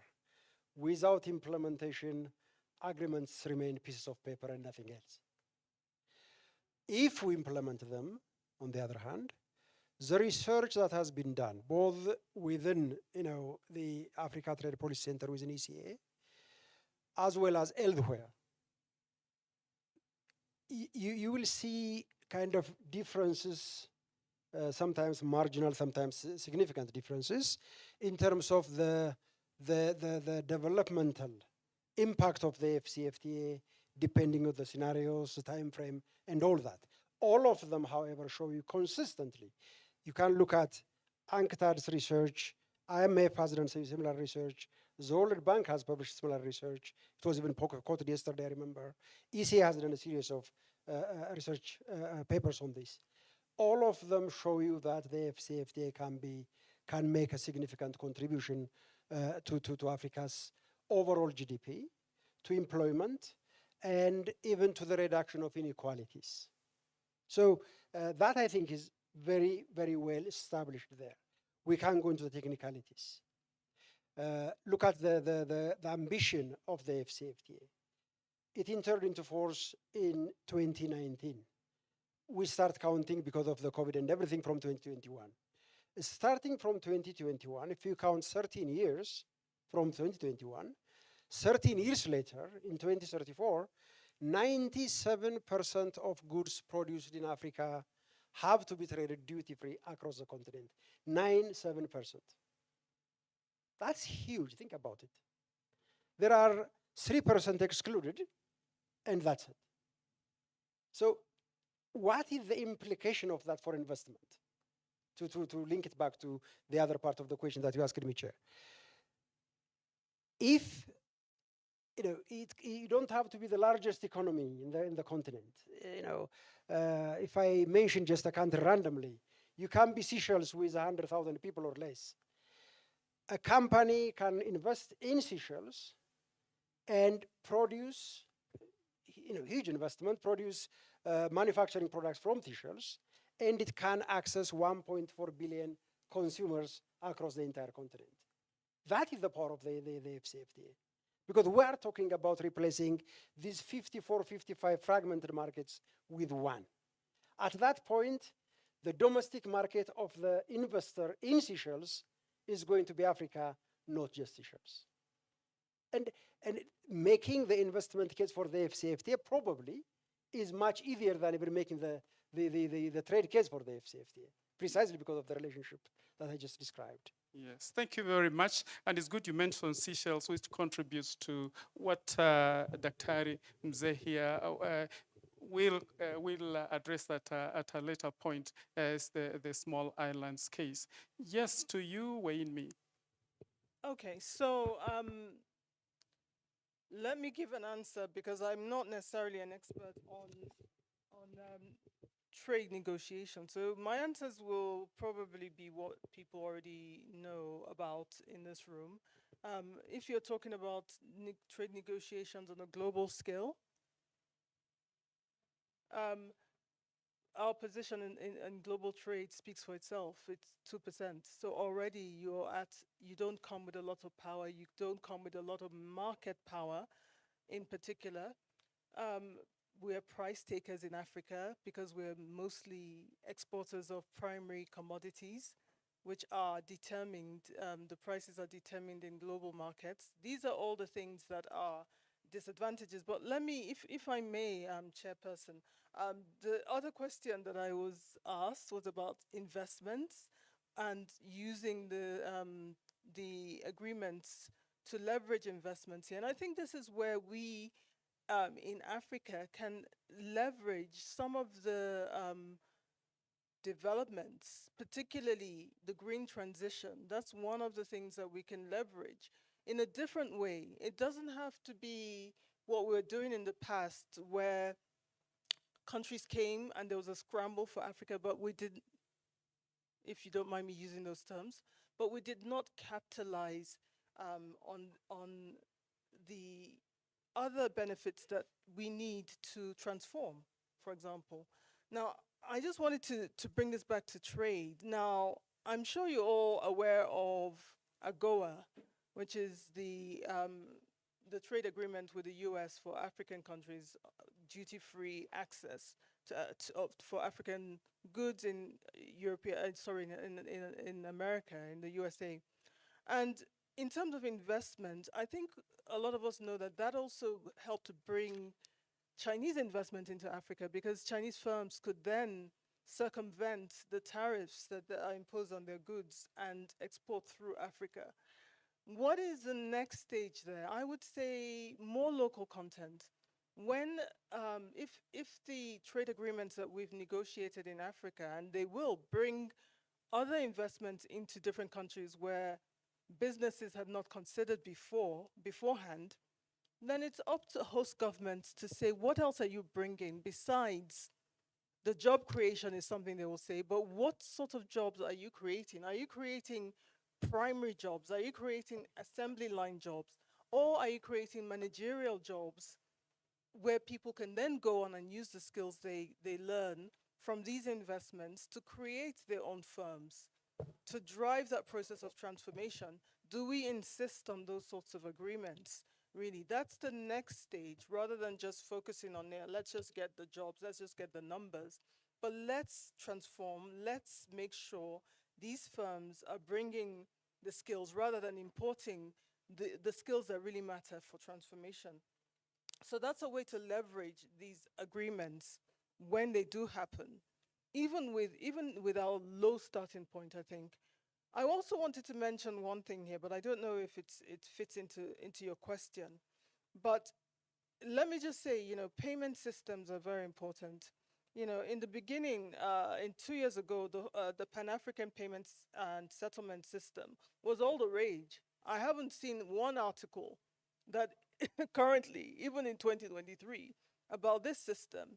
And I think that, we're missing some important gaps. There's some important gaps to be filled. It's a digital platform, and we know that's a challenge in Africa. So the next step of innovation there, and where investments need to flow, is to encourage adaptation of the technology for use in Africa. It will have other benefits, spillover benefits in terms of formalization, etc. So I just wanted to mention that, and I hope that people will pick it up, and if people are more knowledgeable about where this is going on the continent, because it was really, this system was developed to circumvent the multitude of currencies and enable African countries to pay, and it's really for the Continental Free Trade Agreement. But I have not really seen much uptake, and I'd really like to understand that and understand where maybe agencies like UNDP can help with the innovations that need to happen specific to our country, the first level innovations before we can fully integrate into the full digitalization that we need to do to fully benefit from some of these systems. Thank you very much, Wainmi. And looking at the challenges of negotiating and maintaining trade agreements, maybe as we open it up later for discussion, we could get some input from those of us in government so that you can just highlight for us maybe what challenges do you face from your side as opposed to just hearing it from the UN side. And thanks for also highlighting how harnessing technologies can help us to move the CFTA into full implementation. Melaku, you had something to add. Could you do that? And then after that, I'll come to you, Dr. Mzee, and then we'll open it up. And before we open it up, Bwana Kirenga from Sagot, maybe you'll give us a 1-minute exercise to relax our bodies. Then we go to the questions. So, jitayarishe tafadhali. Melaku, please. Yes, thank you, Chair. No, you asked this big question. First, you asked me earlier about the interface between AFCFTA and REX. And I will touch on that because I know it will come in the conversations. But then you also asked now a question about the complexities that surround everything that we do at the geopolitical level globally. And I think on the FCFTA in particular, there was a time when we wrote some kind of analytical report on this, where we looked at the challenges to FCFTA implementation, internal and external. The internal ones, I think I have mentioned them earlier. Externally, and I'm very pleased that my old friend, good old friend, Junior Assistant Secretary General is with us here, because I'm going to talk about something that's very close to his heart. That's when we met, actually, first 20 plus years ago. So external partnerships are a critical factor in Africa's ability to integrate. What do I mean by that? You know, the moment we try to do something internally, there have been times when external pressure or external incentives have derailed us off track. I think to the last week that we had a discussion with people from the European Union. And we started talking about the impact of economic partnership agreements on Africa's internal integration program. The view that we have taken, I have taken personally and others, is the EPS, the economic partnership agreements, are actually becoming a disintegrative force in Africa. Initially, they were designed to be bi-regional arrangements.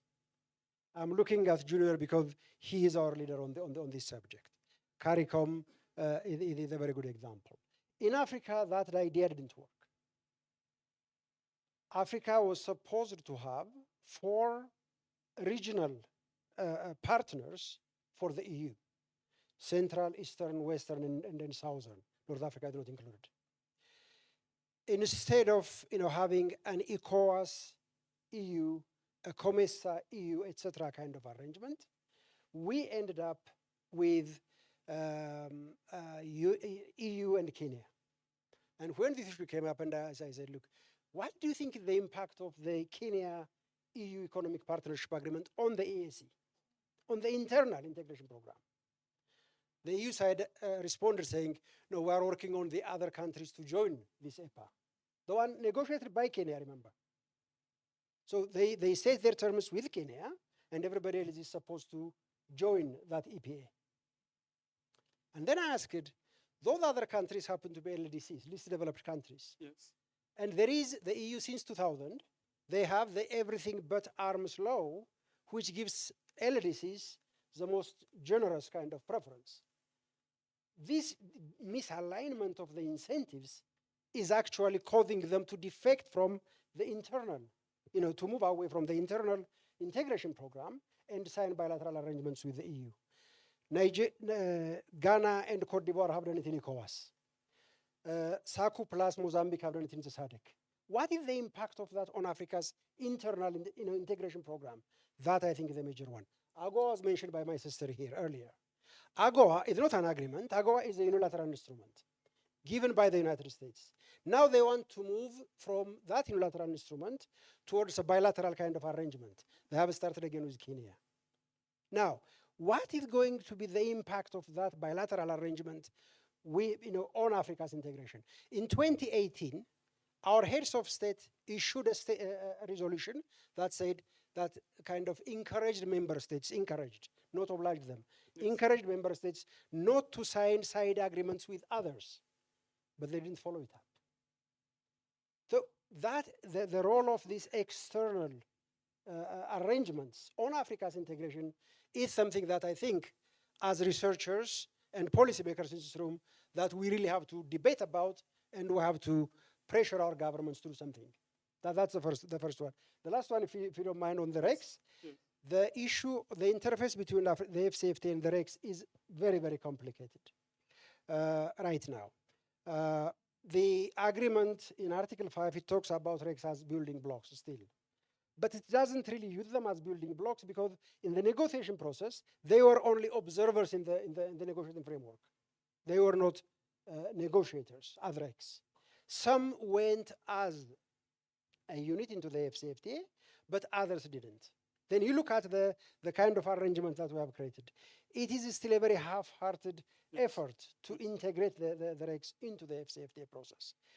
The REX are developing regional strategies right now. Yes. When we were supporting SADC recently, one of the member states of SADC asked a very difficult question. They asked the SADC Secretariat, on what mandate are you developing a regional strategy? We didn't have an answer for that. Thank you very much, sir. Yes, Melako, thank you very much. And it's good you mention and bring out these examples that show integration and disintegration on the other side. The EU supporting integration and also disintegration on the other side. The issue of trust that we mentioned earlier, where some states go on their own, and so can we trust, can our states trust one another so that we can stand together? And I hope to hear this later in the discussion. And just before I open it up, Dr. Mzee, Zanzibar has benefited from trade within the region. And what do you think, what example do you have, what lesson have you learned that you think that maybe other islands could learn from Zanzibar? So if you could just share maybe one example, yes. Okay, thank you, Chair.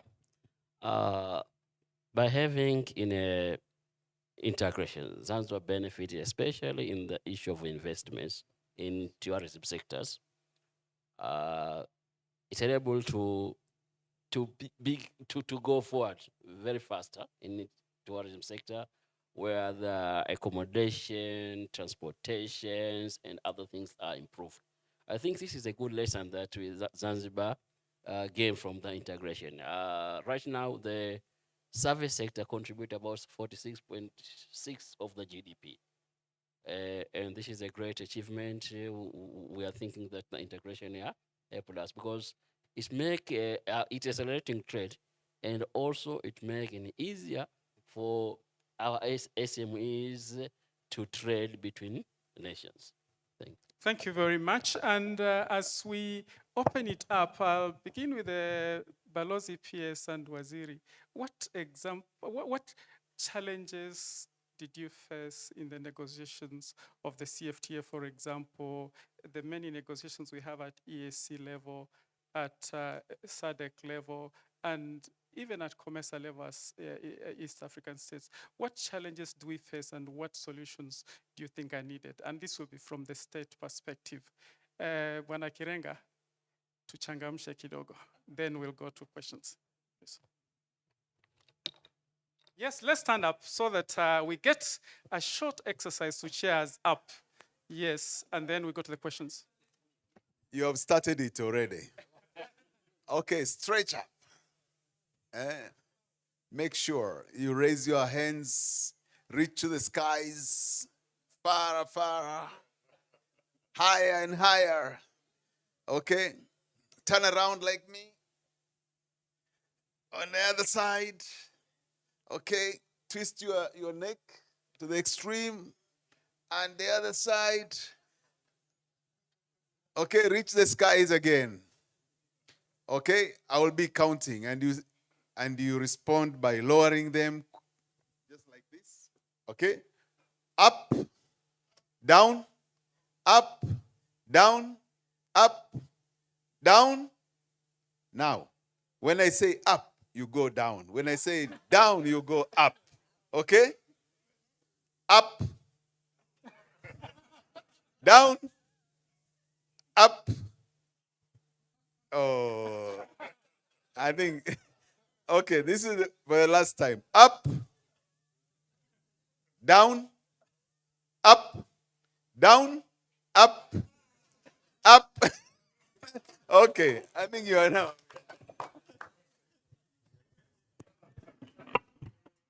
Thank you very much, Sagot CEO.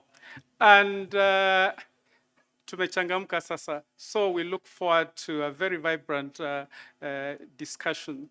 And my friends, this is your opportunity. If you haven't had an opportunity to speak, this is the opportunity. We don't have another session. So I will focus on those that haven't had any opportunity to speak so that we can hear from you as well.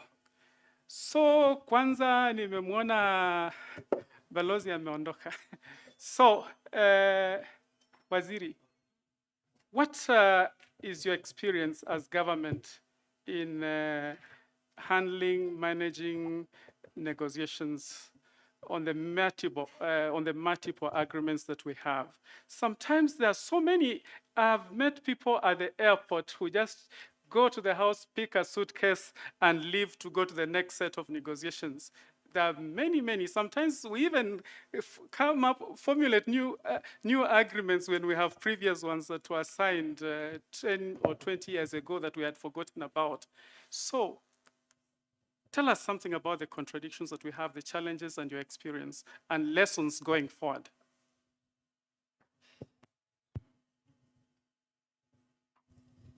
Thank you, Chair, and also congratulations to your panel for setting some lights on the agenda. Responding to your question, I think the experience, the challenge that I believe most of the countries are facing when going to, regional, these negotiations and bilaterals is one, the states still retain their sovereignty.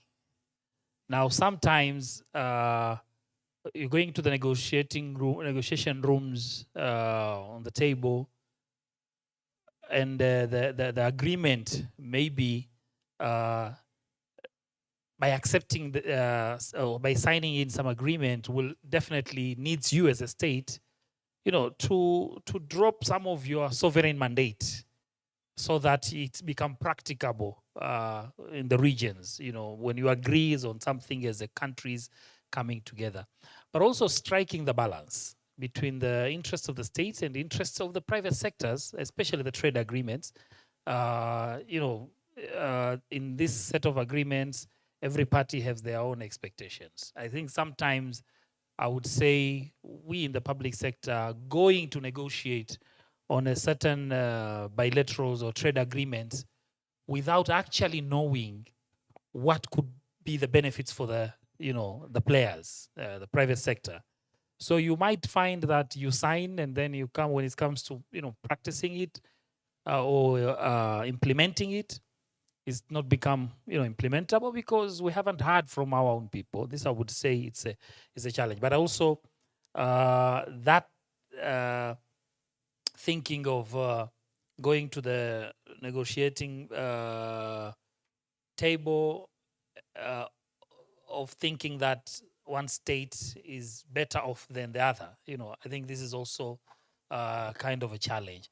But also some of these agreements, some of these negotiations come at a time as a country you have already made a progressive step on that area that you are negotiating. And maybe the agreement requires you, to start from a stage where you have already passed or you are not prepared yet. So this is also become the challenge. For me, I think moving forward, the phase of implementation it's also a big challenge. Sometimes negotiating the regional trade agreement or bilateral, and the implementation while one state is ready to implement, as we have seen. You've talked about the example of EPA here, Kenya going alone. I was talking to Dr. Mari and said, how possible you sit as a region, you agree that no individual state should go forward, and then there are individual states going alone, while when I talk of the summit, it's included the head of the state. And I know there is any government officers who will go on sign any agreement without the consent of the head of the state. So it means that you are in the room speaking, but thinking differently. You might think that you speak on the same thing, but thinking differently.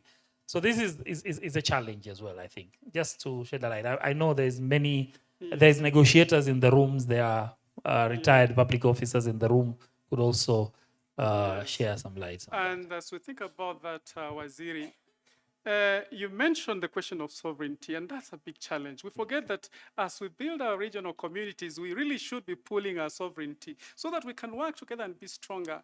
It was interesting when I trained some of our negotiators to the tripartite negotiations. It was interesting seeing Kenyans, Ugandans, Tanzanians, Rwandese, and Burundi nationals seated in the same room, sharing the same material, and coming up with common skills on how to go and negotiate before the signing in Sharm el-Sheikh. And so, from the tripartite experience, where the EAC negotiated together as one, what lessons can we learn from that, or what lessons were learned? And can this help us build mutual trust so that we can work more closely together? Yeah, as you rightly said, trust is one thing. I mean, I've been in a room where you a fellow representative of a certain country and say, but why is this argument? Why this, we're putting this forward? And the response was, you can't question the sovereignty. That's blank and said, but if you can't question why we want to have a common position on this, then we can't move forward. So this is, I think, as you said, if you are negotiating for something collectively and jointly, then you must also allow yourself to swallow some of your ego, I would say. Thank you very much, Waziri. Can I come in on this one just briefly, sir? Oh, yes, and then we'll open it up. Okay. Yes. Because the Honorable Minister, I think he made a very powerful point on this, on the sovereignty issue. And just let's also look at it from another angle. Look at Kenya or Ghana or Cote d'Ivoire, who had to sign bilateral EPAs with the EU. We're giving them examples. The EU is giving an incentive to those countries, or the EU is imposing a cost on those countries not signing anything. The others in the region, for example, here, because they are LDCs, they have access to duty-free, access duty-free to the EU market. The EU is saying, okay, I allow you to come duty-free, the rest of you, but Kenya, because you are not an LDC, or Ghana, because you are not an LDC, I'm not going to give you the same treatment. At which point, if I'm negotiating for Kenya, certainly I'm going to start thinking, look, my businesses who are exporting to the European market are going to be disadvantaged. I have to do something about it. So, in other words, what I'm trying to say is, the EU, they do so much to support African integration. And this is a language that I have used in my conversations with the EU counterparts. Okay, they do so much on the development support side. You look at the EU's different directorates, for example. There is a total incoherence in what the partnerships is doing, or the development is doing, the trade is doing. So that misaligned incentive is also something that we have to keep in mind, in my view. That's why we have to, in our collective, the ACP, the OACPS that we have now, is a platform where we all get together as Africans, if it doesn't include the northern ones. That is the kind of platform where we have to say, look, this is not the direction we want to go as Africans. Otherwise, the moment they impose it, then the cost in the country becomes unbearable. So I'm also trying to see it from the other angle. Yes. Thank you very much. Thank you very much, Melaku. And maybe what we need to be asking our heads of state after we have signed is that, who did you last speak to? Who spoke to you last? What incentives were you given? Or what threats were you given? Let's hear what they have to say, and maybe we'll read their memoirs. So, dear participants, this is not my discussion. What can our region do to leverage on trade agreements or regional agreements? I'll begin with you, Daktari Mkindi. We will go to Professor Reverend, then we will go to the young man there, and then Professor wangu kwa heshima, tutakuja kwako na tutaenda kwa mzee pale, then we'll go to the back. So, quick questions. Asante. Yes. Asante mwenyekiti. I'm addressing Mr. Maleko of UNECA. This question. So we do have unfinished or pending issues, pending agenda in the economic blocks, EAC, SADC, ECOWAS. There are things that we agreed that we are going to implement 5 years, 10 years down the line, and we still have them on the list. And now we are talking AFCTA. So my question is, how will AFCTA help us realize what we signed in the REX before we actually start talking of Africa-wide protocols? Because I think we are engaging, in my perspective, this is how I see it, we are engaging a higher gear, while we have even failed, to realize some of the things that we agreed at the regional level. So how will this Africa-wide, continental agenda, agreement, help us realize what is in EAC, ECOWAS, SADC, before we talk of Africa? Thank you. Thank you.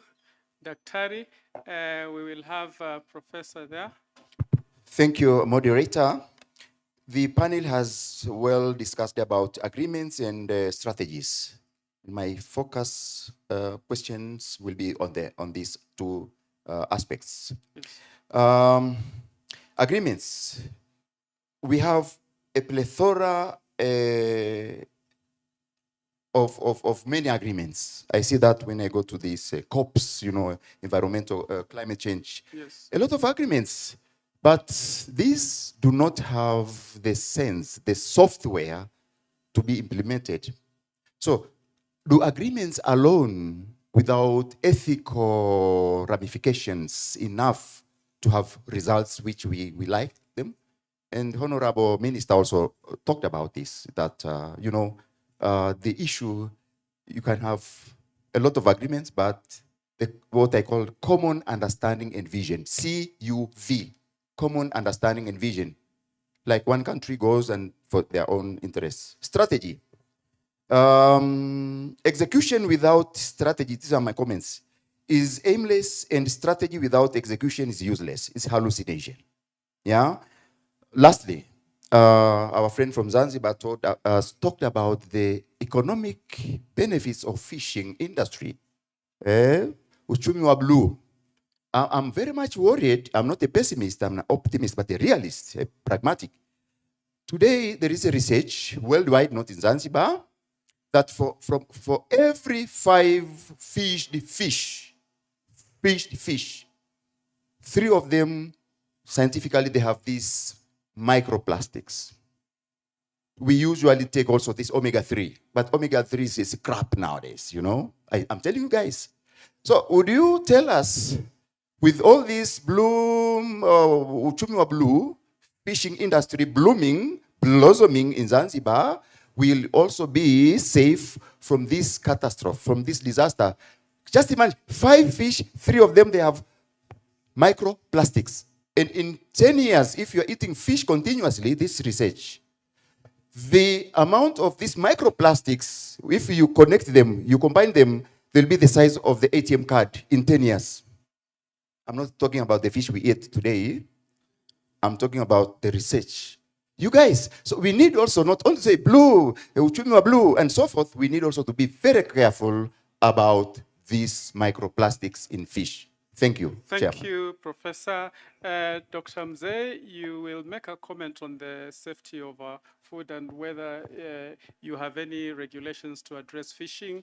And Dr. Desta will deal with Dr. Mkindi's question. And many times states hide behind this. You say, I'm not implementing this EAC one because I'm busy implementing the COMESA one. And someone else will say, I'm implementing the SADC one. So, you know, so states hide behind that. So you have that. And yes, the youth. Yeah, thank you very much. I would like to ask 2 questions, one for Melaku and one for Weimi. And the focus on the first questions align with Madam Jacqueline's question on the, the available regs and the discussion we had since yesterday. We have observed a challenge on practicability, with the NTBs and technical barriers to access to trade. If at all we fail, to make these regs work, how can we make the AFCFTA agreement then to work? And aligned to that, what should be done to make it work? And then the question to Weimi is on the PAP system that you have mentioned. I would like to know what have worked so far and what are the challenges that have been observed with the PAP system. Thank you.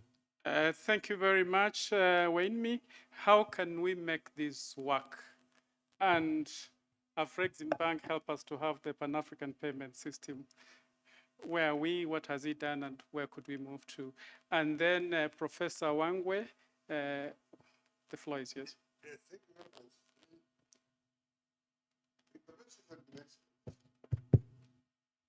The most important thing I pick up from there is implementation, which is tied to national interests. I've been associated with the EAC, SADC, COMESA for quite a time. Consistently across the board, when we prepare plans or development strategies, as they call them sometimes, they all agree. When it comes to implementation, everybody goes their own way. So the most important point to start with is implementation. If we agree on something, and actually you don't agree and you don't tell your colleagues, they should get to a point where you are sanctioned for being a liar, for being a mistrusted person. There should be sanctions. The first thing I would like to say is financing. You agree on a regional arrangement and you cannot finance it. Is that an agreement really? Agreement shouldn't be expressed in terms of financing. So to me it seems the next 1 or 2 years, we can sit back and discuss afresh Why are we agreeing on things superficially? When it comes to implementation, we don't. And when we are, and take the case of, say, Gaddafi, the first point he came with is have a common currency in Europe. Let us be one. Sorry, in Africa, let's be one. At that point, somebody said, no, this is a dictator now on other things. NATO comes, attacks this guy, removed him. 6 or 7 heads of state were going to negotiate this thing in Tripoli. This was said by Museveni. A phone call came where they were in air. But go back. Don't come. Who is NATO? Who is NATO to tell African presidents that don't come to discuss about Gaddafi and his relationship with whatever outsiders? And you are told to go back, and you go back. And you go back, you keep quiet. Things are made according to what the NATO wants, and we all keep quiet. That strange behavior keeps on repeating itself in many forms. In many forms. Keeps on repeating itself in many forms. When you see Kenya, you're saying, going their way, and we say, no, they'll come along. The remaining one should say, please, take leave. When you are ready, you come back. Show seriousness in implementation. So to me, it seems we should really implement our interests. Take time to learn what we can learn from ASEAN and the national interest among the members, yet without breaking promises they make. Let's take a year or two to learn why are we not having our national interests at heart. We just lie to each other. Are we liars of that kind? If we are so much liars and we confirm that we are liars, then why waste time on an arrangement which you know you are not believing in it? Let's be honest. So to me, it seems the next 1 or 2 years should be spent in really defining our national interest. We got political independence, but we are not being allowed to forge economic independence. We are not. And every time we are told, almost agreeing, you find fellows slipping away. They have been approached. Now that aid, we shall reconsider it. You know, that relationship between us, we shall reconsider it. You find people slipping away. And they don't even say bye-bye. They just slip away. So to me, it seems we need to address this issue of national interest clearly and confirm that we are really committed. If we are not, let's be straight to each other. Telling each other about women they don't want. I'm still in neo-colonialism. Mimi ni studio wale, sasa I'm not with you. Aseme, Thank you. sitamtenga. Thank you. Thank you very much, Professor. As we move, we'll have just one quick question. You know, I can't stop Professor Wangwe, he's an elder, but what he has said is very rich food for thought and an elder's wisdom, and this we can take away. It will be a very good conclusion. Yes, the expert there, and after that, we'll come to the panel to quickly respond so that we can take 3 or 4 more questions from the back, and I hope that the 3 or 4 will be from ladies. Thank you, Chair. I'm not very young and I'm not very old, but I experienced the defunct EAC.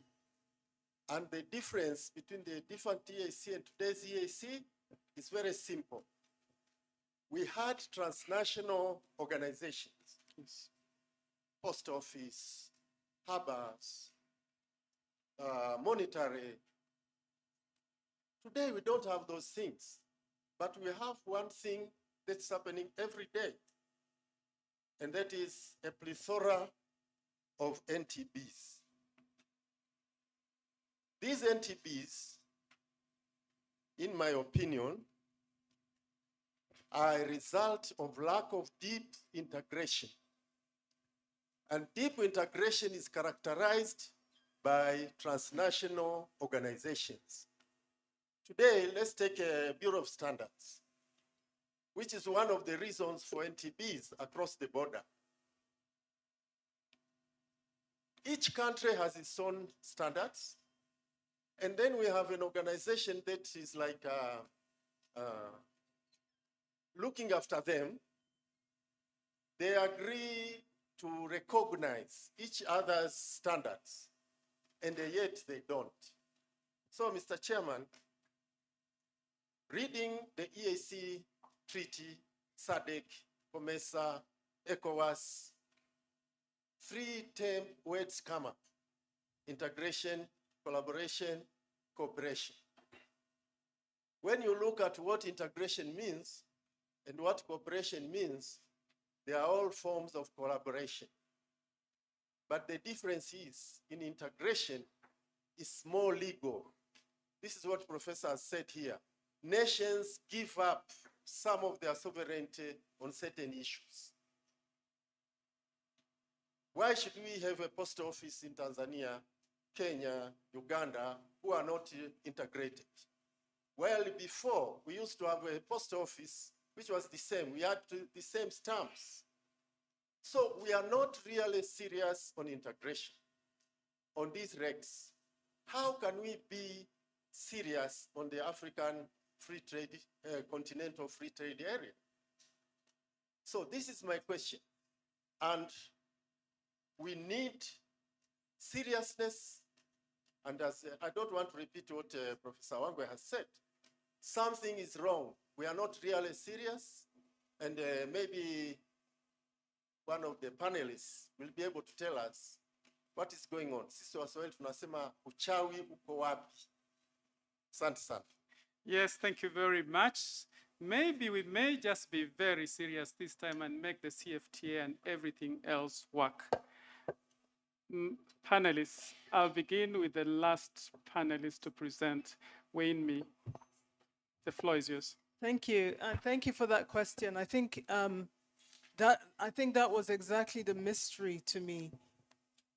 Why we haven't seen one single article after this launch of this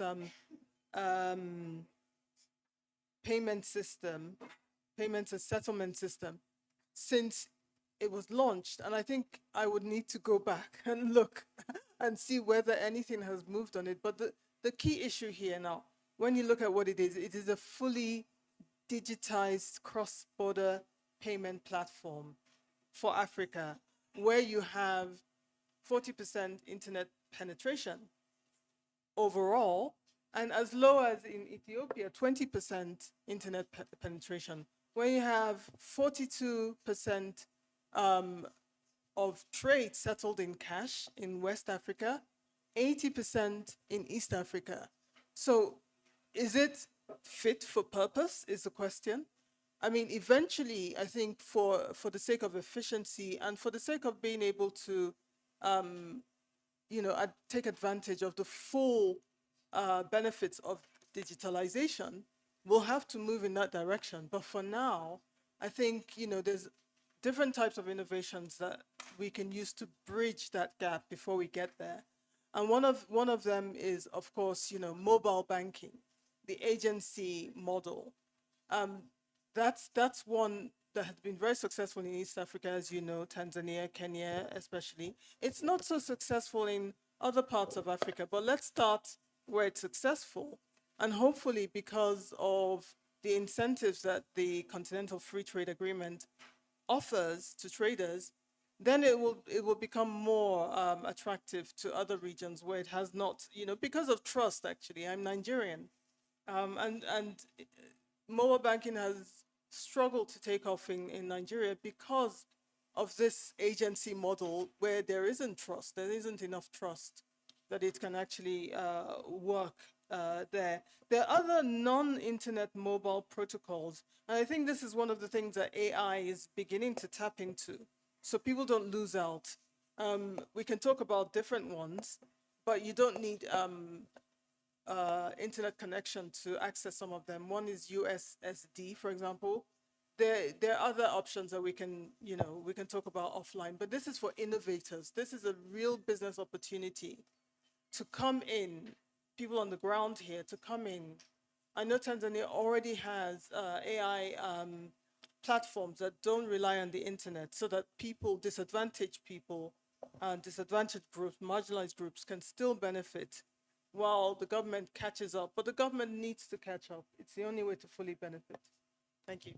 Thank you. And yes, you threw the challenge to the right people. These are researchers. And so soon we'll have more publications here, more papers on PAPS and what is being done to advance continental trade. So researchers, that's a challenge for you. Melaku, you have the floor. Yes, thank you very much. And thank you, colleagues, for the interventions, for the questions. I can feel some kind of frustration in the room, I think, and I understand that.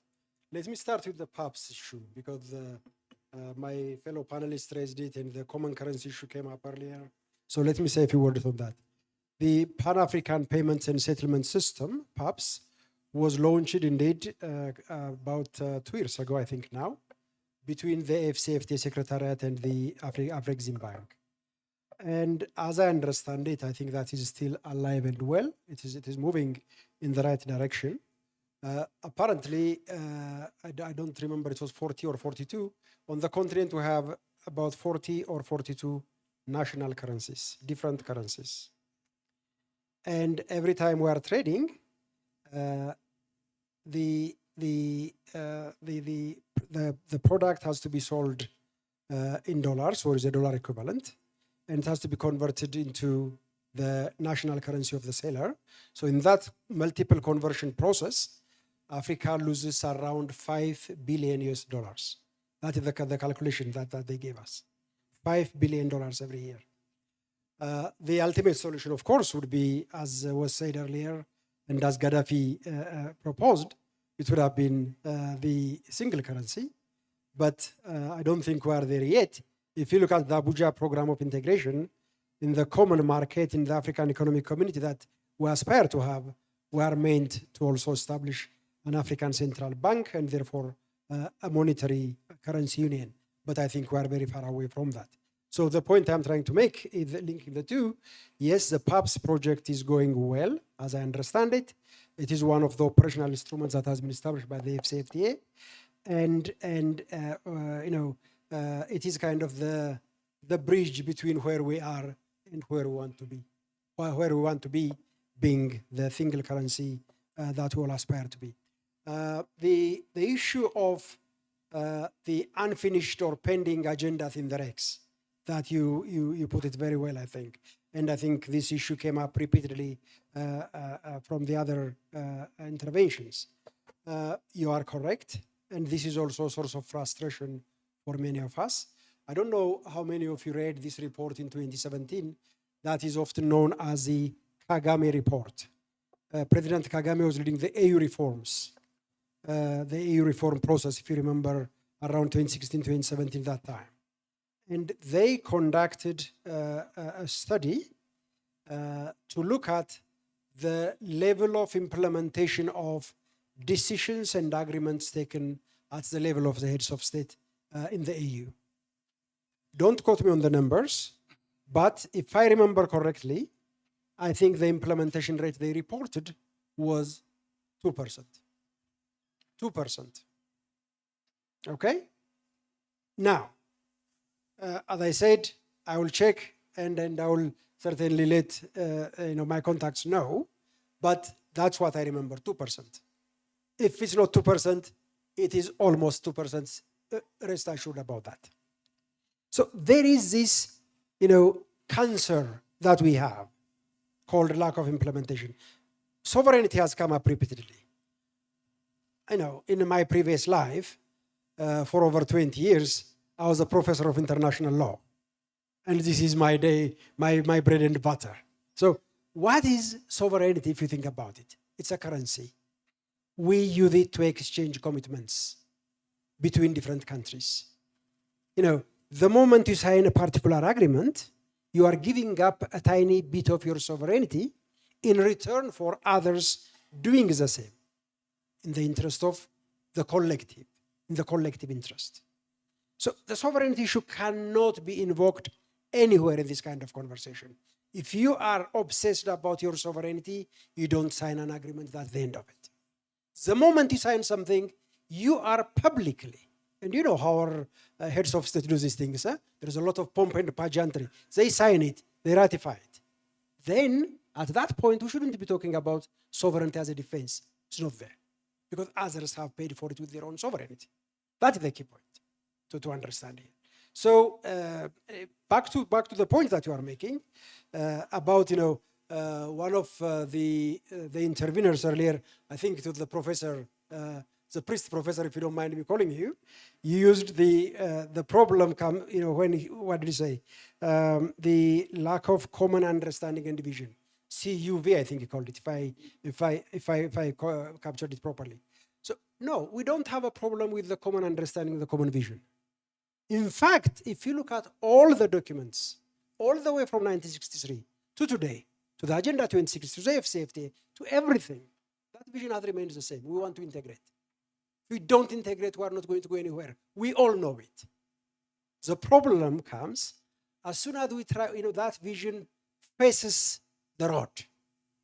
When the tire hits the tarmac. That's where the challenge is, because at that point, all sorts of vested interests come up. Okay, all sorts of vested interests come up who feel threatened by the kind of changes that we are talking about. And those vested interests are not necessarily internal to us, they are also external. Okay, so I think, in fact, the challenge that I often see is, we are very articulate in expressing our commitments. When it comes to the implementation, we are nowhere there. That, I think, is the challenge. Can I continue, sir? Or For a minute, yes. Yeah, yes, thank you very much. So the issue of standards also came up. And I think yesterday, Dr. Hermogen was here, who helped us to see what we are doing in that area. Standards, the specifications, the non-tariff barriers, the non-tariff measures, etc. I don't think this is rocket science here, okay? It is part of the manifestation of the implementation challenge that we all have been talking about. Otherwise, where do those non-tariff measures come from? They are the inventions of our own bureaucrats, our own policymakers. We're not talking about infrastructure here, okay? We're talking about measures invented, concocted by government officials, by governments. If they agree to achieve something, one would expect them to be held accountable for what they have agreed, what they have committed. In the AAC, you have a court. In the FCFTA, for the first time at continental level, we have a dispute settlement protocol that was crafted on the basis of the WTO dispute settlement understanding, the DSCU. Will we ever use our dispute settlement protocol to hold each other accountable? I'm not sure. I'm not holding my breath about that. Okay? The moment we start holding each other accountable, I think we are moving in the right direction. And it's not because I'm a lawyer and I want to make money out of it, believe me. No.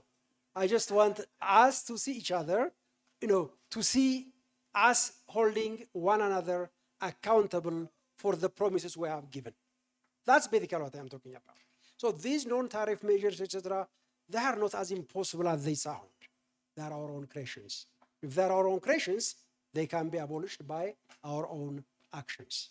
Thank you very much. Thank you very much, Melaku. Dealing very well with the issue of vested interests. Some are internal to us, some are external. Dealing very well with the understanding that when we get into agreements, we're exchanging, we are donating something, giving something and receiving something back. But the challenge with our African states is that you sign, you want the other one to implement, but you don't want to implement. Some of us are waiting for the others to implement. Then that's not good. You're not giving anything back, yet that should be the case. The other issue is that you've raised, which is very important, and we have raised this at the EAC level. How many states have taken other states to the court here? We set regulations, we have a court, but we want to sort this out in the background, an elders discussion. So why set up the court when we can't use it? And of course, the Secretary General is not here because there's a role that the SG needs to play in, taking a state that has failed to the court, but we don't want to use that. And that is when the issue of holding each other accountable comes in. Can we hold each other accountable? And to finish for us, Dr. Rimze, there was a question, and it's good that Melaku has mentioned it, the issue of standards, which Professor there raised. The issue of health, standards, phytosanitary issues, how do we guarantee that? Thank you, Chair. Professor, we don't have a common understanding problem. We have a challenge of common purpose that lead us to mistrust. Okay, coming to our question about the fishing, or the fish which are catching in Zanzibar are safe. You say that you peruse some researches and show that in every 5 fish catch, 1 are contaminated with 3. Oh, okay, so 3. Okay, first of all, and you connect it with the blue economy. First, I want to assure you that when we're talking about a blue economy, we are not talking about fisheries only. Blue economy is a wide aspect, and we're talking about maritime transportation, we're talking about harbor, we are talking about tourism, especially seashore tourism.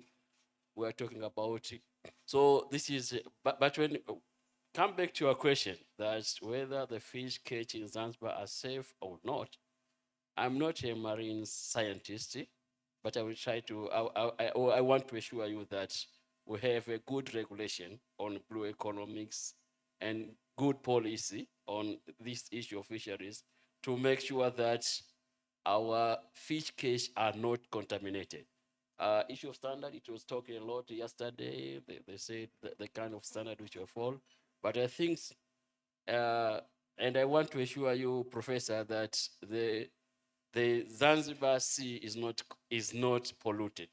So come to Zanzibar and take a fish, you'll be safe. Thank you.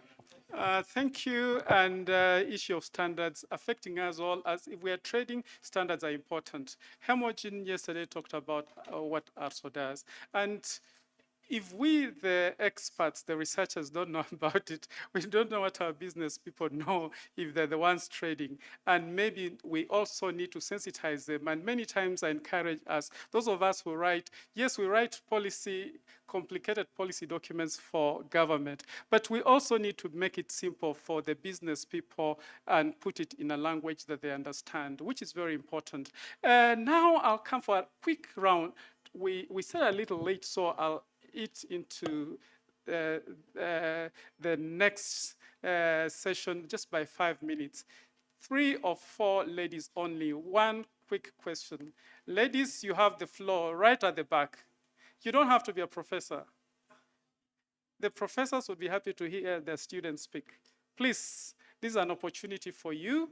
Anyone at the back? Anyone? I don't want to pick on anyone. I am sorry, I would have to move you to the back, but please go ahead and open the floor for the ladies so that we hear your experience from the... Hey, good afternoon. I'm Alicia Nichols from Barbados, in the Caribbean. I just wanted to mention with regard to the dispute settlement in the Caribbean, we have the Caribbean Court of Justice. So a state could bring another state, a claim against another state, or a private individual could bring a claim against another state. So I'm not familiar with you guys' dispute settlement system, but I find the original jurisdiction cases that you see at the CCJ tend to be where a private individual has brought a case against another state. And I think private sector persons tend to be more willing to want to advocate for their rights sometimes than states themselves. So maybe, as I said, I'm not familiar with your dispute settlement system, but if you had that mechanism where a private individual could bring a claim where they feel as though their rights under the treaty have been infringed.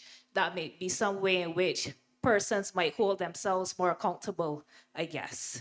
So that's just my intervention. Thank you. I wish I could respond on behalf of the registrar, who is not there, but yes, maybe we'd need to look at the question of jurisdiction of the court and why some matters don't get onto the court. And remember, the court doesn't go out to solicit business. It's also, the business has to be taken to it that is within its jurisdiction. So thank you very much, Alicia. Another lady at the back, please. Before I go to the gentleman, another lady.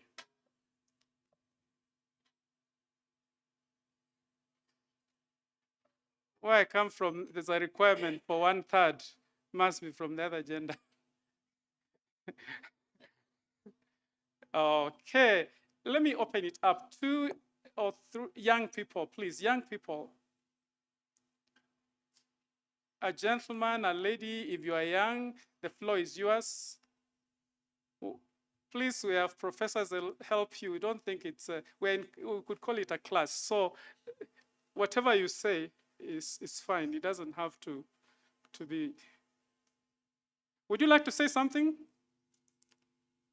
Yes? Okay. Oh, yes. Young people, it's not the future. The future is here now.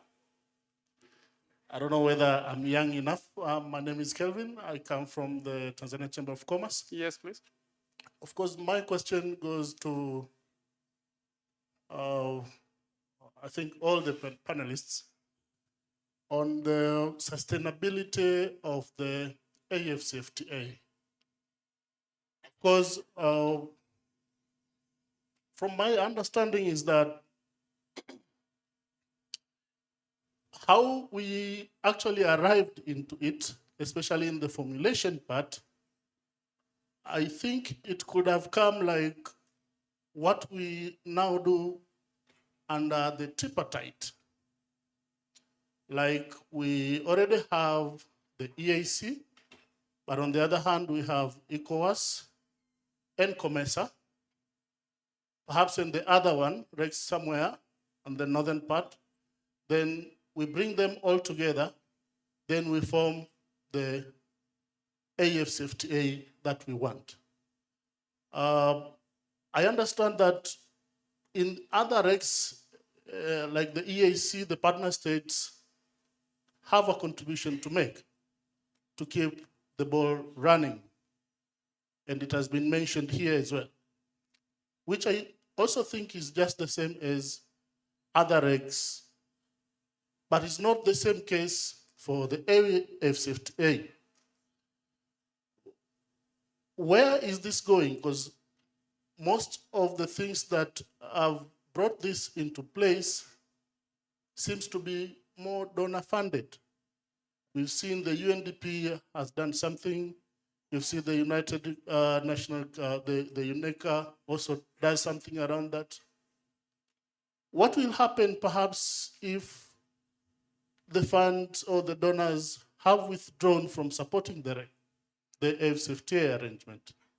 Is it going to collapse?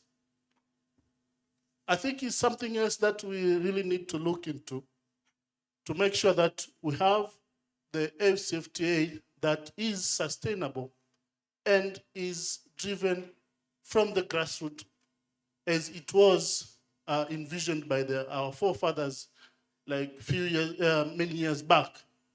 So this is just the comment that I really want to make. Thank you. What's your name, please? Kevin. From, introduce yourself. Yes, I'm Kevin from the Tanzania Chamber of Commerce. Yes, yes. That is good. Kevin, 2 issues. One, which you could address. I don't want to take you us back to the summit in 2012 when the heads of state and government discuss the boosting of intra-African trade, and this journey starts. I would take you back there, but Desta will quickly, Dr. Desta will quickly respond to that. And the second question, I don't know whether it should be answered by the UN unless the answer in the personal capacities, because maybe Waziri, what will happen if we, depending on donor funding, will it survive beyond that? And then the last question, there's a gentleman there. Please introduce yourself and ask the question. And that will be the last one.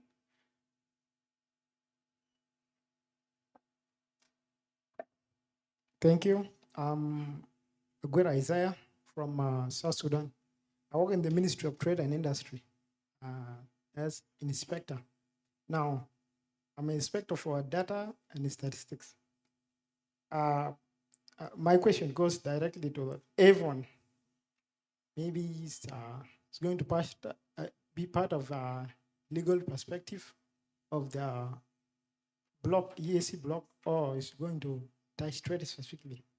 Now, as per the Court of Justice of EAC, everyone else knows that South Sudan is a newest nation, and for the information or the data given yesterday, we trade nothing to the region. And it's true. It's like someone who just break away from his father's house, okay? You go and form your own family. So you start from afresh. That's how it is. So there's nothing which is new. Now, of recent, local businessmen decided to export fish product to DR Congo market, and the transportation or the other facilities were not direct to the region of Congo.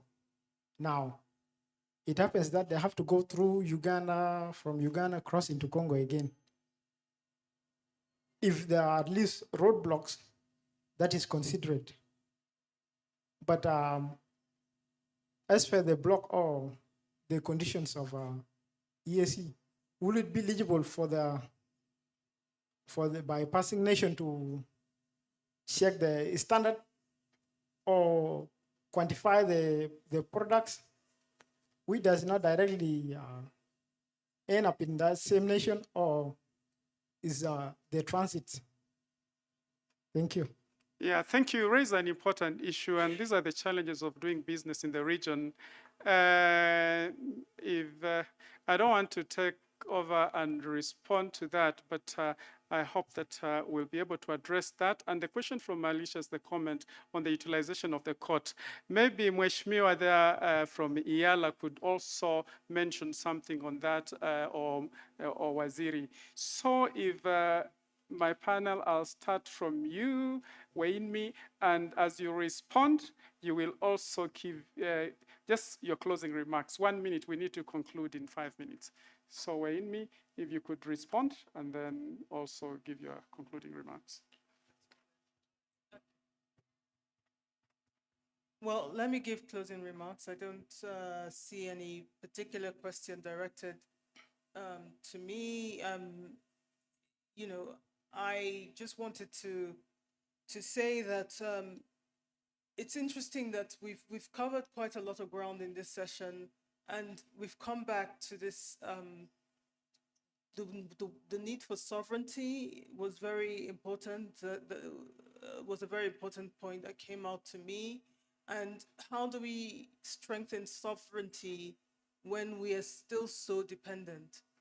The gentleman, the young man from Tanzania Chamber of Commerce, who had this question about sustainability, when we're still, even our trade, our arrangements are still heavily funded by donors, is one of the things that holds us back in terms of really fully asserting our sovereignty.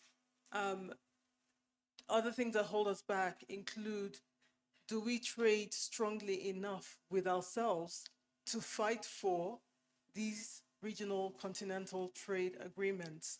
We see this everywhere. It's not a uniquely African problem, but the problem is that because we don't have the strength of demand here, and we really need to do other things, including building a market, alleviating poverty, making sure that our people are the ones that we start to look inwards to drive demand, etc. So those would be my parting thoughts here. And we hope that trade, as UNDP, we hope that trade can alleviate some of these problems. It's not just trade for itself, it's trade with the humanity behind it to develop the people, ensure that they can then bring whatever they earn from trade to develop countries. And that's why I really advocate for gender equality, because as we know, women invest the majority of their income on their families. So there's a multiplier effect there. So there are ways and paths towards sovereignty that we should continue to look at and use that as a way to build up our position in the world in global trade, regional trade, etc. Thank you. Thank you very much. I don't know where men spend their money. I thought it was also on families. Oh, maybe the neighbor's family. So you raise very important issues that we're creating markets, not for their own sake. We're creating markets, and these markets have to be utilized. We have to produce for the market. And we need to be ready for that. The CFTA is here. The East African market is here. Let us utilize them and utilize them well, ensuring that everyone participates. Our women, our youth are also participating, and that we are not putting obstacles in their path that then expose them to danger. Waziri, would you like to add something? Thank you very much, Waini, for that. A microphone there? Okay, thank you. Asante mwenyekiti, mimi nataka kuchangia jambo moja ambalo limekuwa likijitokeza hapa. Yeah, karibu. Kuhusu kwamba hizi REX zetu, mikataba yetu, arrangement kama za FCFTA na kadhalika zimekuwa heavily funded by donors. Yes. Nafikiri dadangu pale ndio kitu ambacho nataka kuchangia. Takwimu zinaonyesha hatu trade wenyewe Afrika. Maana yake ni kwamba mzunguko wetu wa biashara ndani ya Afrika, pamoja na kwamba tumetengeneza soko au tumeamua kujitengenezea soko, lakini hatulitumii. Na hizi ni arrangements zilizowekwa kwa ajili ya kupromote trade. Because if we don't trade ourselves within the Africa, then hatutarajii kuwa na transactions kubwa ikionekana ndani ya Afrika ili kuwa independent and sustainability kuwepo.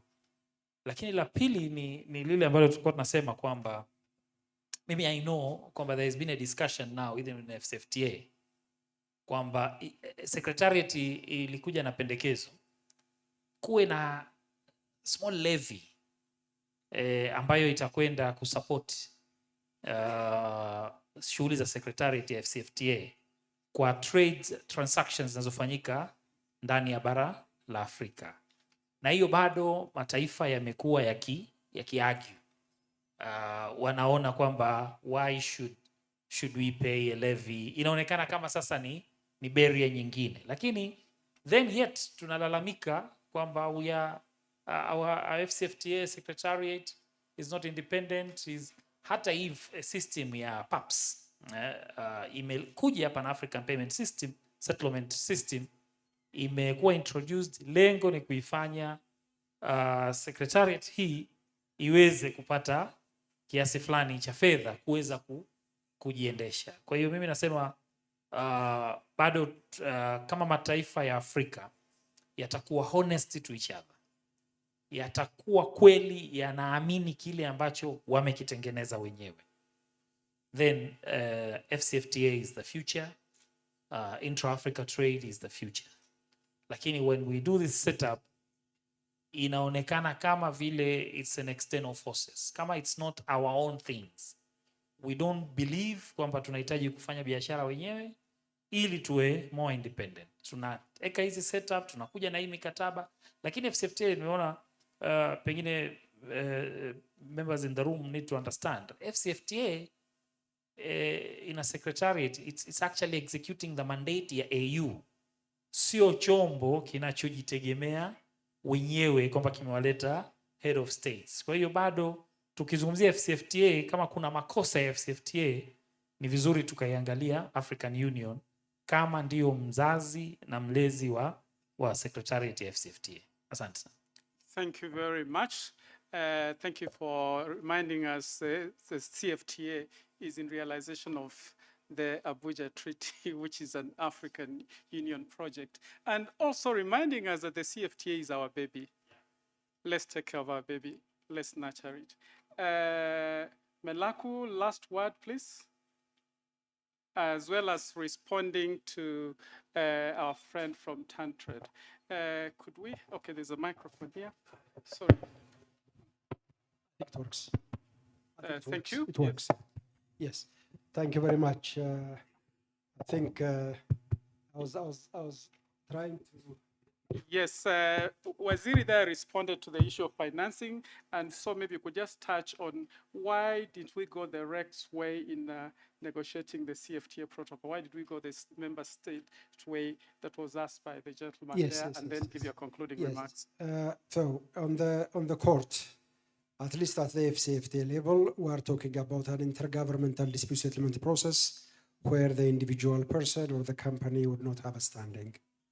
I just want on the EAC, it has evolved, so I cannot really comment because I don't have the latest information about where it is. The issue that was asked about the tripartite analogy, I think it's a very, very powerful question. Initially, there was indeed a thinking that the eastern half of the continent would come under the tripartite, COMESA, EAC, and SADC. And then the western half would also come under another equivalent to the tripartite. But that's not how the situation evolved, even with the tripartite. If you look at the tripartite's initial mandate and what they ended up with, are very totally different. The initial mandate in 2008 in Kampala was effectively to merge the three. But then gradually it became kind of another layer, really, on top of the three rather than replacement of them. Trudy's colleague, Professor Erasmus, has written a lot on this, and we have done some work in that area as well. So there was a change of direction on the way after the negotiation started. So that is really the only thing I can say on that. Is this sustainable? I don't want to, because I didn't hear what the honorable minister was saying. I don't want to find myself in trouble by contradicting him. But I think I got the message. I agree with you completely. I think the AFCFTA certainly is the future. Abuja Treaty was mentioned. Come back much closer, 2013. We have Agenda 2063. Agenda 2063 identified a number of flagship projects. The AFCFTA is actually flagship project number 1. Okay? That's what, okay. I'm happy to be safe now. So I don't think, though, the colleague from South Sudan raised an important question about transit issues. Yes, we have transit provisions in a protocol under the FCFTA. If we implement it, that implementation issue is always there. I think there are ways that this can be addressed, but of course, both DRC and Uganda being part of the EAC now, and so South Sudan, I believe that you have even something that goes beyond the FCFTA on transit issues. So that would be my response. In conclusion, Chair, I think a number of very interesting questions have come up here. And I am confident that Repoa is taking notes, and I hope you are going to deploy the brain power that I see in this room to work on them. These difficult questions require, very dedicated researchers, thinkers to grapple with them. And once we have the evidence base, we have to go to the decision makers, to the political leaders, to the ministers. So I think this is really a wonderful opportunity in the sense of airing many of these questions. We do a lot of research where I am, but I don't think it's enough. I think we have to work together and build this further. And in doing this, we have to try to get out of, the fashionable kind of conversation about the fashionable topics. For me, we have to go to the basics. Delivering on our promises is something that we, all those of us who are adults here, who are older, all of us are adults, but those who are parents here, I'm sure we give promises to our children. And we don't want to fail in our promises in front of our children. And I think the state has to be held to a higher degree of accountability in terms of living up to their promises. If the state promises to do something and they are not held accountable, I think there is a significant problem there that we will have to accept. So let me stop here, sir. Thank you very much. Thank you, Melaku. Dr. Mzee, just one last word. Thank you, Chair. I was following the discussion since yesterday, and people talking about convergence, talking about value chain, talking about the benefit. But I think there's one thing which we forgot, that is the rising share of trade in services. As a region, we are not doing well in this area. And this is a very potential area, because all the discussion I heard here since yesterday, they're talking about transportation, storage, those things are taken care into a trade-in service. So I think we need to improve our trade-in service because it's a potential to our economy. And also there's an issue of encourage enforcement of the existing treaties, so as to remove the concerns that we are facing now. I would also like to thank again RIPOA for inviting me to this very important meeting, and to thank all participants for their contribution to this very successful workshop. Thank you. Thank you very much, Dr. Mzee, Dr. Desta, and Wayne me there. Friends and fellow participants, trade agreements are important, whether they be at the bilateral level, at the regional level, the continental level, and beyond.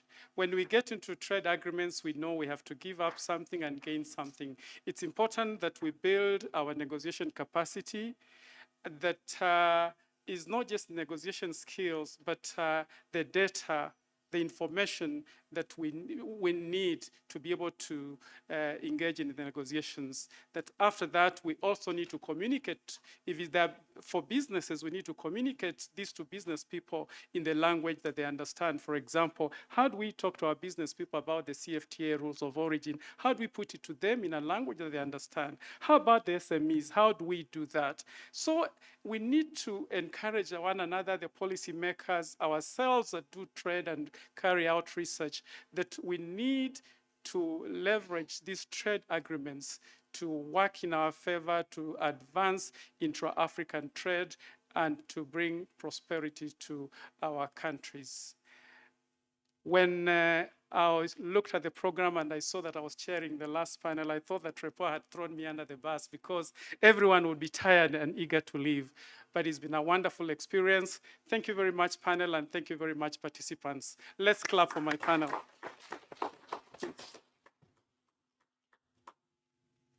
Thank you.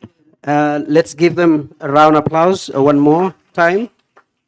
Thank you, thank you. Thank you very much, Professor, for that wonderful leadership during this session. And there was a question that was raised about the East African Court of Justice. I come from the East African Legislative Assembly, working in the area of communications, and normally we do a lot of presentations together with the courts, the secretariat, and ourselves.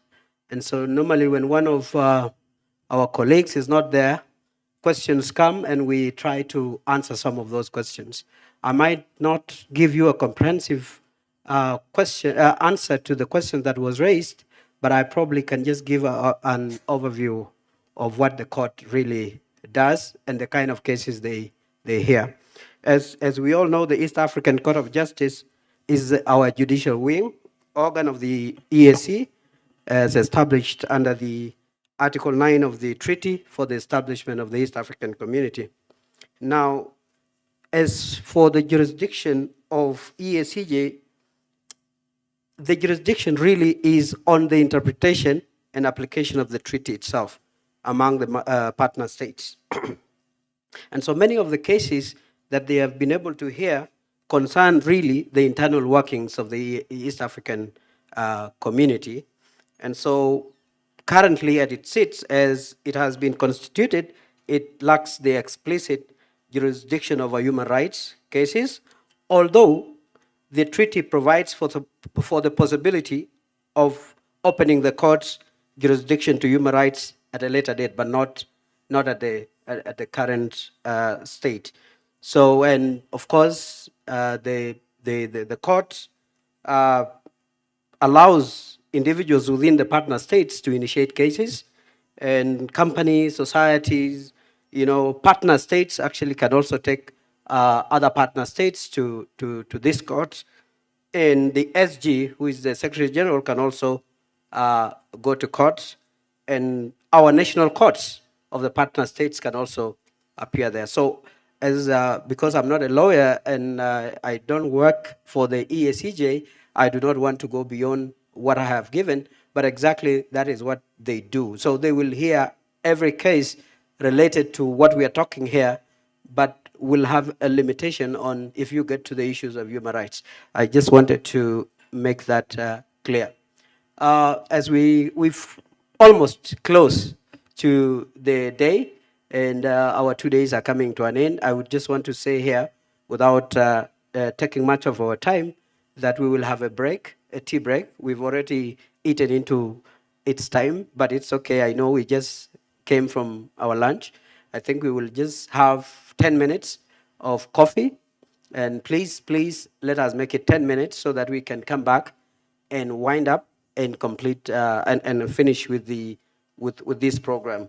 And but before we go, I would want to make 2 announcements. There are evaluation forms, please, on your desks. Kindly, please, we ask you, request you that you fill them out, because by doing so, it gives REPOA, an opportunity to be able to improve and see where they have also done well and where they need to improve. And again, for those who want to access photos and the rest of the materials, please use the QR code on your at the back of your card. The team, the media team, are updating all the information there, so you will have access to all those. And then finally,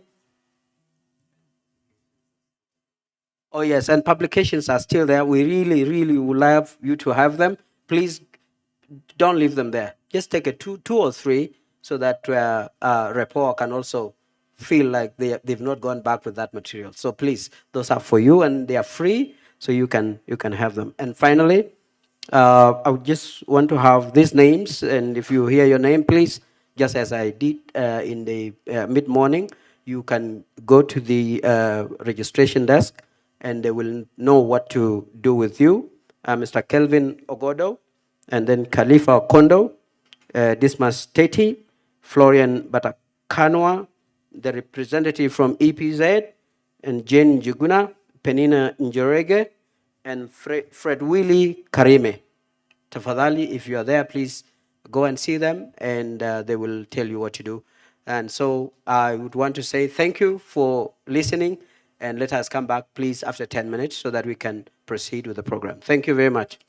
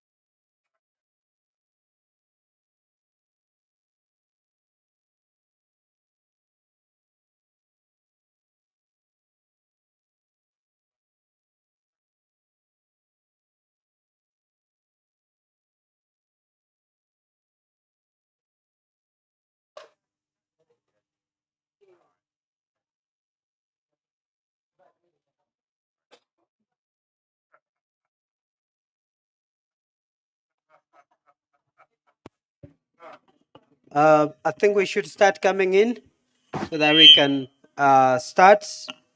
Kindly inform those who are outside to start coming in so that we can start.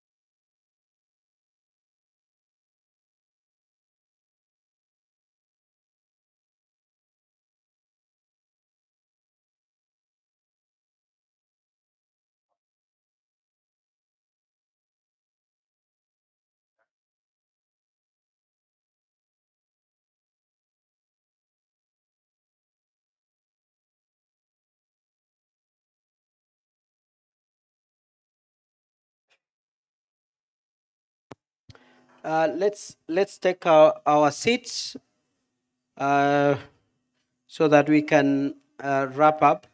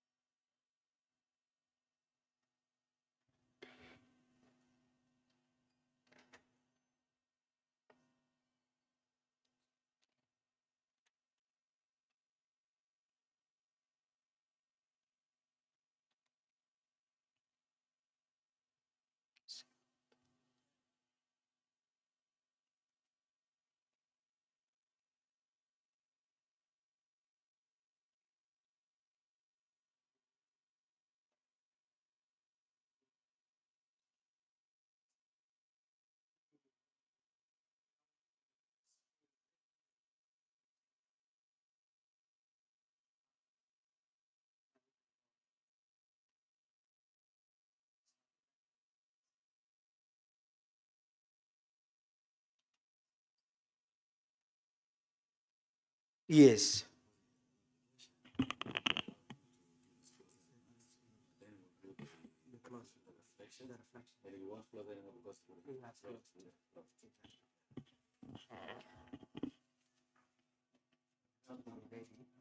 will have to come now.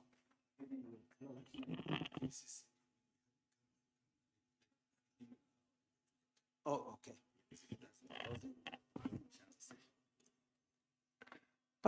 Yeah.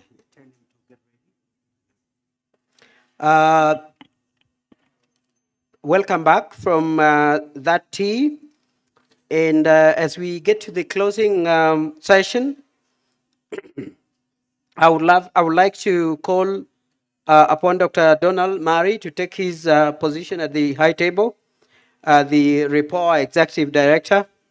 I would also like to call upon Dr. Jamal Msami, the Director of Strategic Research at RIPOA. Oh, it's not there, I've been told. I would also like to call upon Dr. Jane, Senior Researcher at RIPOA, to come forward. Thank you. I would also like to call upon Dr. Lucas Katera, the Director of Collaborations and Capacity Building at RIPOA. Thank you very much. You can get closer because we don't have anybody else yet. Please let us take our seats so that we can start. Please.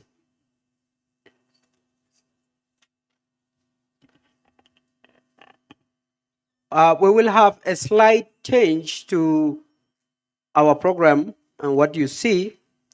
If you look at our program, the closing remarks were to come at the very end from the Right Honorable Speaker, Joseph Ntakiritumana, online because he's in Uganda right now. As you are all aware, the East African Legislative Assembly is in Uganda for its plenary session. And so even the members, the honorable members of parliament that were here with us yesterday flew in from Kampala for this particular event. And even myself and some of the staff of Yala came from Uganda and will be flying back to Uganda tomorrow. So the sessions are on, and that is why the speaker could not make it here physically. But he will be addressing this assembly right now online, and we would want to give him the first chance so that he can make his closing remarks because he's attending another urgent meeting. And so we will assume that he has officially closed the meeting, but after his remarks, we will have our reflections even after his remarks so that we can allow him to go. So Peter, if you are ready, you can ask the speaker, but I think I would not have that capacity to introduce him and welcome him. So I would ask Dr. Murray to come and officially invite the Right Honorable Speaker of the East African Legislative Assembly to welcome him to make his closing remarks. So, karibu Daktari.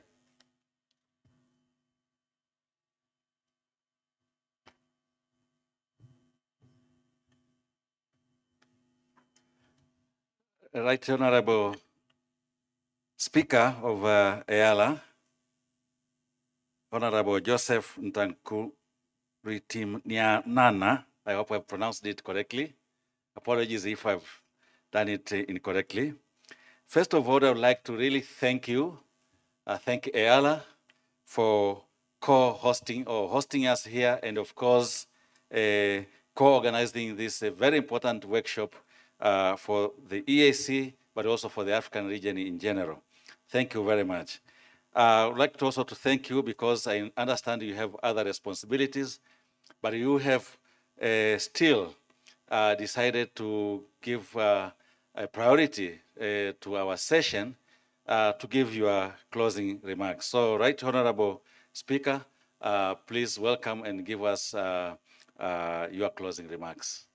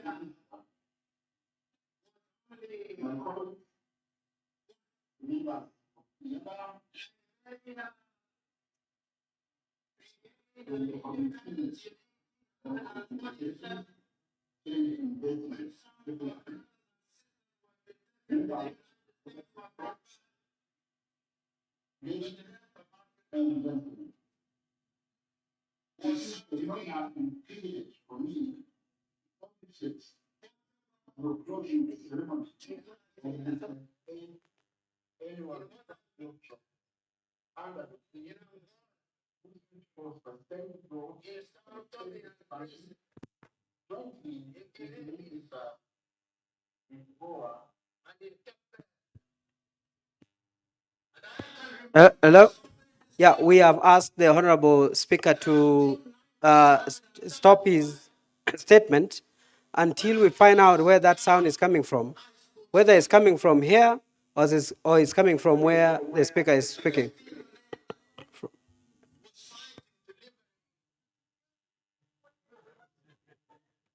Yeah, so we have called the technician on the other side to try and correct that, whether that is coming from them, then they can correct that, then the Honorable Speaker can come back. So please give us just a minute or two to do that. I think Professor Lumumba has something to tell us at the closing.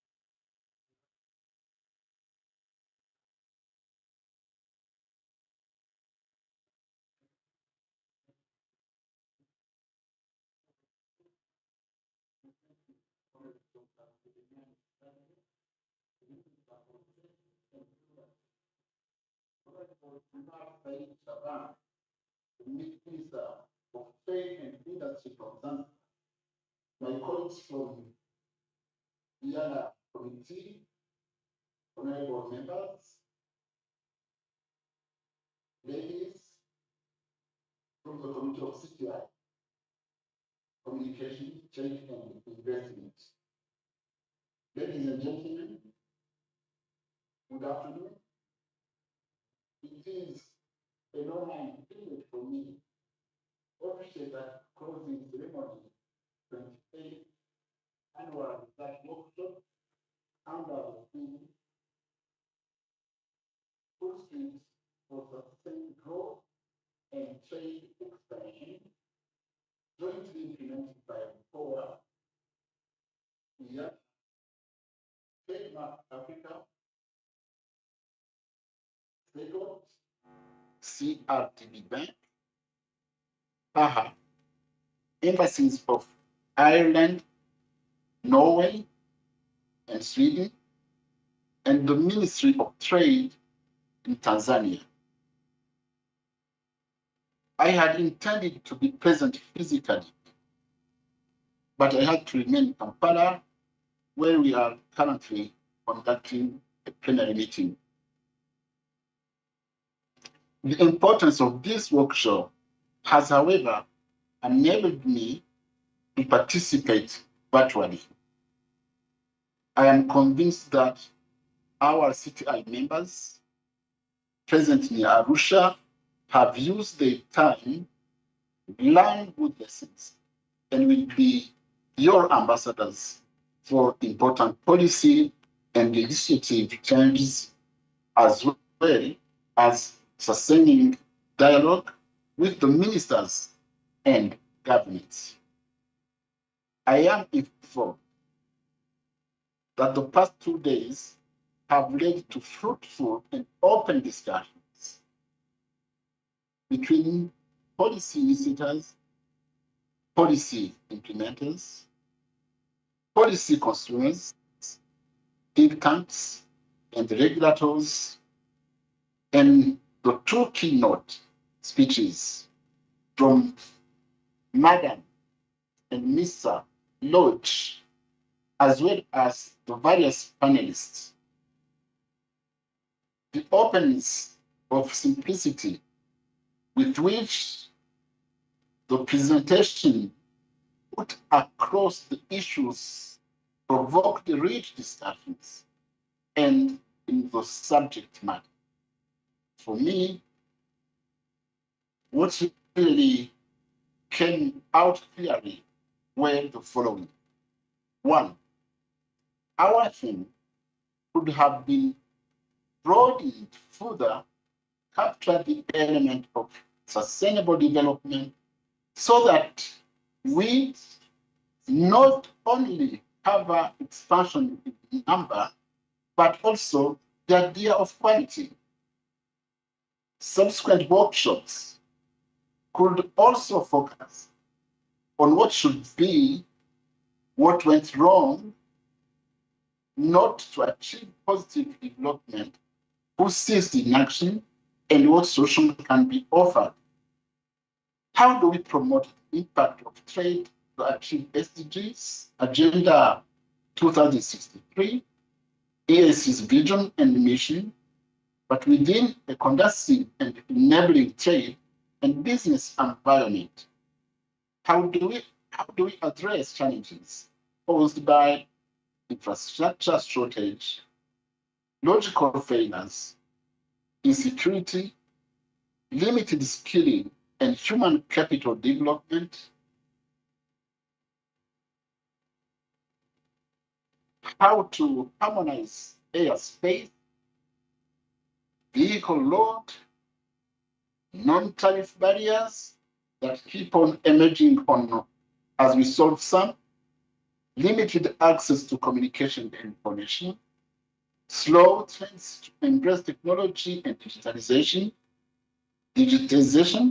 limitations in offering startup capital for trade finance, limitations in intellectual property and the rights and limitations, forging global partnership for stronger collaborations and growth. On her part, on our part as EAL, we remain committed to work with all stakeholders. We have so far passed a number of relevant bills,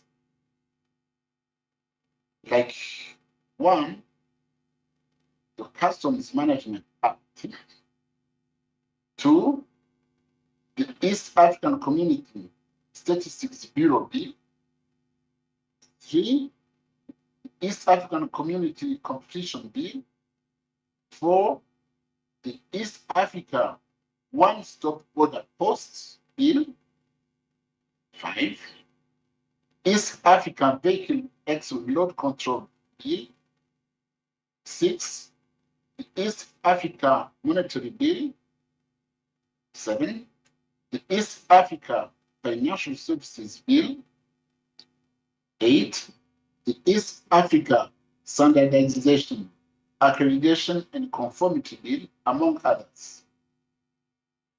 Our committees have also played important oversight activities at all CBP facilities. We have been in Mombasa Port, Dar es Salaam Port. We have visited trade infrastructure projects and made recommendations. We are pursuing open skies policy. And this is killing our community. Our tickets are the most expensive, not only in Africa, maybe in the world. Can explain us that when our East Africans have to fly from Kinshasa to Arusha, the cost of the ticket is more expensive than the one that could take them to Washington and come back. We shall continue doing more, particularly with women, youth, business council, private sector, and more. As it was said, we are playing in one arena and we should share in the same goal.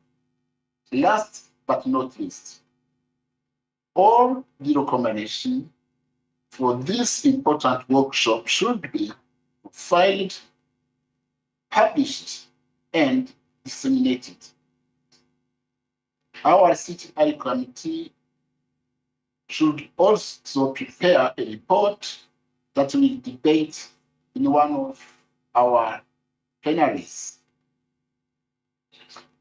With that, I thank you again, you reporter. I thank the members.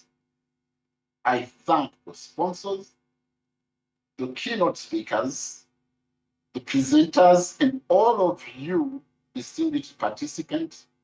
And with this, I declare the 28th Annual Research Workshop officially closed. Asanteni sana. Thank you.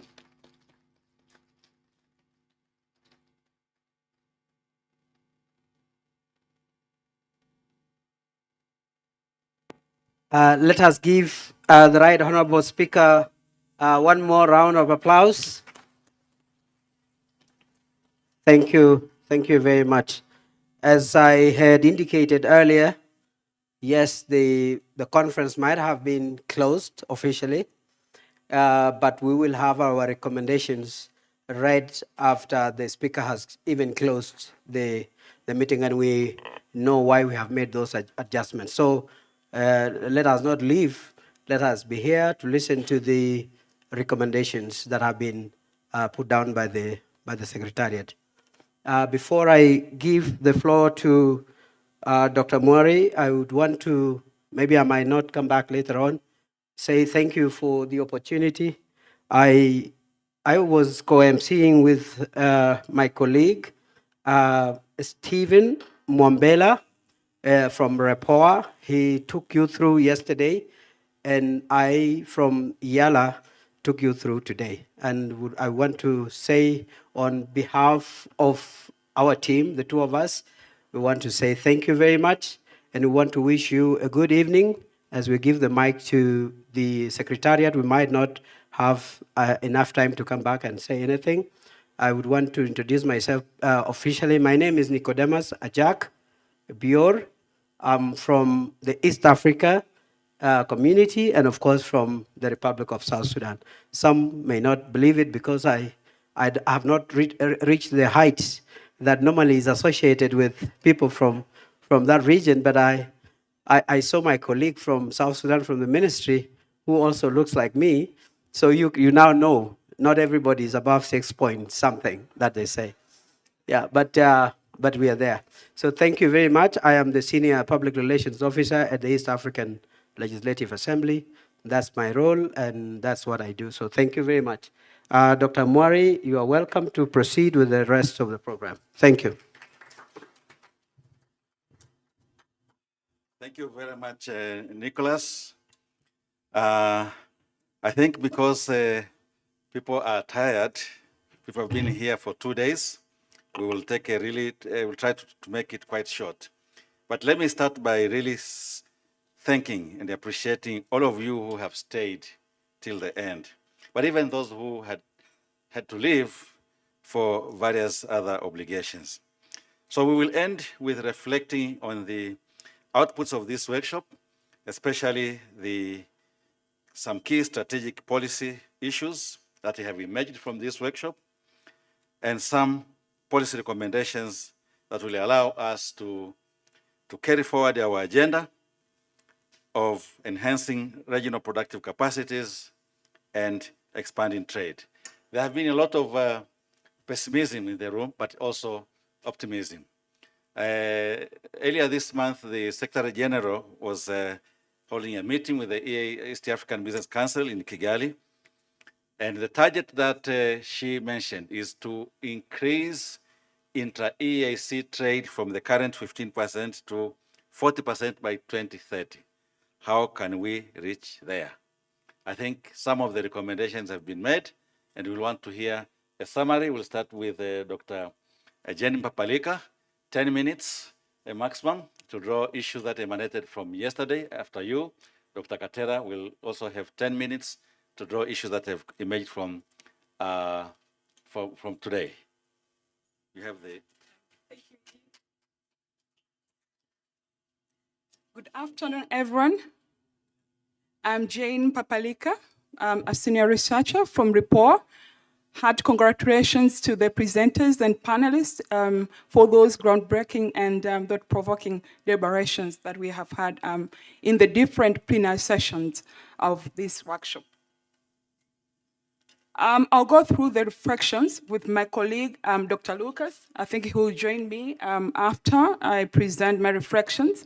So I'll go through the first 3 reflections, and then he will finish the remaining reflections.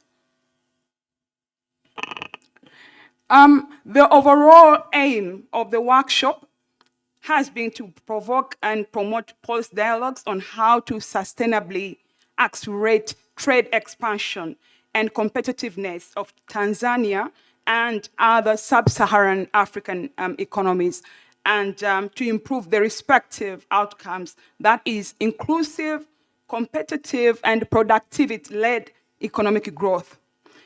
Now, this year's workshop was guided by 3 key objectives, which are to provide a sharper look at the challenges and opportunities for sustainably accelerating trade expansion and competitiveness, and then to examine strategies for effective participation in the regional and global value chains and their supply chains, and options for strengthening the strategic linkages to enhance transformational competitiveness in the key trade sectors. And lastly, to provide again a sharper look at the challenges and opportunities for sustainably enhancing productive capacities in the key productive sectors as fundamentals for accelerating trade expansion and competitiveness.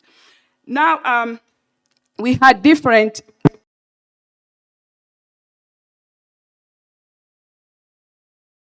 following, policy recommendations. Trade and economic formulation need to put people at the center of policy options, stressing the importance of improving the distribution welfare of policies in helping those who lose out, the people-centered policies for that matter. Trade needs to empower women because of the obvious knock-on effects. Women are not only the majority, but also keep a major role in household welfare and poverty reduction. So it calls for women empowerment on all these issues of trade expansion. And then we have political will needs to align with direction of travel of trade policy, and then regulations also need to stimulate change and prepare populations for the future. We had about the geopolitics dynamics in the region and around the world. They remain key as they shape the outcome of trade. We had a question, who do we want to trade with, regarding the geopolitics dynamics, and then who do we want to exchange support with in terms of the bilateral and multilateral support. And then a good example in this situation is critical minerals. You had from different speakers who highlighted about the potential of Africa in terms of the critical minerals like cobalt, aluminum, and etc. Which, while 60% of the world's rare earth market remains dominated, despite of the fact that Africa has potential of these minerals, but they remain the market, in terms of the market, China is still dominating. Now, we have the issue of climate change, which has been a very concern to both policymakers and practitioners around the world. It is both opportunity and a challenge due to the significant effects that it poses to the wider economy and societies. Unless we address climate change, which could hamper some efforts embarked by the different countries in Africa to strengthen productive sectors, to strengthen productive capacities and trade within the region, then we will not be able to realize the intended goal of sustained growth in trade through the AFCFTA. With regards to the keynote address, it focused on the sustainable growth and trade expansion with a focus on the AFCFTA and the wider effects to the economy that will boost intra-Africa trade. Now we have the regional bodies such as the OACPS remains committed to supporting Africa's trade development by focusing on the following aspects of trade environment, or rather the enabling environment when it comes to trade. One is on improving regional connectivity among these countries, among the member states in Africa, is key and must be prioritized through the use of digital technologies to harness potentials and address infrastructural gains. Secondly, building sustainable value chains, which is key to development, lies in moving beyond common and low valued added trade to processed and increasingly diversified market products. And then third, we have the capacity building. 64% of Africa is age 18 and below. Investing in Africans' youth is key to unlocking productivity. Empowering women entrepreneurs can add $360 billion to GDP by 2055. And then we have fostering trade integration. The future of EU-Africa relations lies in the Samoa Agreement, which is the overarching framework for EU relations with Africa, Caribbean, and the Pacific countries. To just sum up, Africa needs to address the NTBs, the non-tariff barriers, it needs to align internal processes to benefit from GSP scheme for public procurement. I think those are some of the deliberations and some of the recommendations from the keynote address. And then to move on to the plenary session 1 on sustaining trade competitiveness and benefits from trade agreements, the session noted that African trade has been failing. So just to put it simply, the session highlighted on the challenges regarding regional integration. It went on to mention other challenges, including the failure of coordination. We saw that among member countries in East Africa, they lack coordination, they lack unity. So that's why maybe we don't achieve 100% the regional integration. And then again, just to highlight on the NTBs is also a big challenge in the region when it comes to trade within the East African, specifically within the East African region. Other speakers mentioned about corruption, among the states, the member states. There's no trust, among them. So that's why maybe some of these issues kind of are stuck. Now, to address these challenges, the government can support regional integration by walking the talk, by removing regulatory, barriers, those bureaucratic procedures that would reduce the cost of integration and expand regional value chains. The next session was on enabling trade competitiveness. The session was opened by informing the plenary that the EAC's total export potential in the AFCFTA is around 1.9 billion US dollars. That is a ballpark figure. While the EAC's total export potential in the tripartite free trade area, the TFTA, is around $1.7 billion.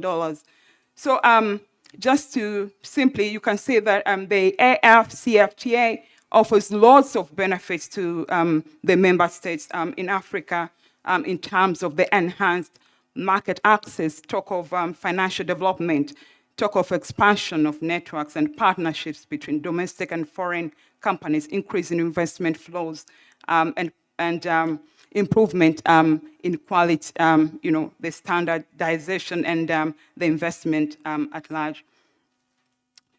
To exploit the potential of the AFCFTA, EAC member states need to promote the capacity of value addition of these businesses by creating industrial parks, or rather clusters for knowledge sharing and economies of scale. Moving to the next session on enhancing productive capacities for trade expansion.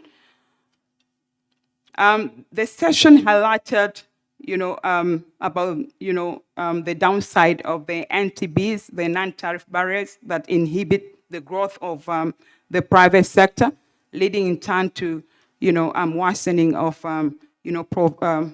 growth, but also poverty reduction efforts. The NTBs are manifested in different shapes and forms, as we heard here, with bureaucratic and unnecessary roles that are at the forefront, frustrating the whole, the whole private sector development efforts that are embarked by some of these member states. So the EAC, as a community, needs to create an investment bank, just like the way we heard about the EU investment bank. So we need to create the regional investment bank that would incubate entrepreneurs rather than lend money on commercial terms. Furthermore, the session touched on the origins of Africans' lack of competitiveness, with examples from the textile and garment sector, which has failed or rather collapsed in many countries in Africa, which is a very sad story to hear. The plenary also learned that Tanzania had 37, but now has only 7 textile factories. I think that was around 1980s and 1970s, where we had quite a significant number of textile factories, like in recent years.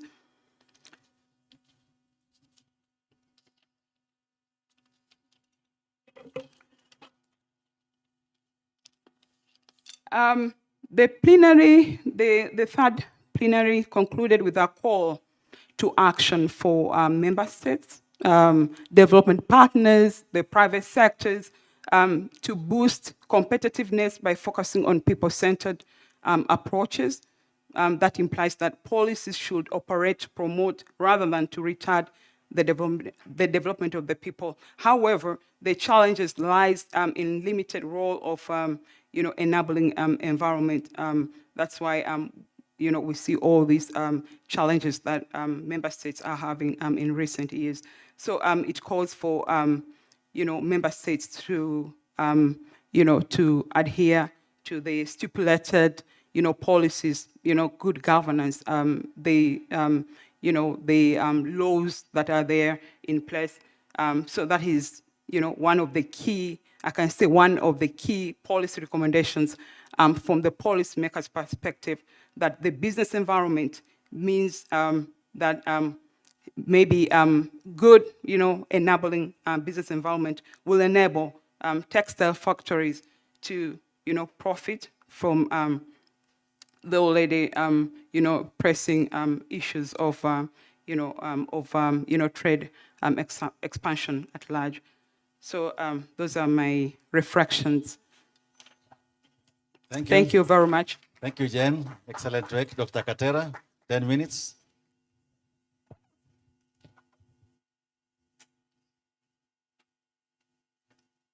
Thank you very much, Chairperson of the session. And just to let you know that because of the nature of the discussion of the topic, there are a lot of things that came out yesterday and came out today. So my presentation will be slightly shorter because most of the issues that came out were repeated in today's sessions. I will present the three sessions. The fourth and the fifth session, we are focusing on enhancing convergence through regional and global value chain. And one of the clear challenges to why products from these countries are not getting into the global value chain is the nature of the economy, which is vulnerable. So the suggestion is that Africa need transition from a commodity-dependent economic model, which heightens vulnerability to commodity shocks and the price fluctuations, towards more diversified and sophisticated economies. But also another issue that came out clearly in the discussion on making sure that our products are getting into global value chain was an issue of harmonization. Of course, we have a lot of discussions came out on this aspect of harmonization, that it starts from the country's priorities, and then that are elevated to the regional priorities. So when there are divergence between the two, then you have the situation whereby an agreement is signed, but when it comes to implementation, few countries, either one country is implementing, others are not implementing without informing each other. So that kind of harmonization are important. Identifying priorities and then try to harmonize them within the region so that any agreement that is signed is taken as a serious agreement to be implemented by all partners. But also issues around another issue that came out clearly was around attracting investment. In most cases, we have comparative advantage of some of the products, but we are lacking technology in the process of production. And a good example is given that hide, for instance. We have a large population of cattle in Africa, but of course the processing hide requires some chemicals that we are not producing them domestically. So it's important to, instead of importing the chemicals, to attract investors of production of those chemicals to be produced locally so that we can be competitive, can get them at cheap price and be competitive. But also issues around harmonization and standards are very important. Some of the products, you are within the agreements, but products from one country are not accepted in another country within the agreement. So it's important to harmonize standards so that the products can get through and be treated equally within the within the region. Issues around the hard and the soft skills. Okay, hard skills like, you have technology, access to financiers, hard skills, but also soft skills like trust, good governance, transparency are very important also to ensure that we can participate in the global value chain. There should be clear understanding, trust, and transparent. Issues around government, the role of government in ensuring that, in providing incentive and in the climate for other actors like private sector to enhance productivity. Government at some point it acts, it remains to be an actor rather than a police remaining at the post level to provide to help the other actors to enhance production and engage into the global value chain. And then issues around technology. It was also discussed that Africa is very much endowed with a lot of natural resources that are not available in other countries. Of course, the question was whether we have to tap them or we have to wait until when we have the right technology. But of course, even when we don't have the technology, we can we can import technology, but of course, make sure that we have a proper content policy that will enable the local people to engage into the value chain.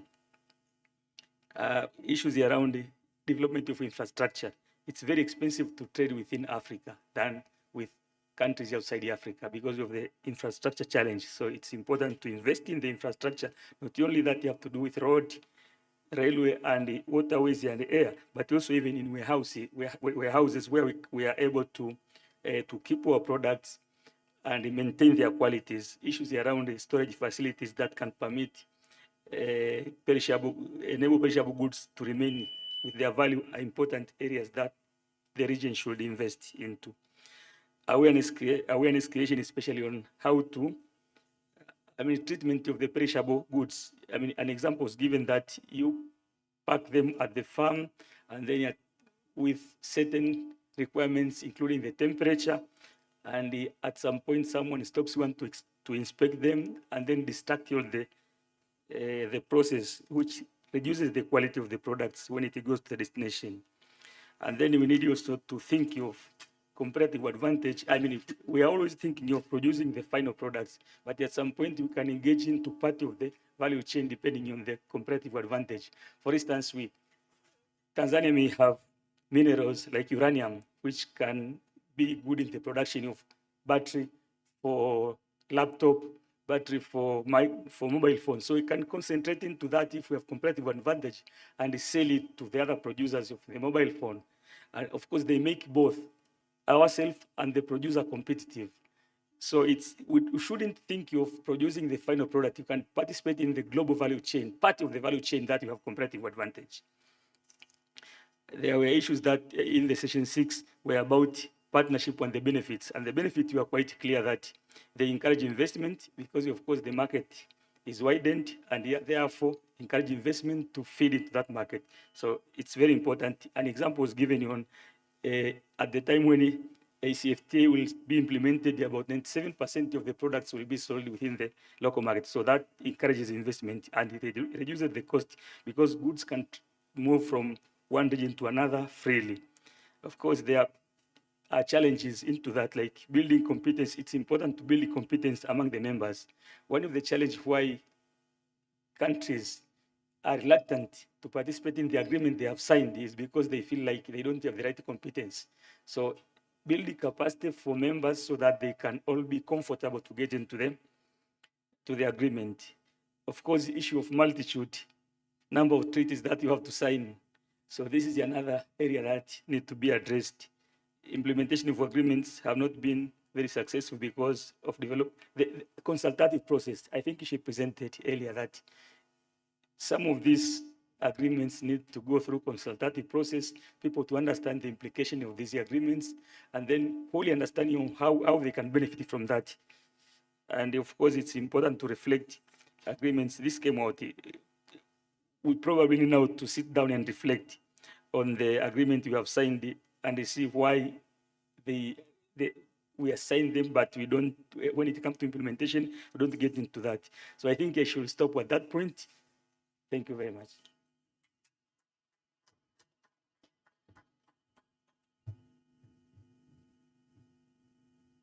Thank you very much, the two colleagues from REPOA, for an excellent summary. We have recorded the proceedings of this workshop. We will be producing a synthesized report, much detailed, and we will be sharing with our government, EALA, EAC, Secretariat, but also all the participants and delegates who have been here. But if there is someone that thinks there is one key thing that need to be recorded, I'll give 5 minutes, just 5 minutes to make sure those are recorded as key issues to consider. Professor Pastor.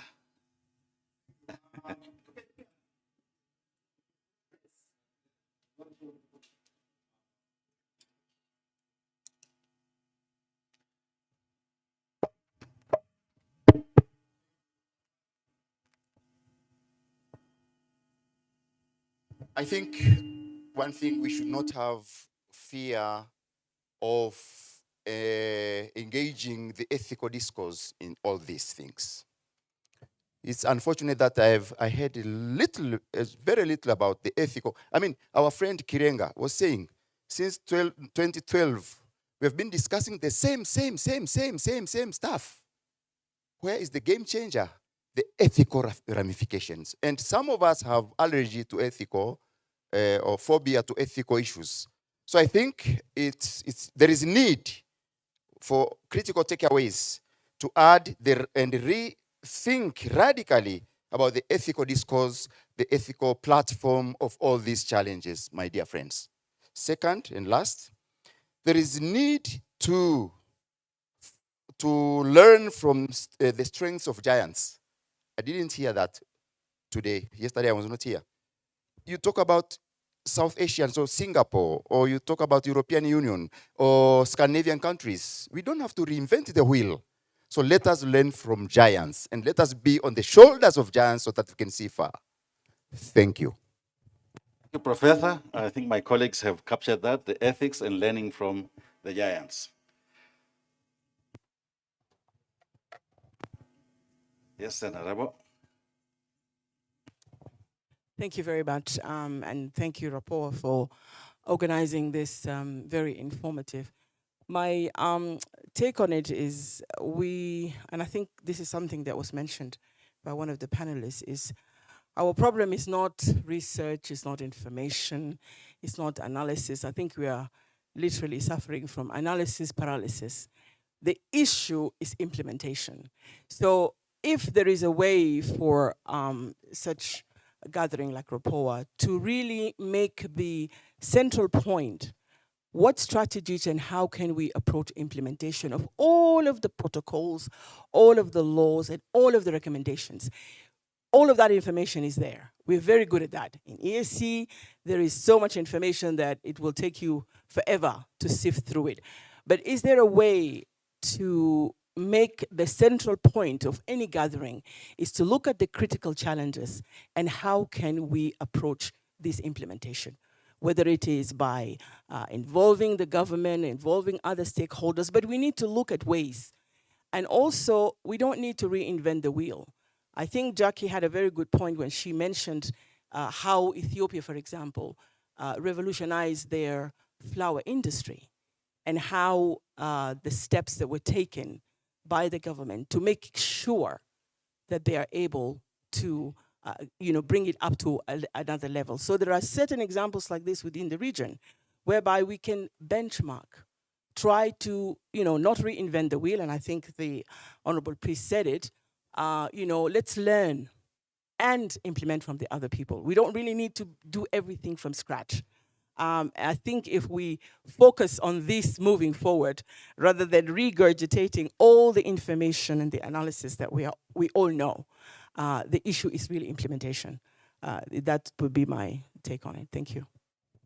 Much, Honorable. And I think it's critical. My team has taken that. How do we address implementation syndrome? I think that's a major challenge. I think we are left with 1 minute. Do you want to say something, Professor?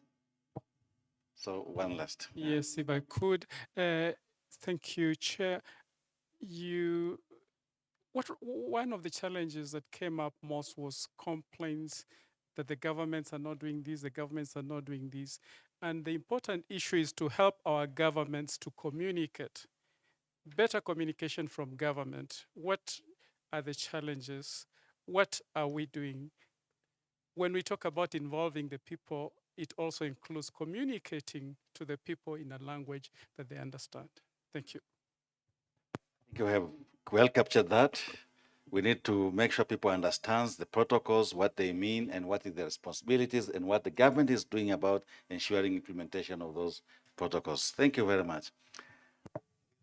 With those additional contributions, I think let me come to the end now of this session. Since the Right Honorable Speaker has already closed, my role will just be to give the vote of thanks, and then we will end there. Let me start with really thanking our host, Ayala, as the Right Honorable Speaker already gave us the closing remarks, but it also signifies a lot of synergies between think tanks, legislature, the executive, private sector, non-state actors, regional and international organizations. That will be key to ensuring that our objectives of enhancing our productive capacities and trade expansion succeeds. Our host, Ayala, and the EAC management and staff has been really helpful. As you can see, the facility is excellent, although Mr. Carrera tried to challenge it. I think he is trying to move us to think bigger, to aim higher, but I think the facilities are excellent for the purpose. Thank you very much for really hosting us and for all the facilitation that you have given us. Let me also thank our guest of honor for the speech that he made yesterday, and the Minister for Industry and Trade, Honorable Jafo, but also the Minister for Trade and Industrial Development of Zanzibar, Honorable Omar Shaban, who has been with us for the past 2 days until now, not just taking the stage, but also really participating as chair, as a contributor. And I think it sends a very clear message of the commitment of the government of Tanzania, both the mainland and Zanzibar, to enhancing trade and productive capacities of the African countries. Thank you very much, Honorable Minister. We also have had the participation of Deputy Permanent Secretary in the Ministry of Industries and Trade for the past 2 days, and he's still here, Ambassador Sibachawene. Thank you very much. I also thank our keynote speakers, all the panelists, chairs, and moderators. They have done an excellent job, and I think you all agree. Most of the time, our keynote speakers, once they make their keynote speeches, they leave. But we have both our speakers here today. They're still here to the end. Thank you very much. And they arrived here close to midnight when they came, and in the morning they were here as sharp as they could see them. Thank you very much. I thank all our delegates, all the participants for your very active participation and consistent attendance. And you can see the room is still full. Thank you very much. Thank you to our MCs for the excellent moderation, Nicholas and Steve. Thank you very much. And allow me to thank our workshop partners, the Minister of Industry and Trade, for very effective participation, and of course, led by the Deputy Permanent Secretary, who has been here. The whole team has been here for all the 2 days, even before the workshop started. CRDB Bank, for very stimulated discussion on trade finance and a generous dinner last night for those who were there. Thank you very much. Thank you very much, Trademark Africa. We had 2 presentations, but also generous support, even the lunches and tea that were provided here by Trademark Africa.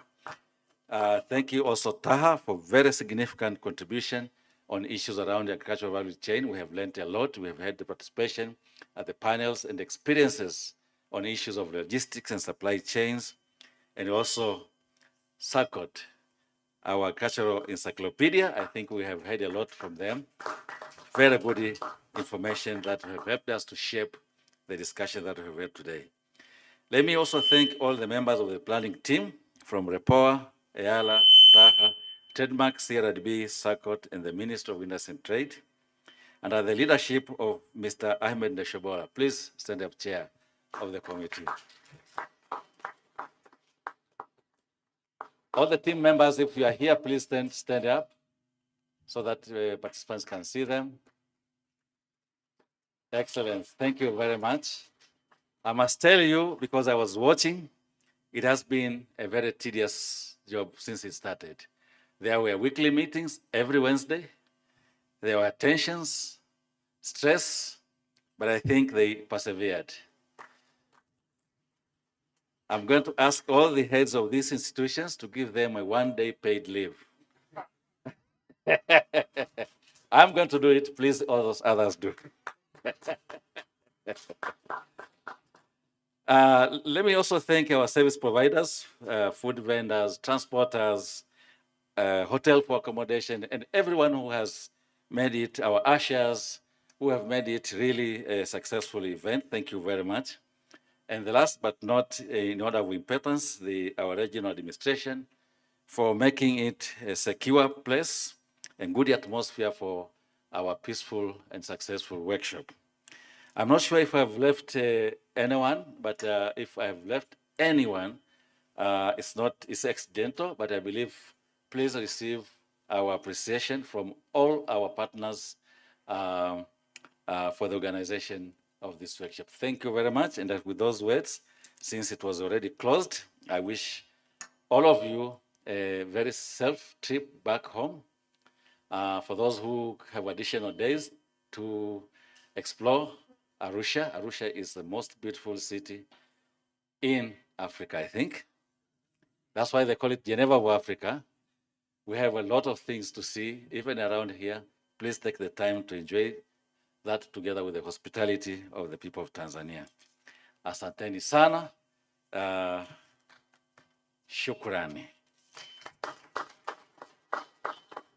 Thank you very much.